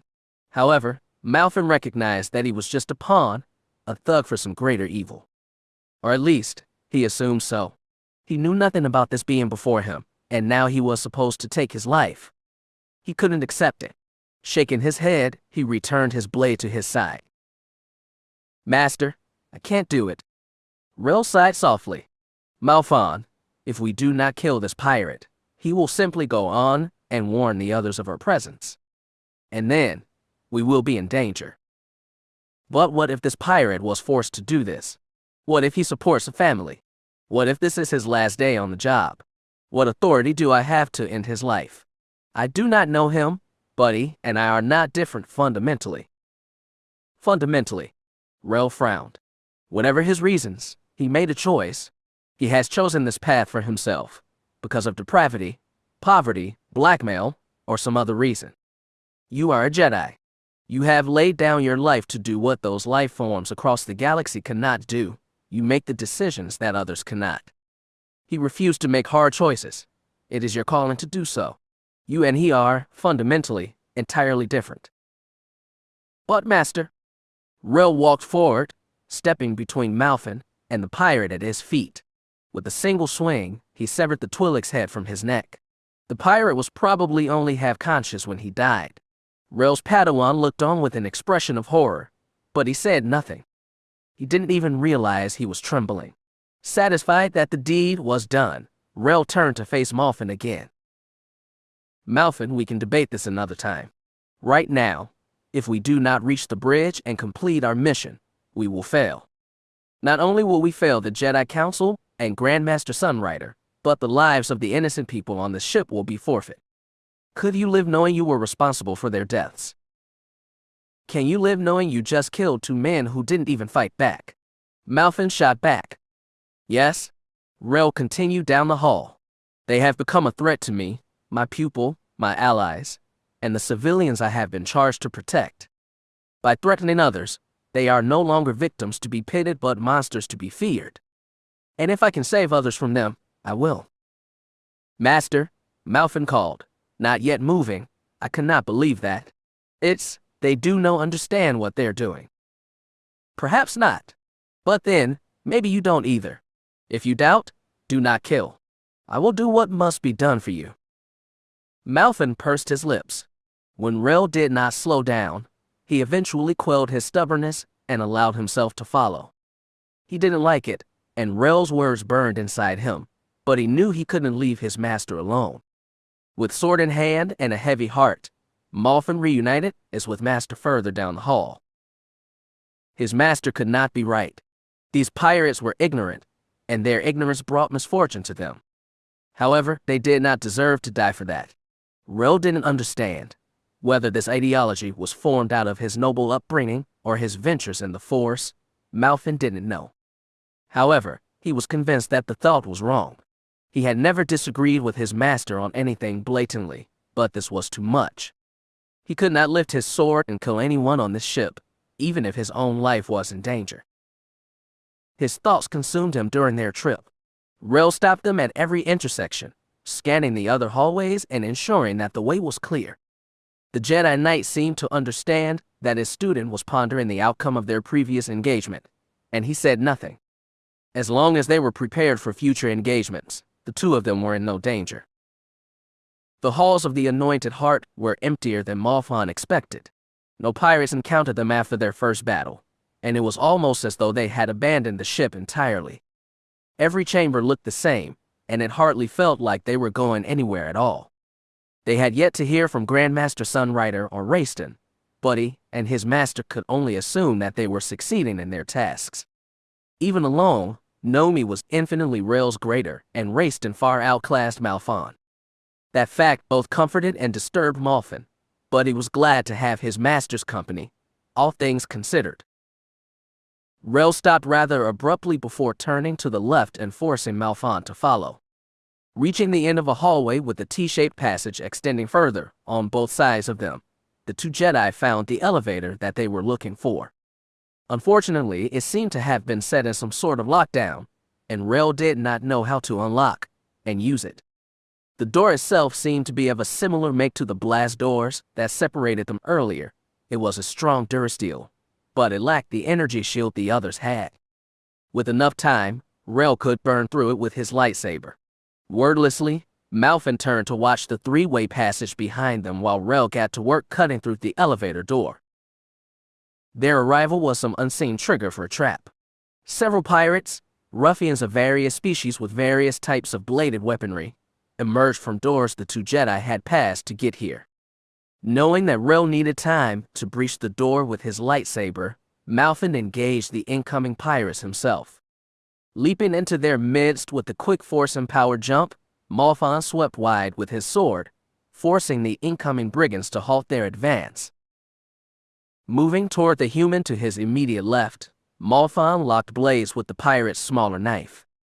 Though his opponent was tenacious, it was immediately evident that the Jedi Padawan was the better duelist. Without aid from his comrades, the human pirate quickly lost several of his fingers to Malfin's blade, causing him to drop his knife. Disarmed, the large pirate fled the area while Malfin turned to face his remaining adversaries. The Aqualish and Nikto thugs both seemed hesitant to fight, intimidated by the young Jedi and his skill with the sword. Pity welled up inside him. If he didn't have to fight these two pirates, he would have avoided it. However, Rel needed someone to defend him, and these two would have moved on to attack him without interference. The moment they moved in to attack him, he struck back. His blade danced between his two enemies, just barely grazing their vibrating blades and deftly avoiding counterattacks entirely, throwing them off balance. With the aid of the Force, Malfin practically floated around them, his speed ethereal, never remaining in one place for long. Malfin's blade connected just below the Aqualish's primary elbow, severing it with a single clean cut. A quick kick to the face sent that pirate to the floor, and Malfin quickly cut off the Nikto's legs in a similar manner. More pirates were storming from the corridors beyond him, and at the end of the T intersection where Rel was nearly done cutting through the elevator door. Rushing forward, Malfon engaged another pair of pirates while two more scurried past him toward his master. Realizing that he had let them by, he turned to his newest foes and tried to incapacitate them as quickly as possible. However, these two were better warriors than the other pirates. Fighting in unison, one would remain engaged to Malfon and occupy his defenses while the other tried to sneak around and go for a killing blow from behind. The young Jedi used the Force to even the playing field, leaping between them and around their strikes whenever he could, but he was tiring. More pirates were approaching Rel from the left and right of the intersection, and reinforcements were coming from rooms beyond Malfon. Soon they would be overrun. Jumping back, Malfon put a bit of distance between himself and his two enemies. Turning around, he was relieved to see that his master had dealt with the two pirates who had bypassed him and killed the others nearby. However, before he could return his attention to the pirates he had jumped away from, Rel gave him a look he had never seen before. Malfon, duck, no, jump. Rel's words echoed in Malfon's mind. As the Force warned him of impending danger, Malfon controlled time around him, slowing it as much as he could with his remaining strength and focus. Without turning from his master, he performed a leaping backflip and contorted his body in the air to avoid any incoming attacks. Sure enough, Malfon saw a pirate's vibrosword just pass underneath his twisting form. Malfon saw Rel leap into the air, dodging two sword strikes from his own opponents, and throw his blue lightsaber in his direction. In the sluggish motion of the Force's distorted time, Malfon could not tell where the blade was headed, but it would be awfully close to him. His body completed its complex loop through the air as time sped up around him. And in what became a mere second, every slowed down motion happened at once. Rel's lightsaber soared through the air, spinning vertically on its way just past Malfon's ear. The blue blade cut clean through the pirate who had attacked Malfon, leaving his body in two bisected pieces that fell to the floor. However, the blade didn't stop, continuing on. It deflected a blaster bolt that Malfon hadn't seen, sending it away before it could reach Malfon's defenseless head. And then, as lightsaber and blaster bolt flew toward the pirates charging toward him, Malfon was thrown to the ground by a powerful burst of energy from behind. He snapped out of his dazed state a few minutes later. Coughing, Malfon wiped the blood from his mouth. Something in his chest burned at the touch, and even attempting to stand caused him immense pain. He glanced around him, only to realize that all the pirates in the area were dead. Their bodies were scattered around, but they did not have lacerations or bruises. Gripping his side and using the wall to support himself, Malfon was so disoriented he didn't even think of checking on his master. Malfon. Turning his head, he realized that his master was on the floor next to the elevator. Malfon shouted. Using some unprecedented strength that fought through the anguish his entire body was enduring, he ran toward his master. Only when he approached did he realize that Rel Hernaster had been shot through the chest. From his classes in the Jedi Sanctum, Malfon realized that the blaster shot had likely destroyed one of his lungs and possibly caused damage to his heart as well. At this point, it was a wonder he was conscious, much less alive. Rel said nothing, and Malfon had no idea what to say. The situation was too surreal to be true, but he eventually found himself kneeling and trying to dress the wound. Master, what happened? They're better shots than I anticipated. One of them was firing at me from the left. He motioned down the hall with his head. Well, I was dodging shots fine. Then I saw one of their gunmen take aim at you. Didn't think you saw it. I jumped higher to get a better view of him, but they shot me anyway. You were hit trying to save me. I did save you. Don't. Rel's entire body spasmed. Killed the rest with the telekinetic burst. Don't have much strength left after that. Master, I didn't mean to. Realization dawned on Malfon, and he quickly pulled some vials of KOTOR and field painkillers from his belt. Don't worry, Master. I'll give you some first aid, and we'll get you to the Grandmaster. She'll help you, Anne. With strength Malfon didn't know his master had, Rel reached up and grabbed hold of Malfon's collar. Pulling himself up, with considerable effort, Rel glared into his Padawan's eyes. "Don't you dare. I know this is it. This is as far as I go. It's just a shame I couldn't pass up the old man, though. I won't let you die. Not now. You can't. I can't. I'm not your master anymore. Take my lightsaber, my first and last gift to you. Finish the job. No, finish everything. Become what I could not. Master, I couldn't. Take my weapon. Do not stop until your powers become legendary, so I will be known as the one who trained." Malfin stared at his master's weapon, lying on the ground just beyond his reach. At Rel's urging, his trembling hands picked up the weapon and held it so his master could see it. The Jedi Knight nodded and released his student, returning to the floor. Malfin had to grip the hilt as hard as he was able to keep himself from dropping it, and his eyes were tearing up even as he knelt there with his dying master. Malfin. Yes, master. You earned your knighthood in my eyes. You are the Jedi I always hoped to be. On the day you surpass me, he will be proud. The last of the Jedi Knight's strength failed him, and he died with his last words on his lips, fading into a soft whisper and, at last, a harsh breath. Malfin gritted his teeth. He hated his master for talking like that. He hated himself for not being perceptive enough to protect himself. He endangered those around him due to his inability to see beyond himself. He hated it. Tears burned against his cheeks and under his eyes as he struggled to stand. Rel would have wanted him to mourn later, if ever. Climbing through the small hole that his master had made in the elevator door, Malfin slammed his fist into the button that would take him to the bridge. Crumpling into a distraught wreck in the corner, Malfin realized how alone he was only when his crying ceased and silence joined him for the remainder of the journey. Malfin walked up the stairs leading to the bridge. A few pirates and official guards were dead on the uncountable steps, but there were far more damaged security droids. Chances were that these were the first casualties. The droids and the guards were trying to defend the bridge from an endless onslaught of pirates, and they eventually failed.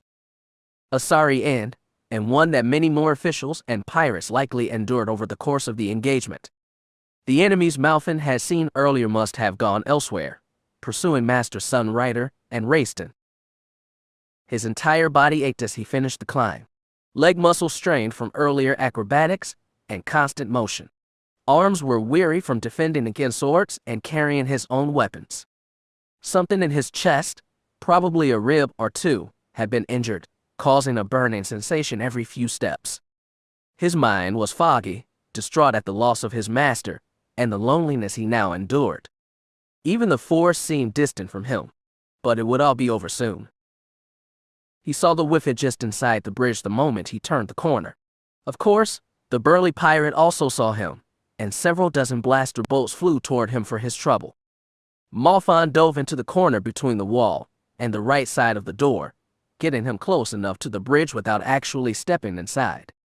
Malfin activated Rel's lightsaber and peered just beyond his cover, only to be greeted by several more rounds of blaster fire that he narrowly avoided. Pinned down, Malfin positioned himself closer to the floor in case he needed to roll across the doorway into new cover. Ah, so one Jedi pup is all that remains to challenge us. How amusing. Come, boy, drop your weapon, or else we'll kill the captives. He heard a female scream to emphasize that fact. Malfin peeked just far enough to see into the room and managed to get a glimpse of 6 pirates and their last hostage before being forced to return to cover entirely. It was a hefty Theron who held a young woman in a chokehold in his arms, and his numerous scars and unwieldy heavy repeater probably made him the leader. The handful of other hostages were in various states of critical injury and would not survive very long, and the young woman, a few years Malfon's junior, it seemed, was the only one in immediate danger. Please, she whispered just loud enough to be heard. Don't let them hurt me. You heard her, lad. Drop your Jedi weapon. The Theron growled. If I do, Malfin shouted back, do you promise to let her go? Aye, on my honor. Malfin considered his options. He couldn't risk disarming himself entirely, but he knew that if he refused to placate the pirates, they would kill the last hostage. They outnumbered him 6-1, and it was unlikely he could take them all in a fight anyway, especially in his current condition. Assenting, Malfin deactivated his lightsaber. If they decided to betray him, he still had his vibro sword handy, but he hoped he wouldn't have to use it. I'm discarding my weapon. Send the hostages toward the door. Okay. Let's see the weapon first. Malfin sighed. He threw his weapon to the ground in front of him, and he heard the pirates laugh as it clattered across the floor. The Fearin barked something in a language Malfin didn't understand, and he heard footsteps coming toward him. Of course it was a trick. However, before he could reach for his sword to defend himself, the glow panels inside the bridge and the hallway leading to it were shut down, shrouding the entire deck in darkness. As soon as the lights went out, Malfin heard the Fearin scream in pain. Worried for the safety of the last hostage, Malfin used the Force to call on his lightsaber in the darkness and reactivated it.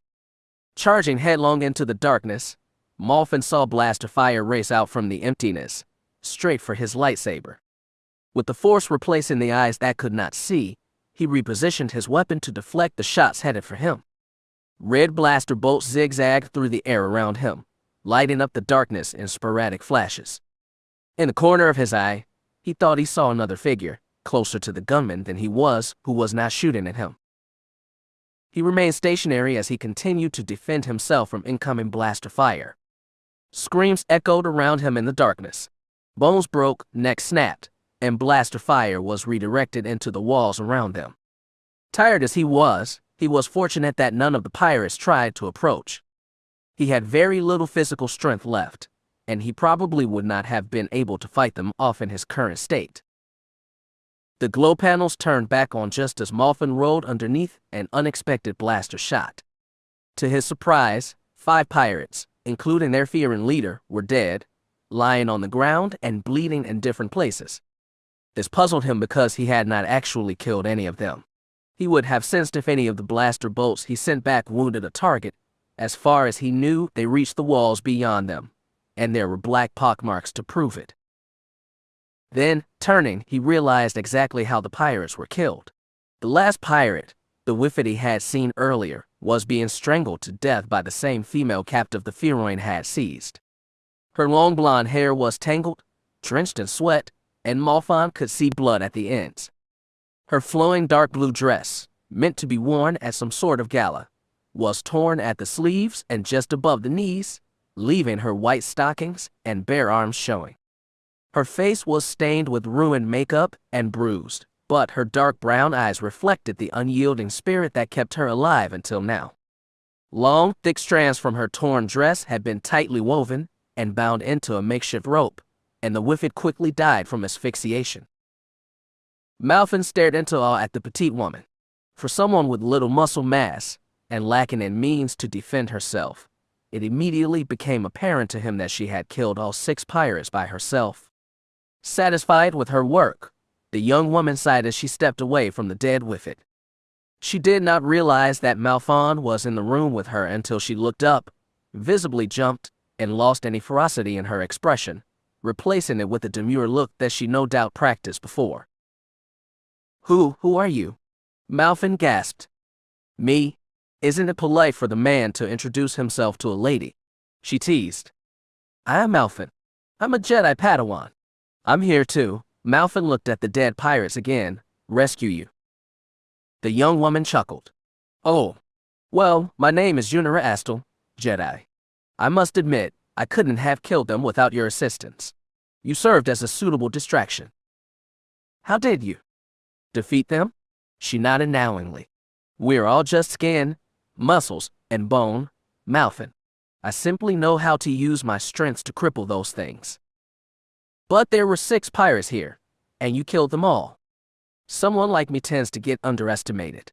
She extended her hand and, to Malfin's surprise, one of the pirates' blasters floated into her hands telekinetically. "Plus, I have some help on my side too."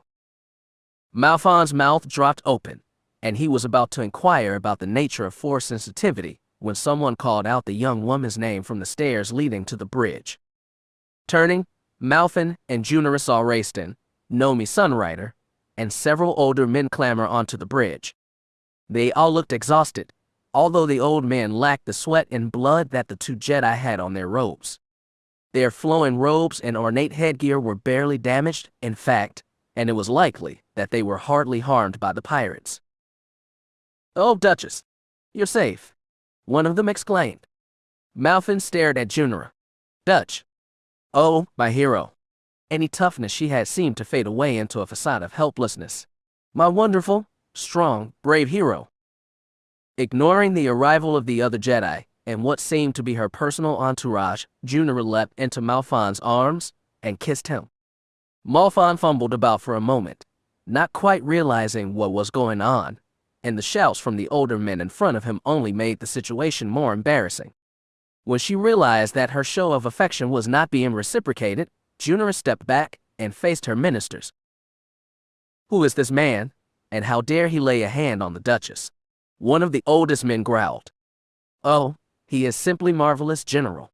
When he saw I was being held captive by those nasty pirates, he leapt in with his lightsaber and personally killed all 10 of them," Junira explained. Raiston eyed the bodies around them.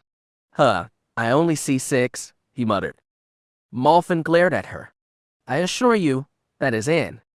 Junira kissed him again before he could continue. "Play along," she whispered in between breaths, "and I will reward you."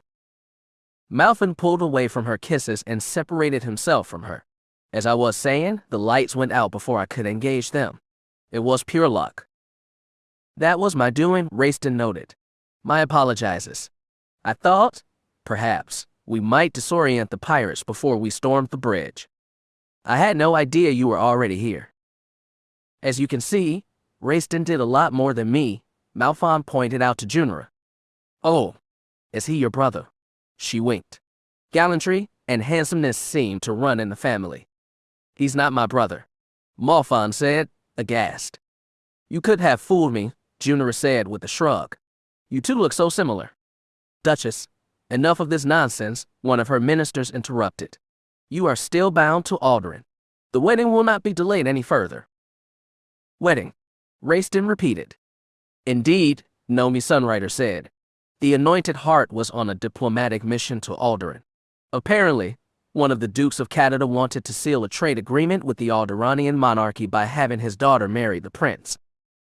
The 3 Jedi eyed the Duchess. She seemed unperturbed by the explanation at first, but she sighed rather harshly when her advisors began to urge her to return to her quarters. Malfin, as inept as he was at sensing the thoughts of others, could clearly tell that she dreaded the entire idea of this mission. Junira approached Malfin again. "Ah, yes. About that, I reject the idea. I have chosen a new husband." The general was already shouting, but Junira ignored him. Removing a small brooch from her dress, she hooked the shimmering emblem onto Malfin's robes. This sent the ministers into a frenzy, shouting and barking at Malfin as though he had just told them they had all lost their jobs. Malfin visibly flinched at the rage, but the 2 other Jedi and the Duchess were stolid. "Malfin, this is the man I will marry instead." "What?" Malfin nearly tripped over himself. "But I can't marry you. I'm a J." "Now see here, Jedi," the general exclaimed, approaching him and waving his burly hand in his face. "This is a violation of the agreement Alderaan had with your Jedi Order. Not to mention violating common sense," another advisor hissed.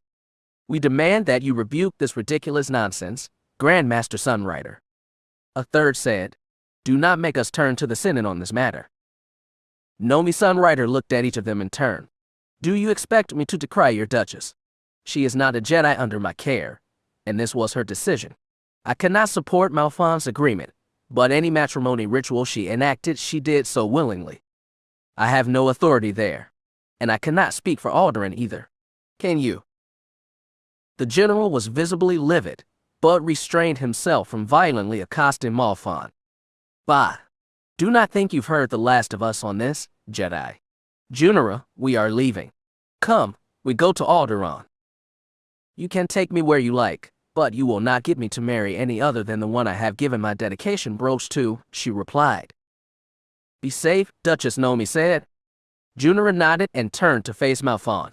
If you ever find yourself retiring from the Jedi life, know that I will wait until the end of the universe itself for you. But try not to test my patience, Jedi. Life without official duties and a doting husband to deal with has its perks too, you know. With a smile and another quick kiss, Junira departed from the trio of Jedi with the rest of her advisors. Malfon was so flustered he had no idea what to do, and Raistin and Nomi said nothing until the company of former captives were well out of earshot. Do you think they mean to cause us trouble, Master? Raistin asked after some time. Perhaps, but they are of little concern. The ministers cannot directly appeal to the Senate.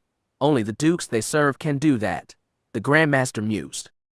Seeing the young Duchess, I suspect she is fiery enough to convince the dukes to agree with her. Or at the very least, admit there is nothing they can do to counteract her decision. That makes sense. I suppose we don't have to worry then. Are you all right, Malfon? I will be, he stammered. Raistin laughed, but became serious immediately. And Rel. Malfon shook his head. He didn't make it. Nomi placed her hand on his shoulder. I'm sorry, Malfon. He was a good Jedi, and a knowledgeable man. I will do what I can to ensure he is given the funeral rites a Jedi Knight of his caliber deserved. Thank you, Grandmaster. And she continued, I will encourage the Council to give you a master who can readily finish your own training, so you can move on to the status of Jedi Knight. You are too kind, Grandmaster. She smiled softly, and then gazed into the distance. You did well today, Malfon. Any praise I have to give, you have justly earned. But we have done all we can here. We ought to return to Coruscant. She led the way out of the bridge on her way to where Rel had died. Raistin was quick to follow. Before he could get very far, though, Malfon raced ahead and tugged on the sleeves of his robe. Raistin. Yes, Malfon. Why didn't you tell them the truth? About what, Malfon? You know, Malfon grimaced. You turned out the lights. You essentially saved my life and hers. If you had explained that to the ministers and to Junira, you would have been the hero today. She would have, I don't know, given you the affection and attention I got. Why didn't you say anything? Why didn't you reveal to Junira's ministers that she lied about your actions? Raistin asked. She told me not to. And Nomi has always told me not to involve myself where I don't need to be involved. We both had our reasons. But Raistin, I've been betrothed. Malfon groaned. So you are. But a Jedi's first service is to the galaxy, not to a lover. So you shouldn't have anything to worry about, right? He chuckled. Besides, I assume she only did that to escape her political duties. She knows as well as you do Jedi cannot marry, and was only using the marital trappings of her people to escape a life under a man she had no feelings for. I guess you're right. Then let's go home, Malfon. Malfon nodded, albeit somewhat absent-mindedly, and the two Jedi Padawans raced to catch up with Grandmaster Sunrider. Chapter 9. Malfon was exhausted. Ever since his mission on the Anointed Heart, he found himself tired all the time.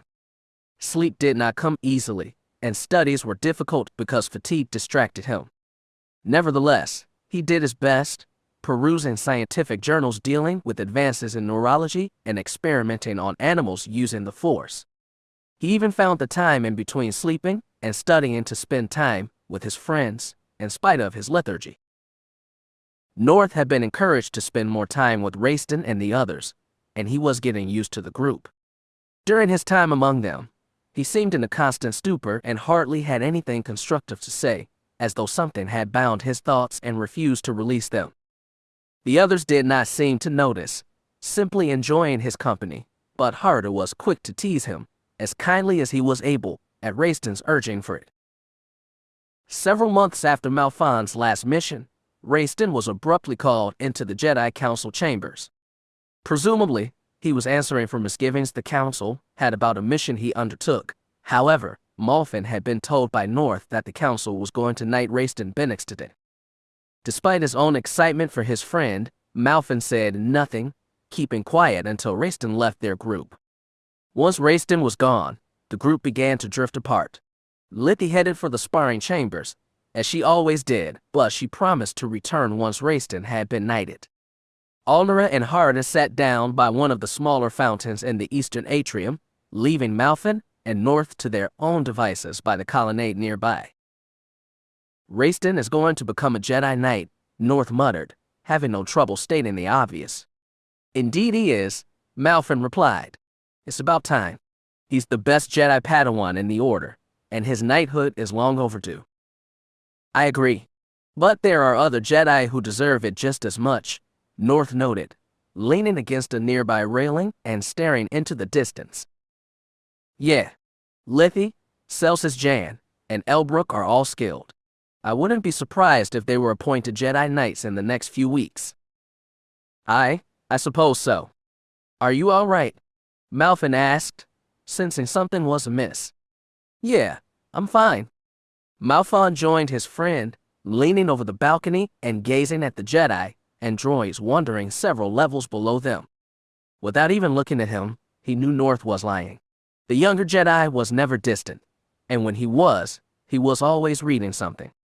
It wasn't like him to avoid the issue. What's going on, North? Malfin, I heard about the woman on the anointed heart. Your wife, right? Malfin laughed despite himself. I would hardly say that, North. It's more like an arranged thing. Pure ritual, nothing more. That may be, but you're the only one of us that has gotten into a romantic relationship. So I thought. Elbrook is more versed in the matter than I, Malfin said ruefully. I was wondering if you could give me some advice. About what? Lethe, North said after a bit of thought. It's Lethe. I really like her. Oh, that's not weird, is it? Malfin shook his head. Why would you even think that? North glanced over his shoulder. I don't know. She's older than us, and, well, I don't think she likes me. Nonsense. She doesn't talk to me. Malfin shook his head. You don't talk to her either. North was quiet for some time. What do you think I should do? About what? About her. Have you told her yet? Force above, no? North stared at him like Malfin had asked him to jump off the ledge. I wouldn't know how. I'd make a fool out of myself. Malfin turned so that his back rested against the durasteel balustrade. So you're content with admiring her and not letting her know how you feel? It's not like that, Malfin. Sure it is. What if she doesn't like me? You won't know until you ask. But what if she doesn't? You're overthinking things. Just tell her. If she likes you back, she'll reciprocate. You know she will. If she doesn't, then you just have to accept that. I couldn't live with that. I don't want. Hey, you too. Lethe's voice rang out from across the hall. Get over here. Raistin's back, and he's a Jedi Knight. Malfin smiled at North teasingly, and North returned the favor with an icy glare. Slapping North's shoulder, Malfin bid him to follow as he headed over to congratulate their friend. North lingered for a few minutes, clearing his head and collecting himself, before joining Malfin and the others. By the time they arrived, Harda, Alnora, and Lethe had finished their praises and had moved on to whimsical stories or good-natured teasing. Malfin was quick to join in the fun, while North lingered at the edge of the group and replied when necessary. Thank you all, Raistin said after the commotion had died down. You know I couldn't have done this without you. Nonsense. You could have risen to the rank of Jedi Master by locking yourself in your chambers and mastering every skill known to the Order. Lethe replied. But he'd turn out like North if he did that, Harda chortled. Raistin shook his head disapprovingly at the shorter Jedi. Despite what you may think, this has been a journey I've taken with all of you. The road from Padawan to Knight can never happen alone. Even with the necessary skills and feats, there's always more to learn. You sound more like a Jedi Master already, Alnora intoned. She's right, Malfin said with a gasp. Who are you, and what have you done with our friend? Are you kidding? He's always sounded like that, Lethe drawled. Drones on and on like the Masters, do about destinies and humility. That's not funny, Raistin said. You know I mean what I say.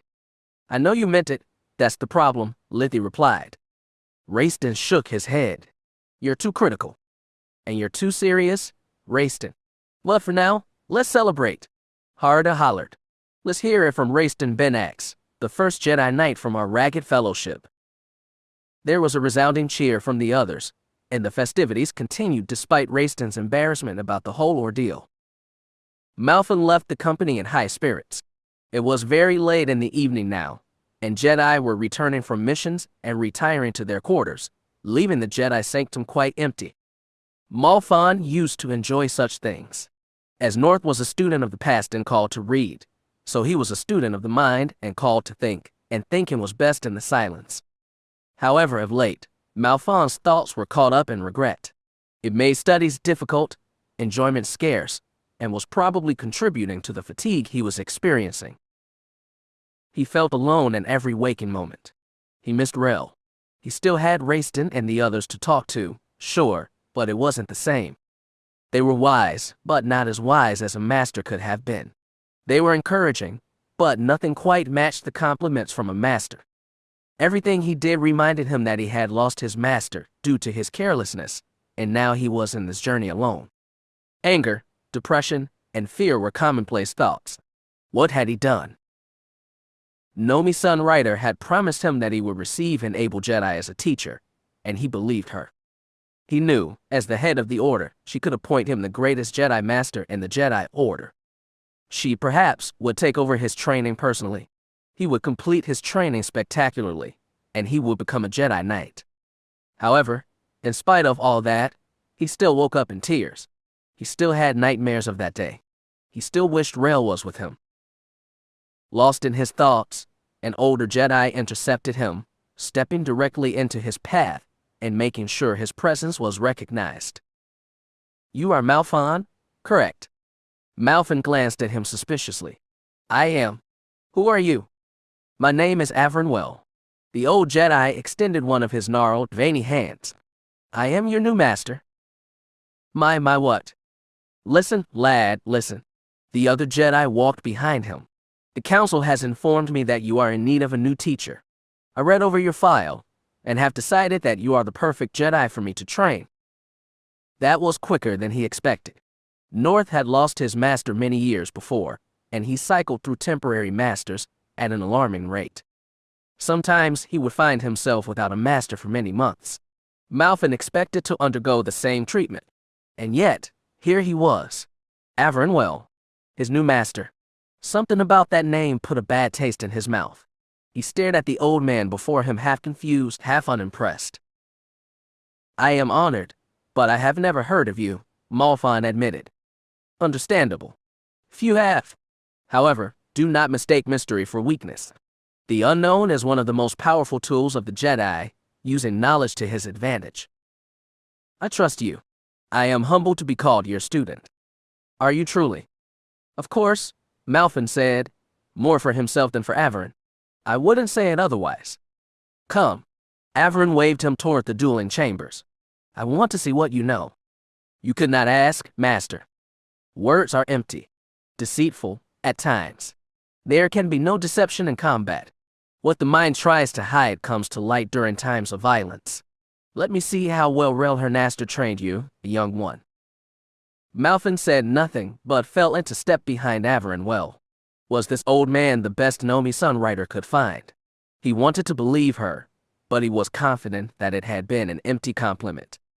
This man was far older than any Jedi he had ever seen, and he looked like he was living out his last years. Did Master Sunrider expect him to endure the death of two masters? His new master seemed weak. His gray eyes were rheumy and clouded, as though permanently blinded by age, and the skin on his face was so thin he could have been a cadaver. Prominent and dark veins traced thick lines across his flesh. Hunched over and wearing robes Malfin had never seen, Avron looked truly anachronistic. Are you confused, Malfin? Malfin shook his head. About what, Master? The old Jedi chuckled. Your thoughts betray you. You suspect that I am not the best teacher, or even a good teacher for you. I thought no such thing, Master. I am honored. Words. Like I said, we can shape words as we please. The mind does not lie. I apologize, Master. I meant no offense. Avron merely nodded. He said nothing to his new Padawan as they entered the room and bid Malfin enter. Activating the lights in the training room, the old Jedi placed his overcoat on the floor just outside the boundaries of the dueling circle. To Malfin's surprise, he had an athletic build in spite of his age, in complete contrast to his earlier thin appearance. Grabbing the lightsaber from his belt, Averin activated the lightsaber on his belt and revealed the night-colorless silver blade. "Come then, let me see who you are." Malfin smiled. He knew that he couldn't underestimate the power of a Jedi, any Jedi, no matter how old they were. Wisdom came with age and experience, and he was lacking in both. Averin was no doubt more powerful than Malfin could even realize. He would be cautious. Taking his own lightsaber and Rel's weapon from his belt, he activated both of their blades in a basic flourish, and held them at his waist. Averin said nothing, but he waved his lightsaber around him to invite his Padawan to continue. Malfin moved forward in an instant, using the Force to close the distance between himself and his master in the blink of an eye. His blue and green blades slammed into the soul silver one, sending sparks flying into the ground. Dancing around the old man with all the speed he could muster, Malfin aimed at common weak points: wrists, thighs, waist, neck. However, no matter how he tried to strike at the old Jedi, he could not penetrate his defenses. Averin's single blade was holding back both of his. The thought angered Malfin more than it should have. Averin said nothing, but his face seemed to reveal disappointment. It was as though he knew Malfin should have been better than this. No matter how perfect Malfin's cuts, how quick his parries, or how elegant his slashes were, they were missing something. It was as though he lacked the most fundamental aspect of lightsaber combat, and he was utterly incapable of understanding it at all. The look on the old man's face was one of abject hopelessness. His Padawan was failing his expectations, and there was no way he could recover from this failure. The more Malfin considered it, the angrier he became. This was his best. Rel, Raiston, Lithi, and others had trained him to this point. He had practiced on his own and mimicked the best qualities of other duelists. As a Padawan, no more could be demanded of him. And yet, Averin well demanded more. What did he want? Malfin could not become any better like this. This was his potential. As a Jedi learner, he had learned from the best. Was the best not enough? One of his lightsabers escaped his grip as Averin slashed at his left wrist. The attack had been so quick, he had not even had a chance to defend against it. Battering against the old Jedi's defenses with one lightsaber, Malfin tried his best to recover. However, he had no chance. With two lightsabers, he had been disappointing. With one, he was an absolute disgrace. Averin's face said that and more, and it was not long before Malfin's arm had been grazed just below the elbow, and he lost his other lightsaber as well. "I see," Averin muttered, deactivating his lightsaber. "You are skilled." "Master, I'm sorry," Malfin bowed low. "I didn't mean I am better than that. Let me try again." Averin shook his head. "That is enough for now. I have seen all I need to see. Tell me, who else trained you?" "Trained me, Master?" "Yes. Your ability does not wholly reflect Rel Hernister's skill. Not entirely. You have the vestiges of others in your form. Who else taught you to fight?" "I learned from many Jedi, Master," Malfin replied, confused by the question.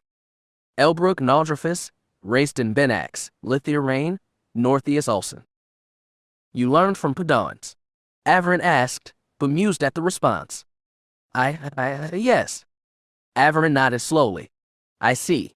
That will be all for now, young one." Malfin bit his lip. He wanted to defend himself further, but he was unwilling to argue with his new master. Taking his lightsabers and nursing his light burns with his hands, Malfin left Averin well in the training room and left without a word. "They what?" Harder asked. Lithi nodded slowly. "The council wants my master and me to travel to Arcajeth's Praxium on Arcania. I am to complete my training there, and then attend to missions in the frontier. And I am to be sent to Atrath. What are they thinking?" Alnera wondered aloud. "They are good academies, but none of them can match the facilities here on Coruscant," Harder noted. You've both proved yourself able Jedi.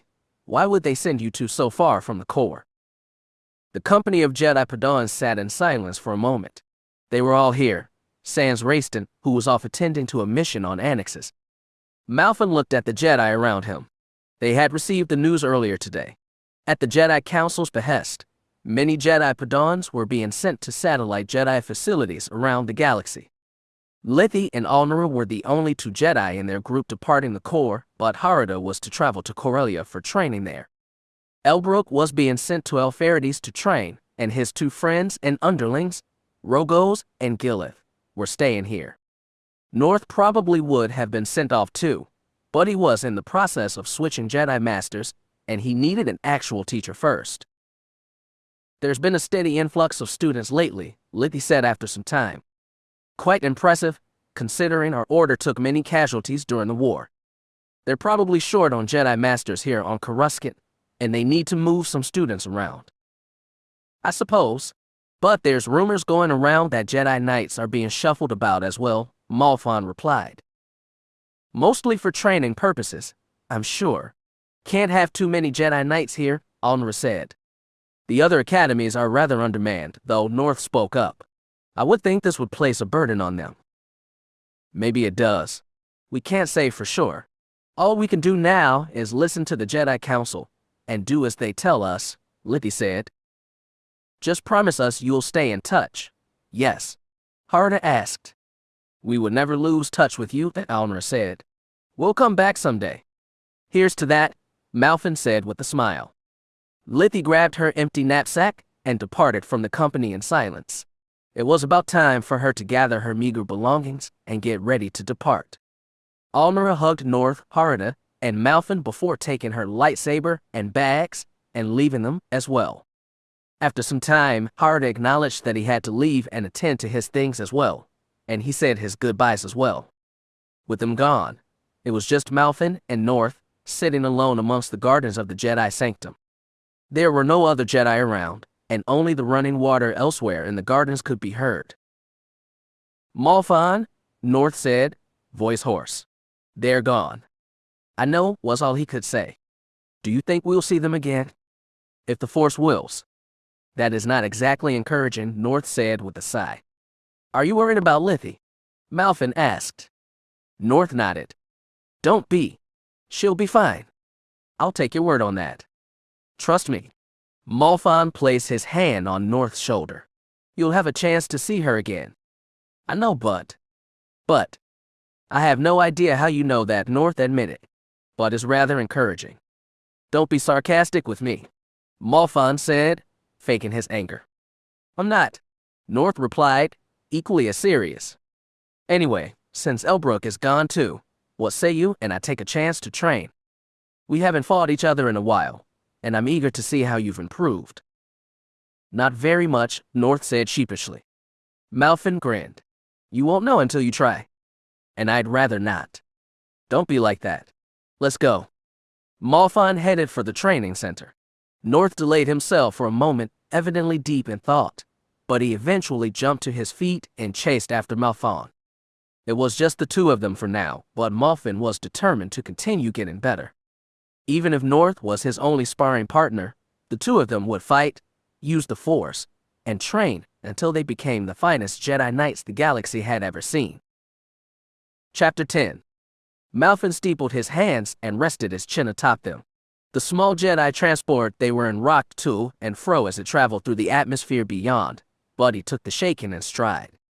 The young Jedi had learned much since that mission to save the passengers aboard the Anointed Heart, nearly 10 years ago. And of the many lessons, he realized just how little spaceflight bothered him. Their vessel could have been involved in a vicious dogfight, and he would have paid it no mind. Such was his confidence in the preserving power of the Force. At 25, Malfon was still a Padawan, but he was no longer the young Jedi. He was under Rel Hernister's care. The features in his face were more stolid now, but even behind the short beard he wore, and the creases he was developing, he could not hide the youthful vigor still present. His dark hair was longer than it had been, nearly passing the edges of his cloak's collar and entirely covering his ears. On more than one occasion, He had been mistaken for a vagrant, but such a mistake was quickly remedied by his noticeable Jedi apparel and otherwise noble demeanor. On the other hand, Averinwell looked no different than the day he and Malfin had met. The younger of the pair often joked about how surprised he was to see that Averin was still alive to train him, much to the Jedi Master's chagrin. In fact, Malfin had no idea how old Averin was, and he never dared ask, but the old Jedi seemed to be well over 100 standard years. Even the oldest members of the Jedi Council seemed foolish teenagers by comparison. Everything about Averinwell at Malfin. He only hoped to achieve the same caliber and strength when he was so old. "Are you prepared, Malfin?" Averin sat across from his Padawan. "We sit down in 5 minutes." "I am well rested and have my lightsaber, Master," Malfin replied, "but my stomach rumbles. Perhaps we could stop for a bite to eat before we begin." The old Jedi sighed to himself. "No jokes today, Malfin. This is most urgent." When his master died, Celsus Jan warned the council that raider attacks were becoming more and more frequent along the frontier, but his warnings were unheeded, as hazards often are. Now, a village here will pay the price. What happened? What is happening? His master corrected. A small village on this distant world is under attack by numerous raiders. The settlers here have no contact with the outside world, nor were they prepared for such an attack. It is by the will of the Force that the Jedi Council detected the raiders' malice and sent us here when they did. Has the attack started? Indeed. The moment we land, we will be engaged in battle. Are you prepared, Malfin? I was born ready. The ship rocked more violently than before. A sharp hissing noise was heard coming from beneath the ship's deck, but the two Jedi paid it no mind. A few rounds of laser fire were traded in the distance before everything around them was silent again. We took a few hits, the co-pilot drawled. Should be able to maintain altitude, but we can't promise nothing. It may be better if you two made an emergency drop. Here we go, Malfin said. After you. The rear doors of the transport opened slowly, but at the speed their transport was traveling and their distance above the ground, the wind rushed inside the ship and whipped around them in a frenzy. Their long cloaks and loose-fitting robes were thrown about, making it difficult to see at times. However, what Malfin did see caused him to pause. This was chaos on a scale like he had never seen. The entire village beneath them, from the respectable towers made of stone to the smaller houses made of wood, was alight. Smoke rose up in vast columns, staining the sky an inky black and blotting out the sun in the distance. A few smaller ships, no doubt manned by raiders, soared through the collage of reds and grays, but they were more eager to shoot down innocents in the streets than fire on a single Jedi transport. Far below them, streets had been torn apart, shattered by bombs and torn up by vicious machines. Signs were vandalized, trees and greenery were burning with the homes around them, and debris littered the whole area. In the madness, armored warriors wandered through the streets. Something about them looked familiar, as though objects of a mortifying nightmare that Malfin had experienced many times. With flat, opaque visors that reflected the fire colors around them and armor that was clearly designed for brutal warfare, these raiders became something more than mortal to the villagers they chased. With hooked cleavers, massive axes, and accurate blaster weapons, these raiders became fear itself. Not a single villager was safe. Blood stained the streets below, and limbs from the dead were visible even in the mess caused by the raiding force. Killing did not appease them. Only destruction on such a catastrophic scale could possibly curb their violence. The very thought made Malfin retch. Screams could be heard in the distance, but only barely. The crackling of fire and the roars of the raiders deafened the two Jedi to almost all else. Malfin felt his skin burn from the heat. Smoke welled up in his nostrils, and his eyes watered as they passed over houses falling to the ground. There was familiarity to this scene, something about the pandemonium he witnessed in the village below that tore apart his peace at the seams. Rage screamed within his chest, begging to be unleashed on the sadistic raiders below. Every Jedi teaching he knew scrambled to provide him with mental fortitude, but it wasn't enough.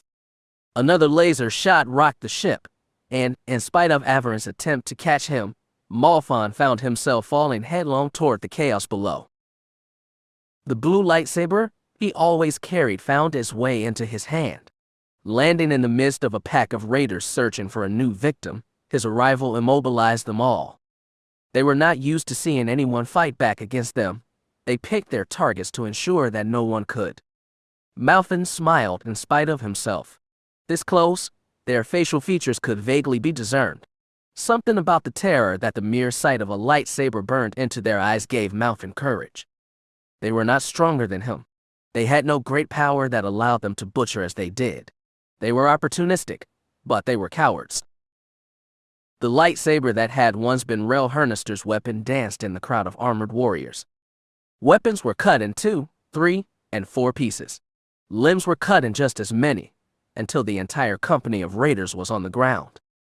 Each one was chopped up, defenseless, and incapable of complex movement. Not dead, perhaps, but living on would be a painful endeavor. Without stopping to hide the violence, Malphon moved on into another crowd of raiders. And then another.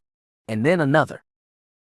His lightsaber traveled through the thick smoke and burning flames of the villages, incapacitating entire groups of these raiding creatures and saving several villagers in the process. Some of them, the older men and women especially, thanked him in tears. Others were too speechless to comprehend what had happened. Still others ran, fearing that Malphon would turn his blade on them. Theirs was an understandable fear, and one that snapped Malphon out of rage-induced brutality. What was he doing? Why was he being violent for violence's sake? Collecting himself as he traveled between raiders and survivors, Malphon did his best to efficiently and quickly end the threat that the enemy posed without causing unnecessary harm. It was some time before Malphon ran into Averin on the battlefield. The older Jedi did not have his lightsaber drawn, but he was as vigilant as his Padawan. No raider would catch him unaware, and he would leap into action should the moment decide it. As the two approached at what was once likely a busy intersection near the center of town, the two Jedi spotted a young woman being pursued by several quicker raiders, all of them armed with heavy melee weapons. Malphon dashed toward her and her pursuers, but Averin grabbed hold of his arm and held him back. "Hold, Malphon! Hold! That woman is going to die!" Malphon shouted. "Let me go, Master. She's already dead. So many in this place are already dead, Malphon. And yet, they still cling to life. There is so little hope for any of them. They are caught in a limbo, no better dead than alive." To emphasize his point, the woman was caught by the raiders. The blades of several dozen armored foes, each practically feral from the bloodlust, fell upon her. They were merciless. In mere seconds, she was nothing more than dark blood and torn pieces of flesh on the streets. Malphon allowed himself to look away, fearing that he would cry for the raiders' latest victim. "How can you say that?" he said in a harsh whisper. "I've already saved so many, Master, and they are escaping this place now. But to live after such atrocity, is such a thing worth it? Wives without husbands, husbands without wives, and children without parents. Friends lost friends, families with no homes, and all material belongings destroyed. A village ransacked and memories etched with terror. Is that living, Malphon?" "What are you saying, Master? That no one here ought to live through this tragedy." "That is precisely what I'm saying. All dead in the end, but some clinging to the last breaths of life. Let their fates be one, may they be united in death, and let theirs be an example to the Jedi and the galaxy why we cannot let these raiders continue this madness." "No, Malphon. Their lives are their own. Let them decide what to do with it. The raiders control their destinies now. No, I will save them." He wrenched himself away from his master's grip. In an instant, his lightsaber severed the hands of several of the dead woman's attackers. A cacophony of growls rose up from among them, but most of them were too ecstatic from their recent kill to care. Their lives were inconsequential in comparison to the euphoria killing brought to them. Malphon hacked away at their legs, their thighs, and their shoulders until their mangled bodies were lying around the woman they had killed. Some of them still reveled in the death they had wrought, daring to cheer and gloat in their native tongue. Malphon turned from them, but Averin approached, lightsaber in hand. And you don't even relieve them of the misery you bring. Avern's silver blade cut across the necks of several raiders, allowing them to relish in their masochism as essentially rewarding their efforts. You ought to put them down like the animals they are. They live to reflect and to ponder, Malphon countered. Pain is a powerful deterrent. Not when pleasure and pain are so intricately linked. These savages mingle the two. There is no differentiation in their feeble minds. You are wasting your time. Arguing here, yes. I have to go save others. Disregarding his master's shouts, Malphon charged forth into the fiery chaos around him. The armored foes he sought were less in number now, and more spread out. There were fewer villagers as well. Some of the raiders had begun killing their own just to appease their madness.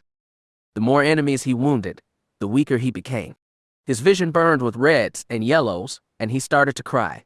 No matter how hard he tried to stop, whether from the burning smoke or from passion, he had no idea. Gasping, his chest ached, and his breathing was more labored with every step he took.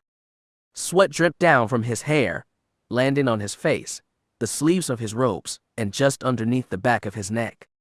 He could still hear the screams of the helpless, but there were less of them now. So many dead.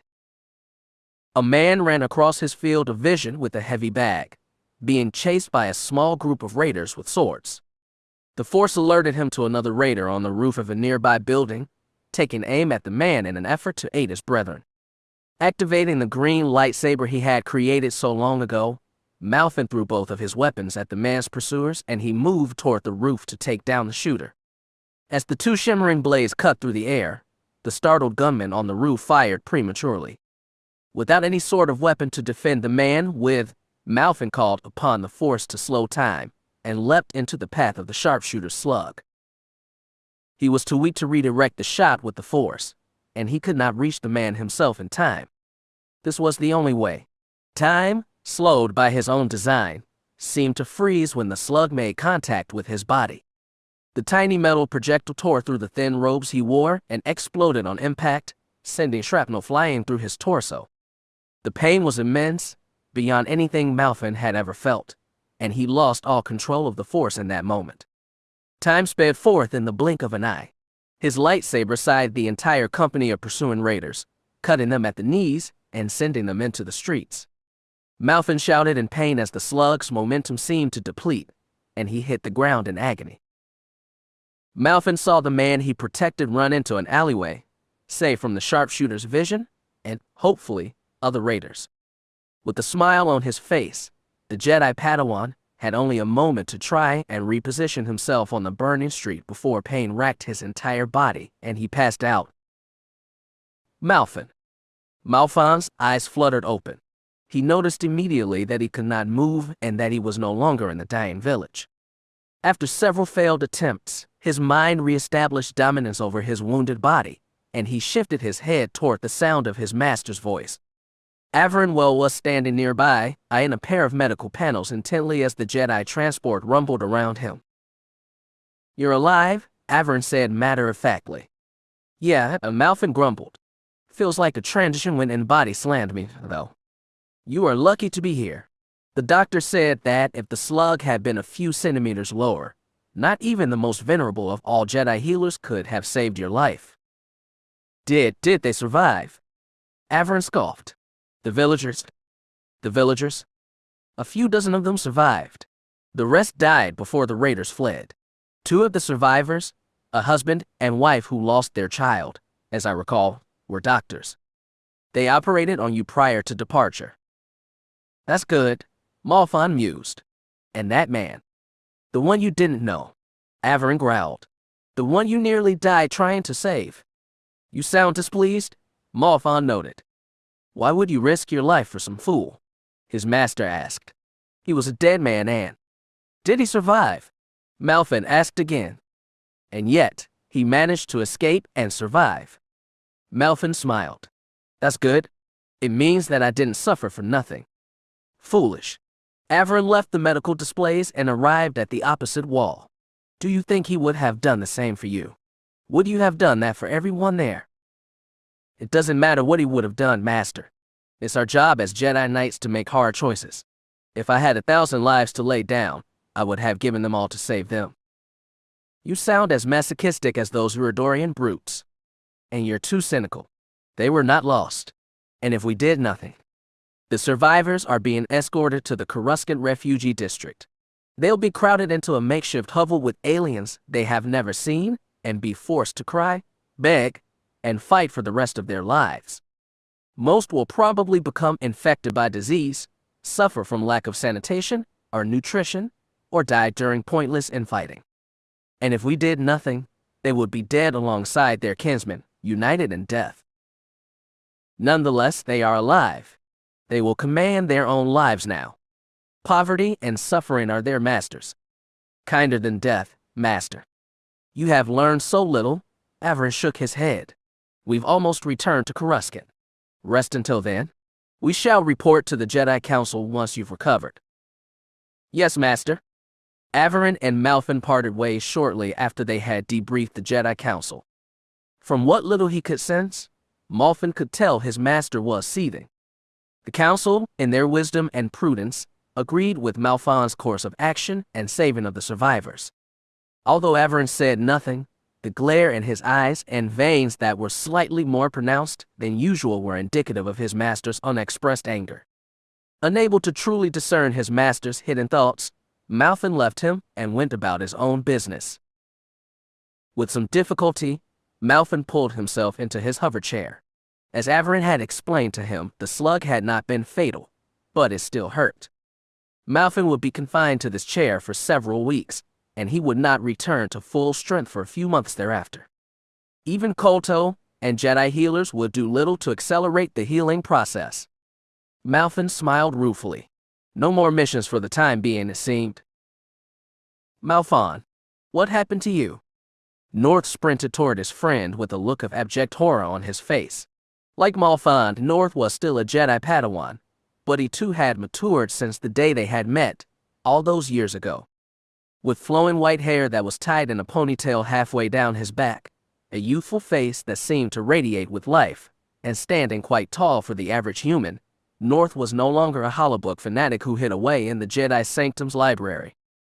Granted, he still enjoyed studying alone than he did spending time with others, much to the disappointment of the older female Padawans in their midst. At the rate he learned, Malfin was convinced Northeus Olsen would become a better Jedi than he one day. Me, I was lonely. Malfin paused dramatically, waving his arms about, and a slug took a liking to me. You're in a hover chair, and you're making jokes. North was fuming. Damn it, Malfin, what happened? Like I said, seriously, I had to jump between a gunman and his target. My lightsabers were preoccupied, you see, and the target would have died had I not intervened. You couldn't have pushed him out of the way. The older Padawan flashed a roguish grin. Nope, not showy enough. Malfin, I was trying my best to guide my lightsabers through the air toward his pursuers. I was exhausted.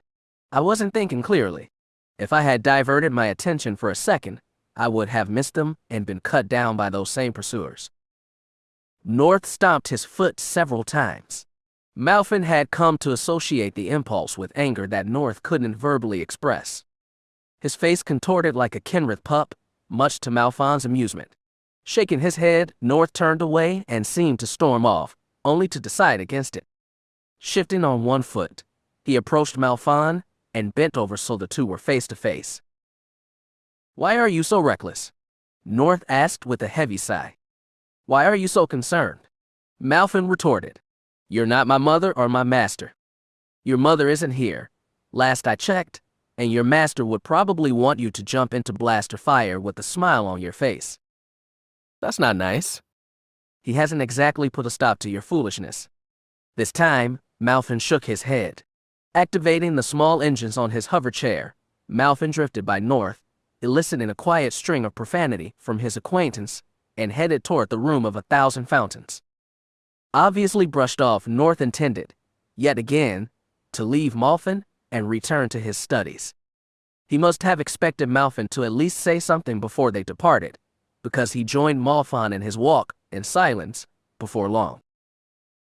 You worry too much, Malfin said after some time. Don't you trust in the Force? Of course I do, North replied evenly. I just don't trust in your judgment. My master does. You should too. I just wish you could complete one mission without giving me reason to worry. That's up to you, isn't it? In a way, I suppose. Malfon. North. The two Jedi Padawans sensed Raistin Banax before they heard him. Turning around, they saw the Jedi Knight waving to them from a hallway near the sparring center. Malfin smiled. Raistin's arrival postponed their discussion for the time being. Without a word, Malfin and North moved to join him, with Malfin taking a bit more time due to the awkward controls of his hover chair.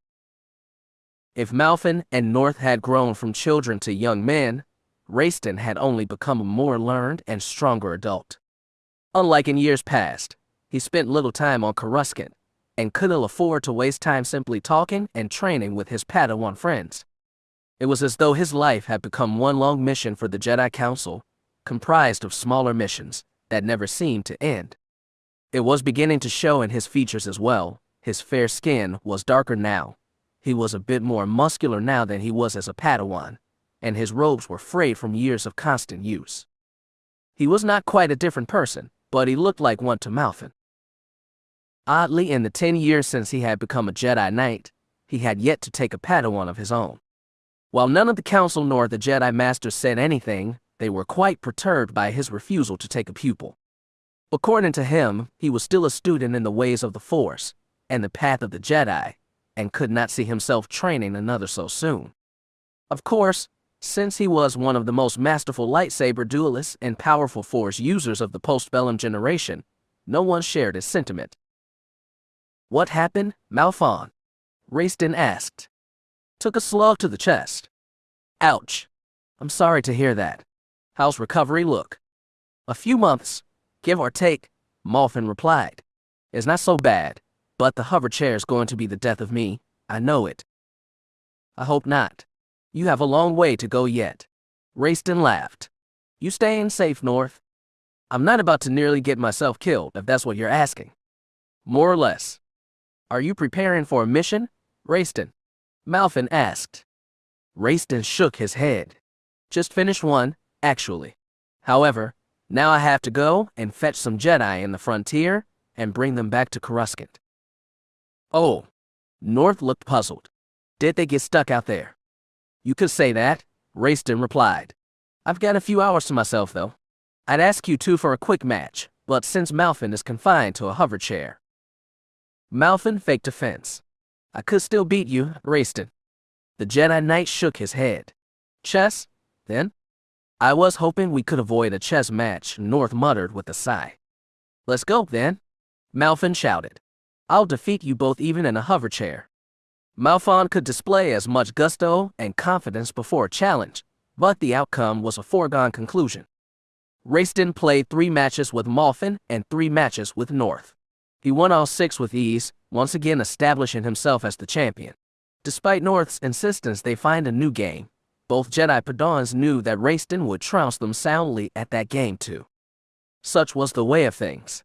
Raistin was the best, and no one could argue against that. Since his days fighting Elbrook and his companions in the Jedi Sanctum as a youngling, Malfin had an impetuous spirit. He wanted to become better, and better than those he faced, if only to improve his own skill and satisfy his desire for perfection. However, he had no qualms being in the shadow of a Jedi Knight as skilled as Raistin was, nor did he find shame in losing to him.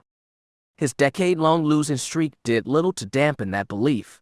He could not best him, but then, neither could anyone else, and he was content with his own abilities for now. Raistin departed after their matches, bidding farewell to the 2 Jedi Padawans and Coruscant. North was in poor spirits after losing to Raistin, so he said goodbye to Malfin and went into his chamber to study.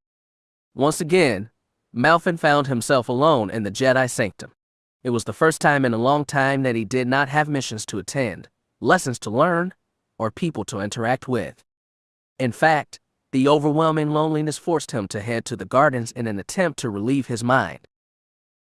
Floating into the interior gardens, Malfin was surprised to see the Jedi Kriya sitting amid the flowers, meditating and altogether closed off from distractions. Her lightsaber was floating in front of her, and there were small bits of grass, petals, and leaves encircling it in a double helix. Malfin was hesitant to disturb her, but he had not seen her for some time, and his curiosity got the better of him. Redirecting his hover chair, Malfin floated toward the older Jedi as quietly as he was able. "Malfin, was it?" she mused as he approached. He nodded. "It is a pleasure to see you again, Master Kreia." "Likewise." Kreia levitated in the air until she was about level with Malfin's body while it was in the hovering chair. "Tell me, what brings you to this place?" "I wanted to clear my head. I had nothing to do, and I thought the Force would speak to me here," Malfin explained. "Indeed, the Force flows through all things, but there is something mysterious about the natural. Many sentients find it permeates a sense of peace missing from our own creations." "Would you be among those sentients?" Malfin asked. She grinned thinly. "So it seems." Malfin smiled as well. "Would you mind if I joined you?" "Not at all." Malfin set down his hover chair and scrambled off his rather uncomfortable seat. Using his legs as little as he could, he practically clawed his way to the river's bank near Kreia and positioned himself in a meditative stance. Malfin flushed red at his ungraceful actions, but if Kreia found his methods awkward or painful to watch, she made no such indication. Once he was in place, Kreia bowed her head and continued her meditation. "I must thank you," she said, half conscious. "What for?" Malfin asked, levitating above the ground with the Force. "For teaching me the ability to manipulate a non-sentient mind. It has been useful in my travels." "Has it? I'm glad. Let me return the favor to you, Padawan." "I'd be honored." Kreia's voice could no longer be heard, but her words seemed to seep into his mind. She entered into a deep meditative trance, but their minds were linked in such a way where they would be able to communicate. Taking a quick breath, Malfin faded into a meditative state and listened for the instructions Kreia gave. "Extend your senses, feel the Force around you, and let me teach you how to master control of the body and its functions until you are immune to whatever seeks to harm you. Expel toxins from your lungs. Remove poison from your blood. Release adrenaline for vigilance. Render yourself comatose to appear dead. These abilities and more I give to you, and I hope one day they will save you as your talent saved me." Chapter 11. Malfin arose early the next day. He had no recollection of how he had reached his quarters, but it was not out of the question that he had traveled here after his meditation with Kreia had concluded. Shaking away his confusion, he attended to his studies as quickly as possible. Reading the latest medical journals and reports from Coruscant's rising neurological specialists, as he was apt to do, Malfin sighed at the lack of new information. He made it a habit to delve into scientific literature whenever he could, but there was so little development in the field. Cybernetics, astronautics, KOTOR research, and medicinal development were in high demand after the war, and those fields blossomed while others tended to stagnate by comparison. Truly a shame. Using his hover chair to navigate through the empty halls of the Jedi Sanctum, Malfin reached one of the many balconies on the upper levels, and used his mental powers to coerce and persuade morning avians. After spending several years mastering his control over simple-minded insectoids and other invertebrate, Malfin had moved on to larger species. Avians populated Coruscant in large numbers, so Malfin was content to test his skills with them. He guided hungry-looking specimens to food sources when he could, aided others in avoiding aerial traffic, and helped a few sickly-looking flyers mate by giving them the strength to fight off larger ones. It was only after Coruscant's bright star rose over the cityscape did Malfin even consider stopping. By then, the yellow-tailed summerbirds and thransil had departed for other feeding grounds and traffic increased dramatically, forcing him inside to avoid the noise. He tried to do simple lightsaber velocities, but his body quickly protested. Confined as he was, he made do with simple stretches and forced practice. He was so caught up in his schedule, as he often was, that he forgot to eat. Unfortunately for his stomach, breakfast came several hours later, well into his training regimen, and he was quite grateful to sit down for his meal at around 1100. Malfin, is that you?" Malfin turned from scraping scales from his small portion of Drika and saw Elbrook Naldrifis walking toward him. Behind him were Gilith, Ragus, and a particularly attractive white-skinned humanoid female practically hanging from Elbrook's arm. It had been nearly 6 years since he had seen Elbrook and his companions, and he would have been happy to go at least 6 more. Forcing a smile, Malfin turned his hoverchair and, with a heavy heart, left his food to go cold. Elbrook Naldrifis. What do I owe the pleasure? By the Force, you look terrible, Malfon. Elbrook bellowed. Did you break your legs when you failed your knighthood examination? Charming as ever, Malfin grumbled. With as much cordiality as he could muster, Malfin bid hello to Gilith, Ragus, and their female companion. According to Elbrook, her name was Rehimerev, and she was a Nagai. Malfin had never heard of them, and evidently she lived far enough from Coruscant that Elbrook had to show her around. Once the pleasantries were dispensed, Elbrook decried the lengthy introductions and sat himself across from Malfin. Gilith and Ragus were quick to join him, and Rehi practically sat on Elbrook's lap, only to be scolded by him. Much to her disappointment, she found herself a seat next to him. Malfin sighed drearily and returned to his meal. What brings you here, Elbrook? Last I heard, you were tending to pirates in the colonies, Malfin muttered between bites of fish. So I was, but the pirates eventually moved on, seeing as they couldn't compete with the Jedi Knight of my caliber, and so the 3 of us were called back to Coruscant for a new assignment. Pity, Malfin thought. He had very much enjoyed how quiet it had been around the Jedi Sanctum. It was little surprise to him that Elbrook changed very little in these years. Of all the people he knew, Elbrook would probably remain locked in his childish mindset for the remainder of his time as a Jedi, however long that was. And of course, Gilith and Ragus would be at his side, cheering them on every step of the way. And you, Malfon, keeping busy? Elbrook asked. Malfin gave him a curious glance. I suppose. My master and I saved some villagers from a party of raiders a few days ago. That's why I'm beat up right now. I can't think of any other noteworthy missions. I'm afraid. Oh, come. Don't be so modest. Elbrook urged him. I'm sure it's been plenty interesting. In its own way. We can't all compete with you, Elbrook. No one can, Gilith intoned. He's the best, Rogos agreed. I'd hesitate to say that, Elbrook interrupted. Anyway, now that I'm back, I want to accompany you on a mission, Malfin.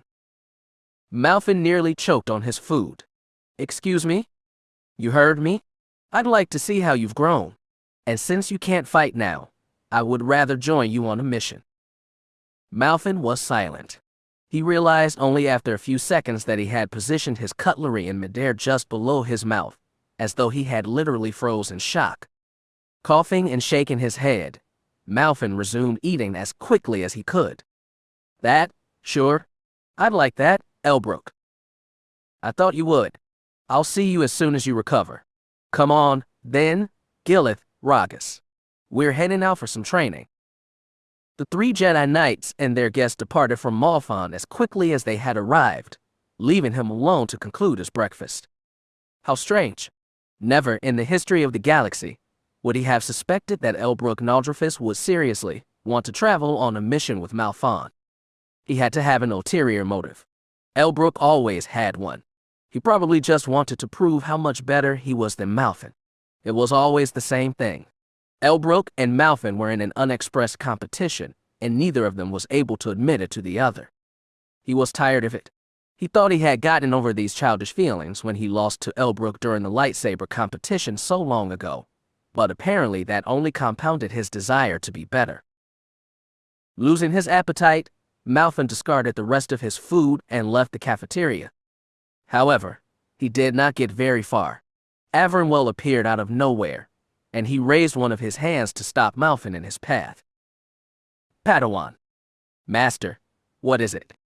You were speaking with Elbrook Naldrifis just then, were you not? Yes? Avern said nothing, but he bid Malfon to follow him. The Jedi Padawan tried to question his master, but the old Jedi was gone so quickly that he didn't even get a chance. Reactivating his hover chair, Malfin did his best to keep pace with his master. The two Jedi snaked their way through the sanctum, avoiding traveling Jedi and large groups of visitors. Malfin occasionally caught up to his master and tried to question him, but the old Jedi was not forthcoming with answers. Realizing that he would have to wait, Malfin finished the trip in silence.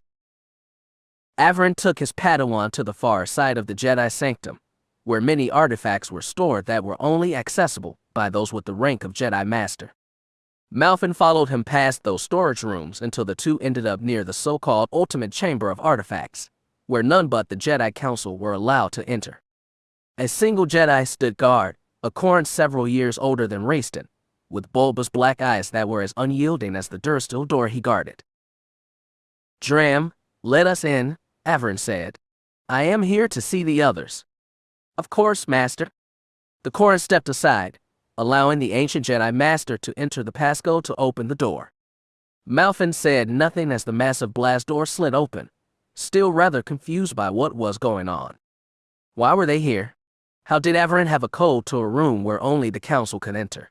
He glanced at the Corran, expecting some sort of nonverbal assistance, but the Jedi Knight's blank expression was altogether unhelpful. Once the door was open, Averin wordlessly commanded Malfin to follow him in, and he did so without question. Malfin let out a slight gasp when he realized that there were other Jedi inside. Young, old, male, female, of all species and ranks, there were nearly 100 Jedi seated in this rather small room. Malfin even thought he saw a member of the Jedi Council, a Selkith named Qual, seated near the back of the room nearby a large computer terminal. However, he recognized few others, especially because most of them were Jedi Masters. "Malfin, I present to you the Jedi Covenant." The Jedi Padawan continued to stare. He had always expected the most mysterious of the Jedi's artifact chambers to hold dark secrets, fabulous wealth, or indecipherable mysteries. There was none of that here. Only Jedi. Then, all at once, every set of eyes in the entire room was focused on him, Malfin the Jedi, in his hover chair next to Averin Well. The Jedi Covenant. What was that? He had heard of no such thing, but there were so many of them, and they were all gathered here, as if they were waiting for something to happen. No, waiting for someone to get here. "Master Well, who is this?" a stocky human male asked. "This is Malfin, my Padawan. He is here because he is in need of your aid." "Has he come to join our ranks?" the Selkith counselor asked. "Perhaps." Averin turned to his slack-jawed apprentice. "Malfin, do you recognize what this is?" He shook his head. "This is the Jedi Covenant. Every Jedi in this room has formed an oath to protect the Jedi Order from the threat of the dark side at any and all cost. Our founder, Krindadrai, realized that only by dedicating all of our energies, foresight, and knowledge could we hope to detect and end a new dark side threat before it begins." "But why meet here?" Malfin found himself asking. He hears a most startling revelation, and that is his first question. A female rodent-like Jedi asked. He is either incredibly sharp or terribly dull-witted. "Why not here?" Averin retorted. "This place is the most forbidden place on all of Coruscant. None but the strongest Jedi may meet here. When Master Qual joined our ranks, he so dutifully opened this place for meeting. None may disturb us here, so we are free to pursue the dark side without oversight from anyone." "Even the Council?" Malfin gasped. "Even the Council? But, why? Why all this secrecy? Why so many? What is the point of it, Master?" The Jedi Order and his Council failed to stop the Jedi Knight Exar Kun and his followers from starting a war that devastated thousands of star systems. We are still fighting those who remain, pockets of resistance throughout the known galaxy. Master Drai saw this, and she realized that secrecy is our most potent weapon against the darkness. Other Jedi, as you can see, have come to realize this. There are more Jedi than you can imagine on our side. We have become so numerous that we have divided ourselves into watch circles, each deigned with a particular task. This is Watch Circle Dominus, led by me. Malfin shook his head. "You, Master?" "Yes. I founded this watch circle, and all of these Jedi before you yield to me." "Master, I. Do you still doubt?" Averin shook his head. Come, let us demonstrate our power. Malfin shivered at the sight of so many Jedi rising in unison. It was almost as though their minds were controlled by some greater entity, and they had no independence to speak of. Extending their hands, every Jedi Padawan, Knight, and Master before them allowed a burst of white light to fill their palms. The radiance of all their power was too much to endure, and Malfon shielded his eyes as Averin looked on. A warm mist seemed to wash over Malfon as he turned away, and he felt vigor and strength return to his body. The force began flowing through him at a feverish pace, and his mind's alacrity was noticed immediately. One by one, the force dissipated from their hands, and then they all sat back down. Rise, Averin ordered. Malfon eyed his master suspiciously. He felt stronger, yes, and he thought he had enough strength to wrestle a gang of Gamorreans and win, but he was not about to risk permanent injury by getting out of his hover chair. He shook his head. His master was crazy, as were the Jedi in this place. The best Jedi healers in the Jedi Sanctum had told him not to stand or walk, lest he aggravate his wound. There was no way these Jedi were wiser or more powerful than they. Get up. Walk. Malfin frowned. One leg, and then another found its way to the ground. There was no pain. None at all. Twisting his torso and hopping, Malfin realized that every trace of his wound was gone. Impossible, he thought. It was not possible. It was some sort of trick. The Jedi healers. The Jedi healers told you to wait 2 or 3 months, didn't they? Averin asked, staring forward at nothing in particular. Did you think their power could compete with nearly 50 Jedi fully dedicated and strengthened by the light side of the Force? Master, you will say nothing of this place, the Jedi Covenant, nor its members to anyone. Should you do so, we will be forced to send you away from Coruscant and anyone you could possibly harm. Do you understand? Malfin nodded. Very good. Then we are done here. Take your hover chair. You have lessons to attend to. Malfin stood alone in the old city of Coruscant. Using the newfound strength that had been provided to him by the Jedi Watch Circle, he had ascended the grand archway that Rel Hernister's father had built before he died. He visited here on occasion, although his trips had been sporadic of late. When he needed to clear his thoughts and the Jedi Sanctum was too busy, this was the place to do it. It was quiet here, and it reminded him of times long gone. This was a perfect place. Standing at the apex of the arch, Malfon could see for kilometers in all directions. The winds whipped across his face and through his hair, under his sleeves and around his robes. Distracted as he was, he hardly noticed the blue sky of Coruscant fade into an evening mix of oranges, yellows, and pinks. Averin Well was part of a cabal within the Jedi Order. Not only that, there were multitudes of Jedi involved in it. Jedi from the Council, young Jedi, powerful Jedi. They were acting independently from the Jedi Council, and that was dangerous. Their methods and motives were quite similar to the Jedi Order as a whole, for now. All of them desired to see the end of the dark side and bring about a lasting peace to the galaxy. However, could they be trusted? Why the secrecy? Malfin could not shake the feeling he had that there was danger in the Jedi Covenant, but he could do nothing to stop it.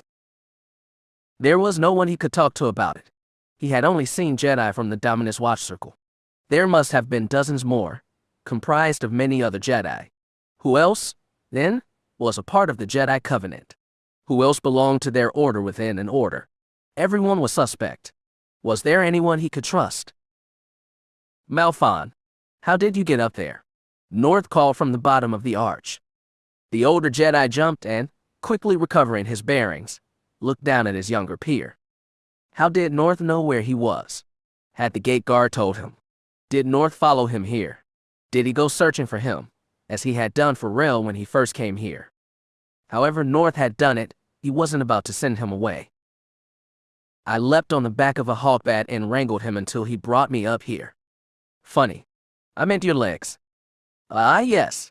Quick recovery. I see. Mind if I come up? Not at all.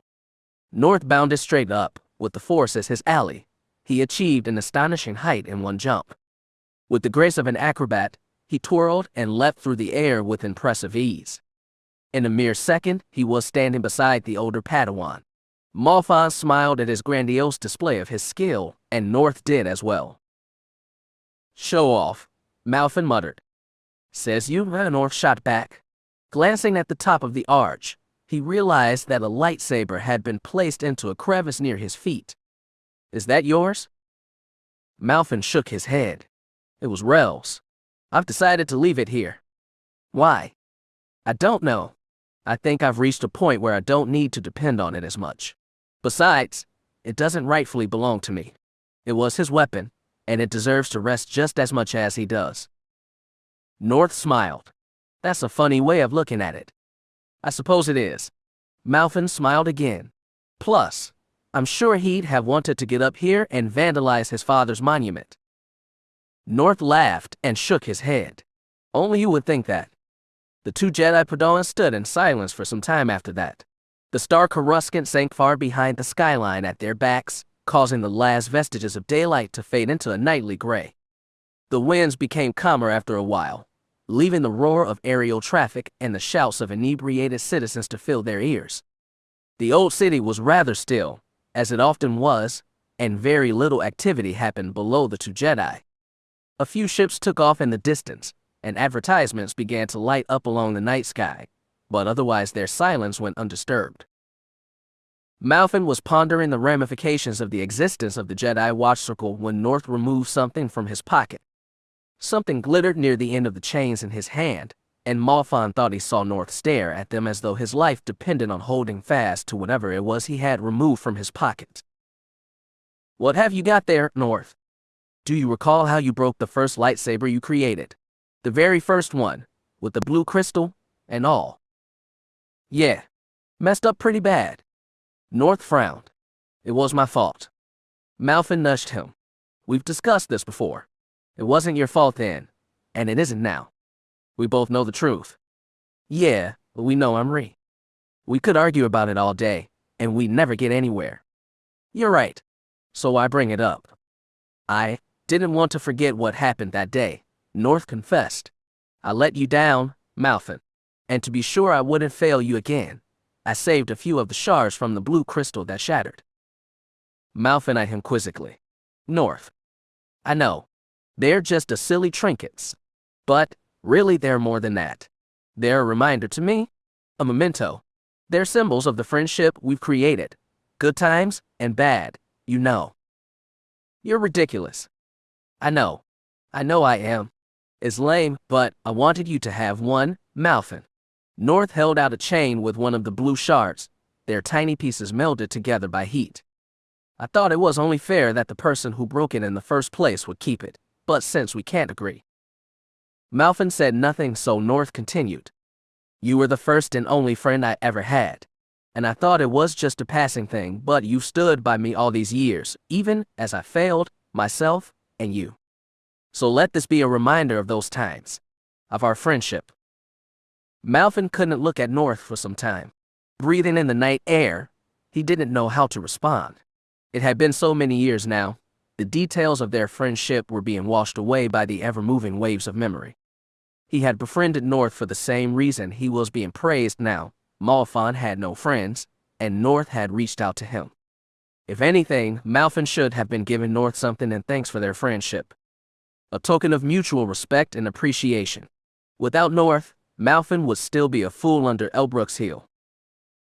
North seemed to sense Malfon's thoughts, and he extended his hand again. Malfon smiled. Whatever these things represented to North, he appreciated the gesture.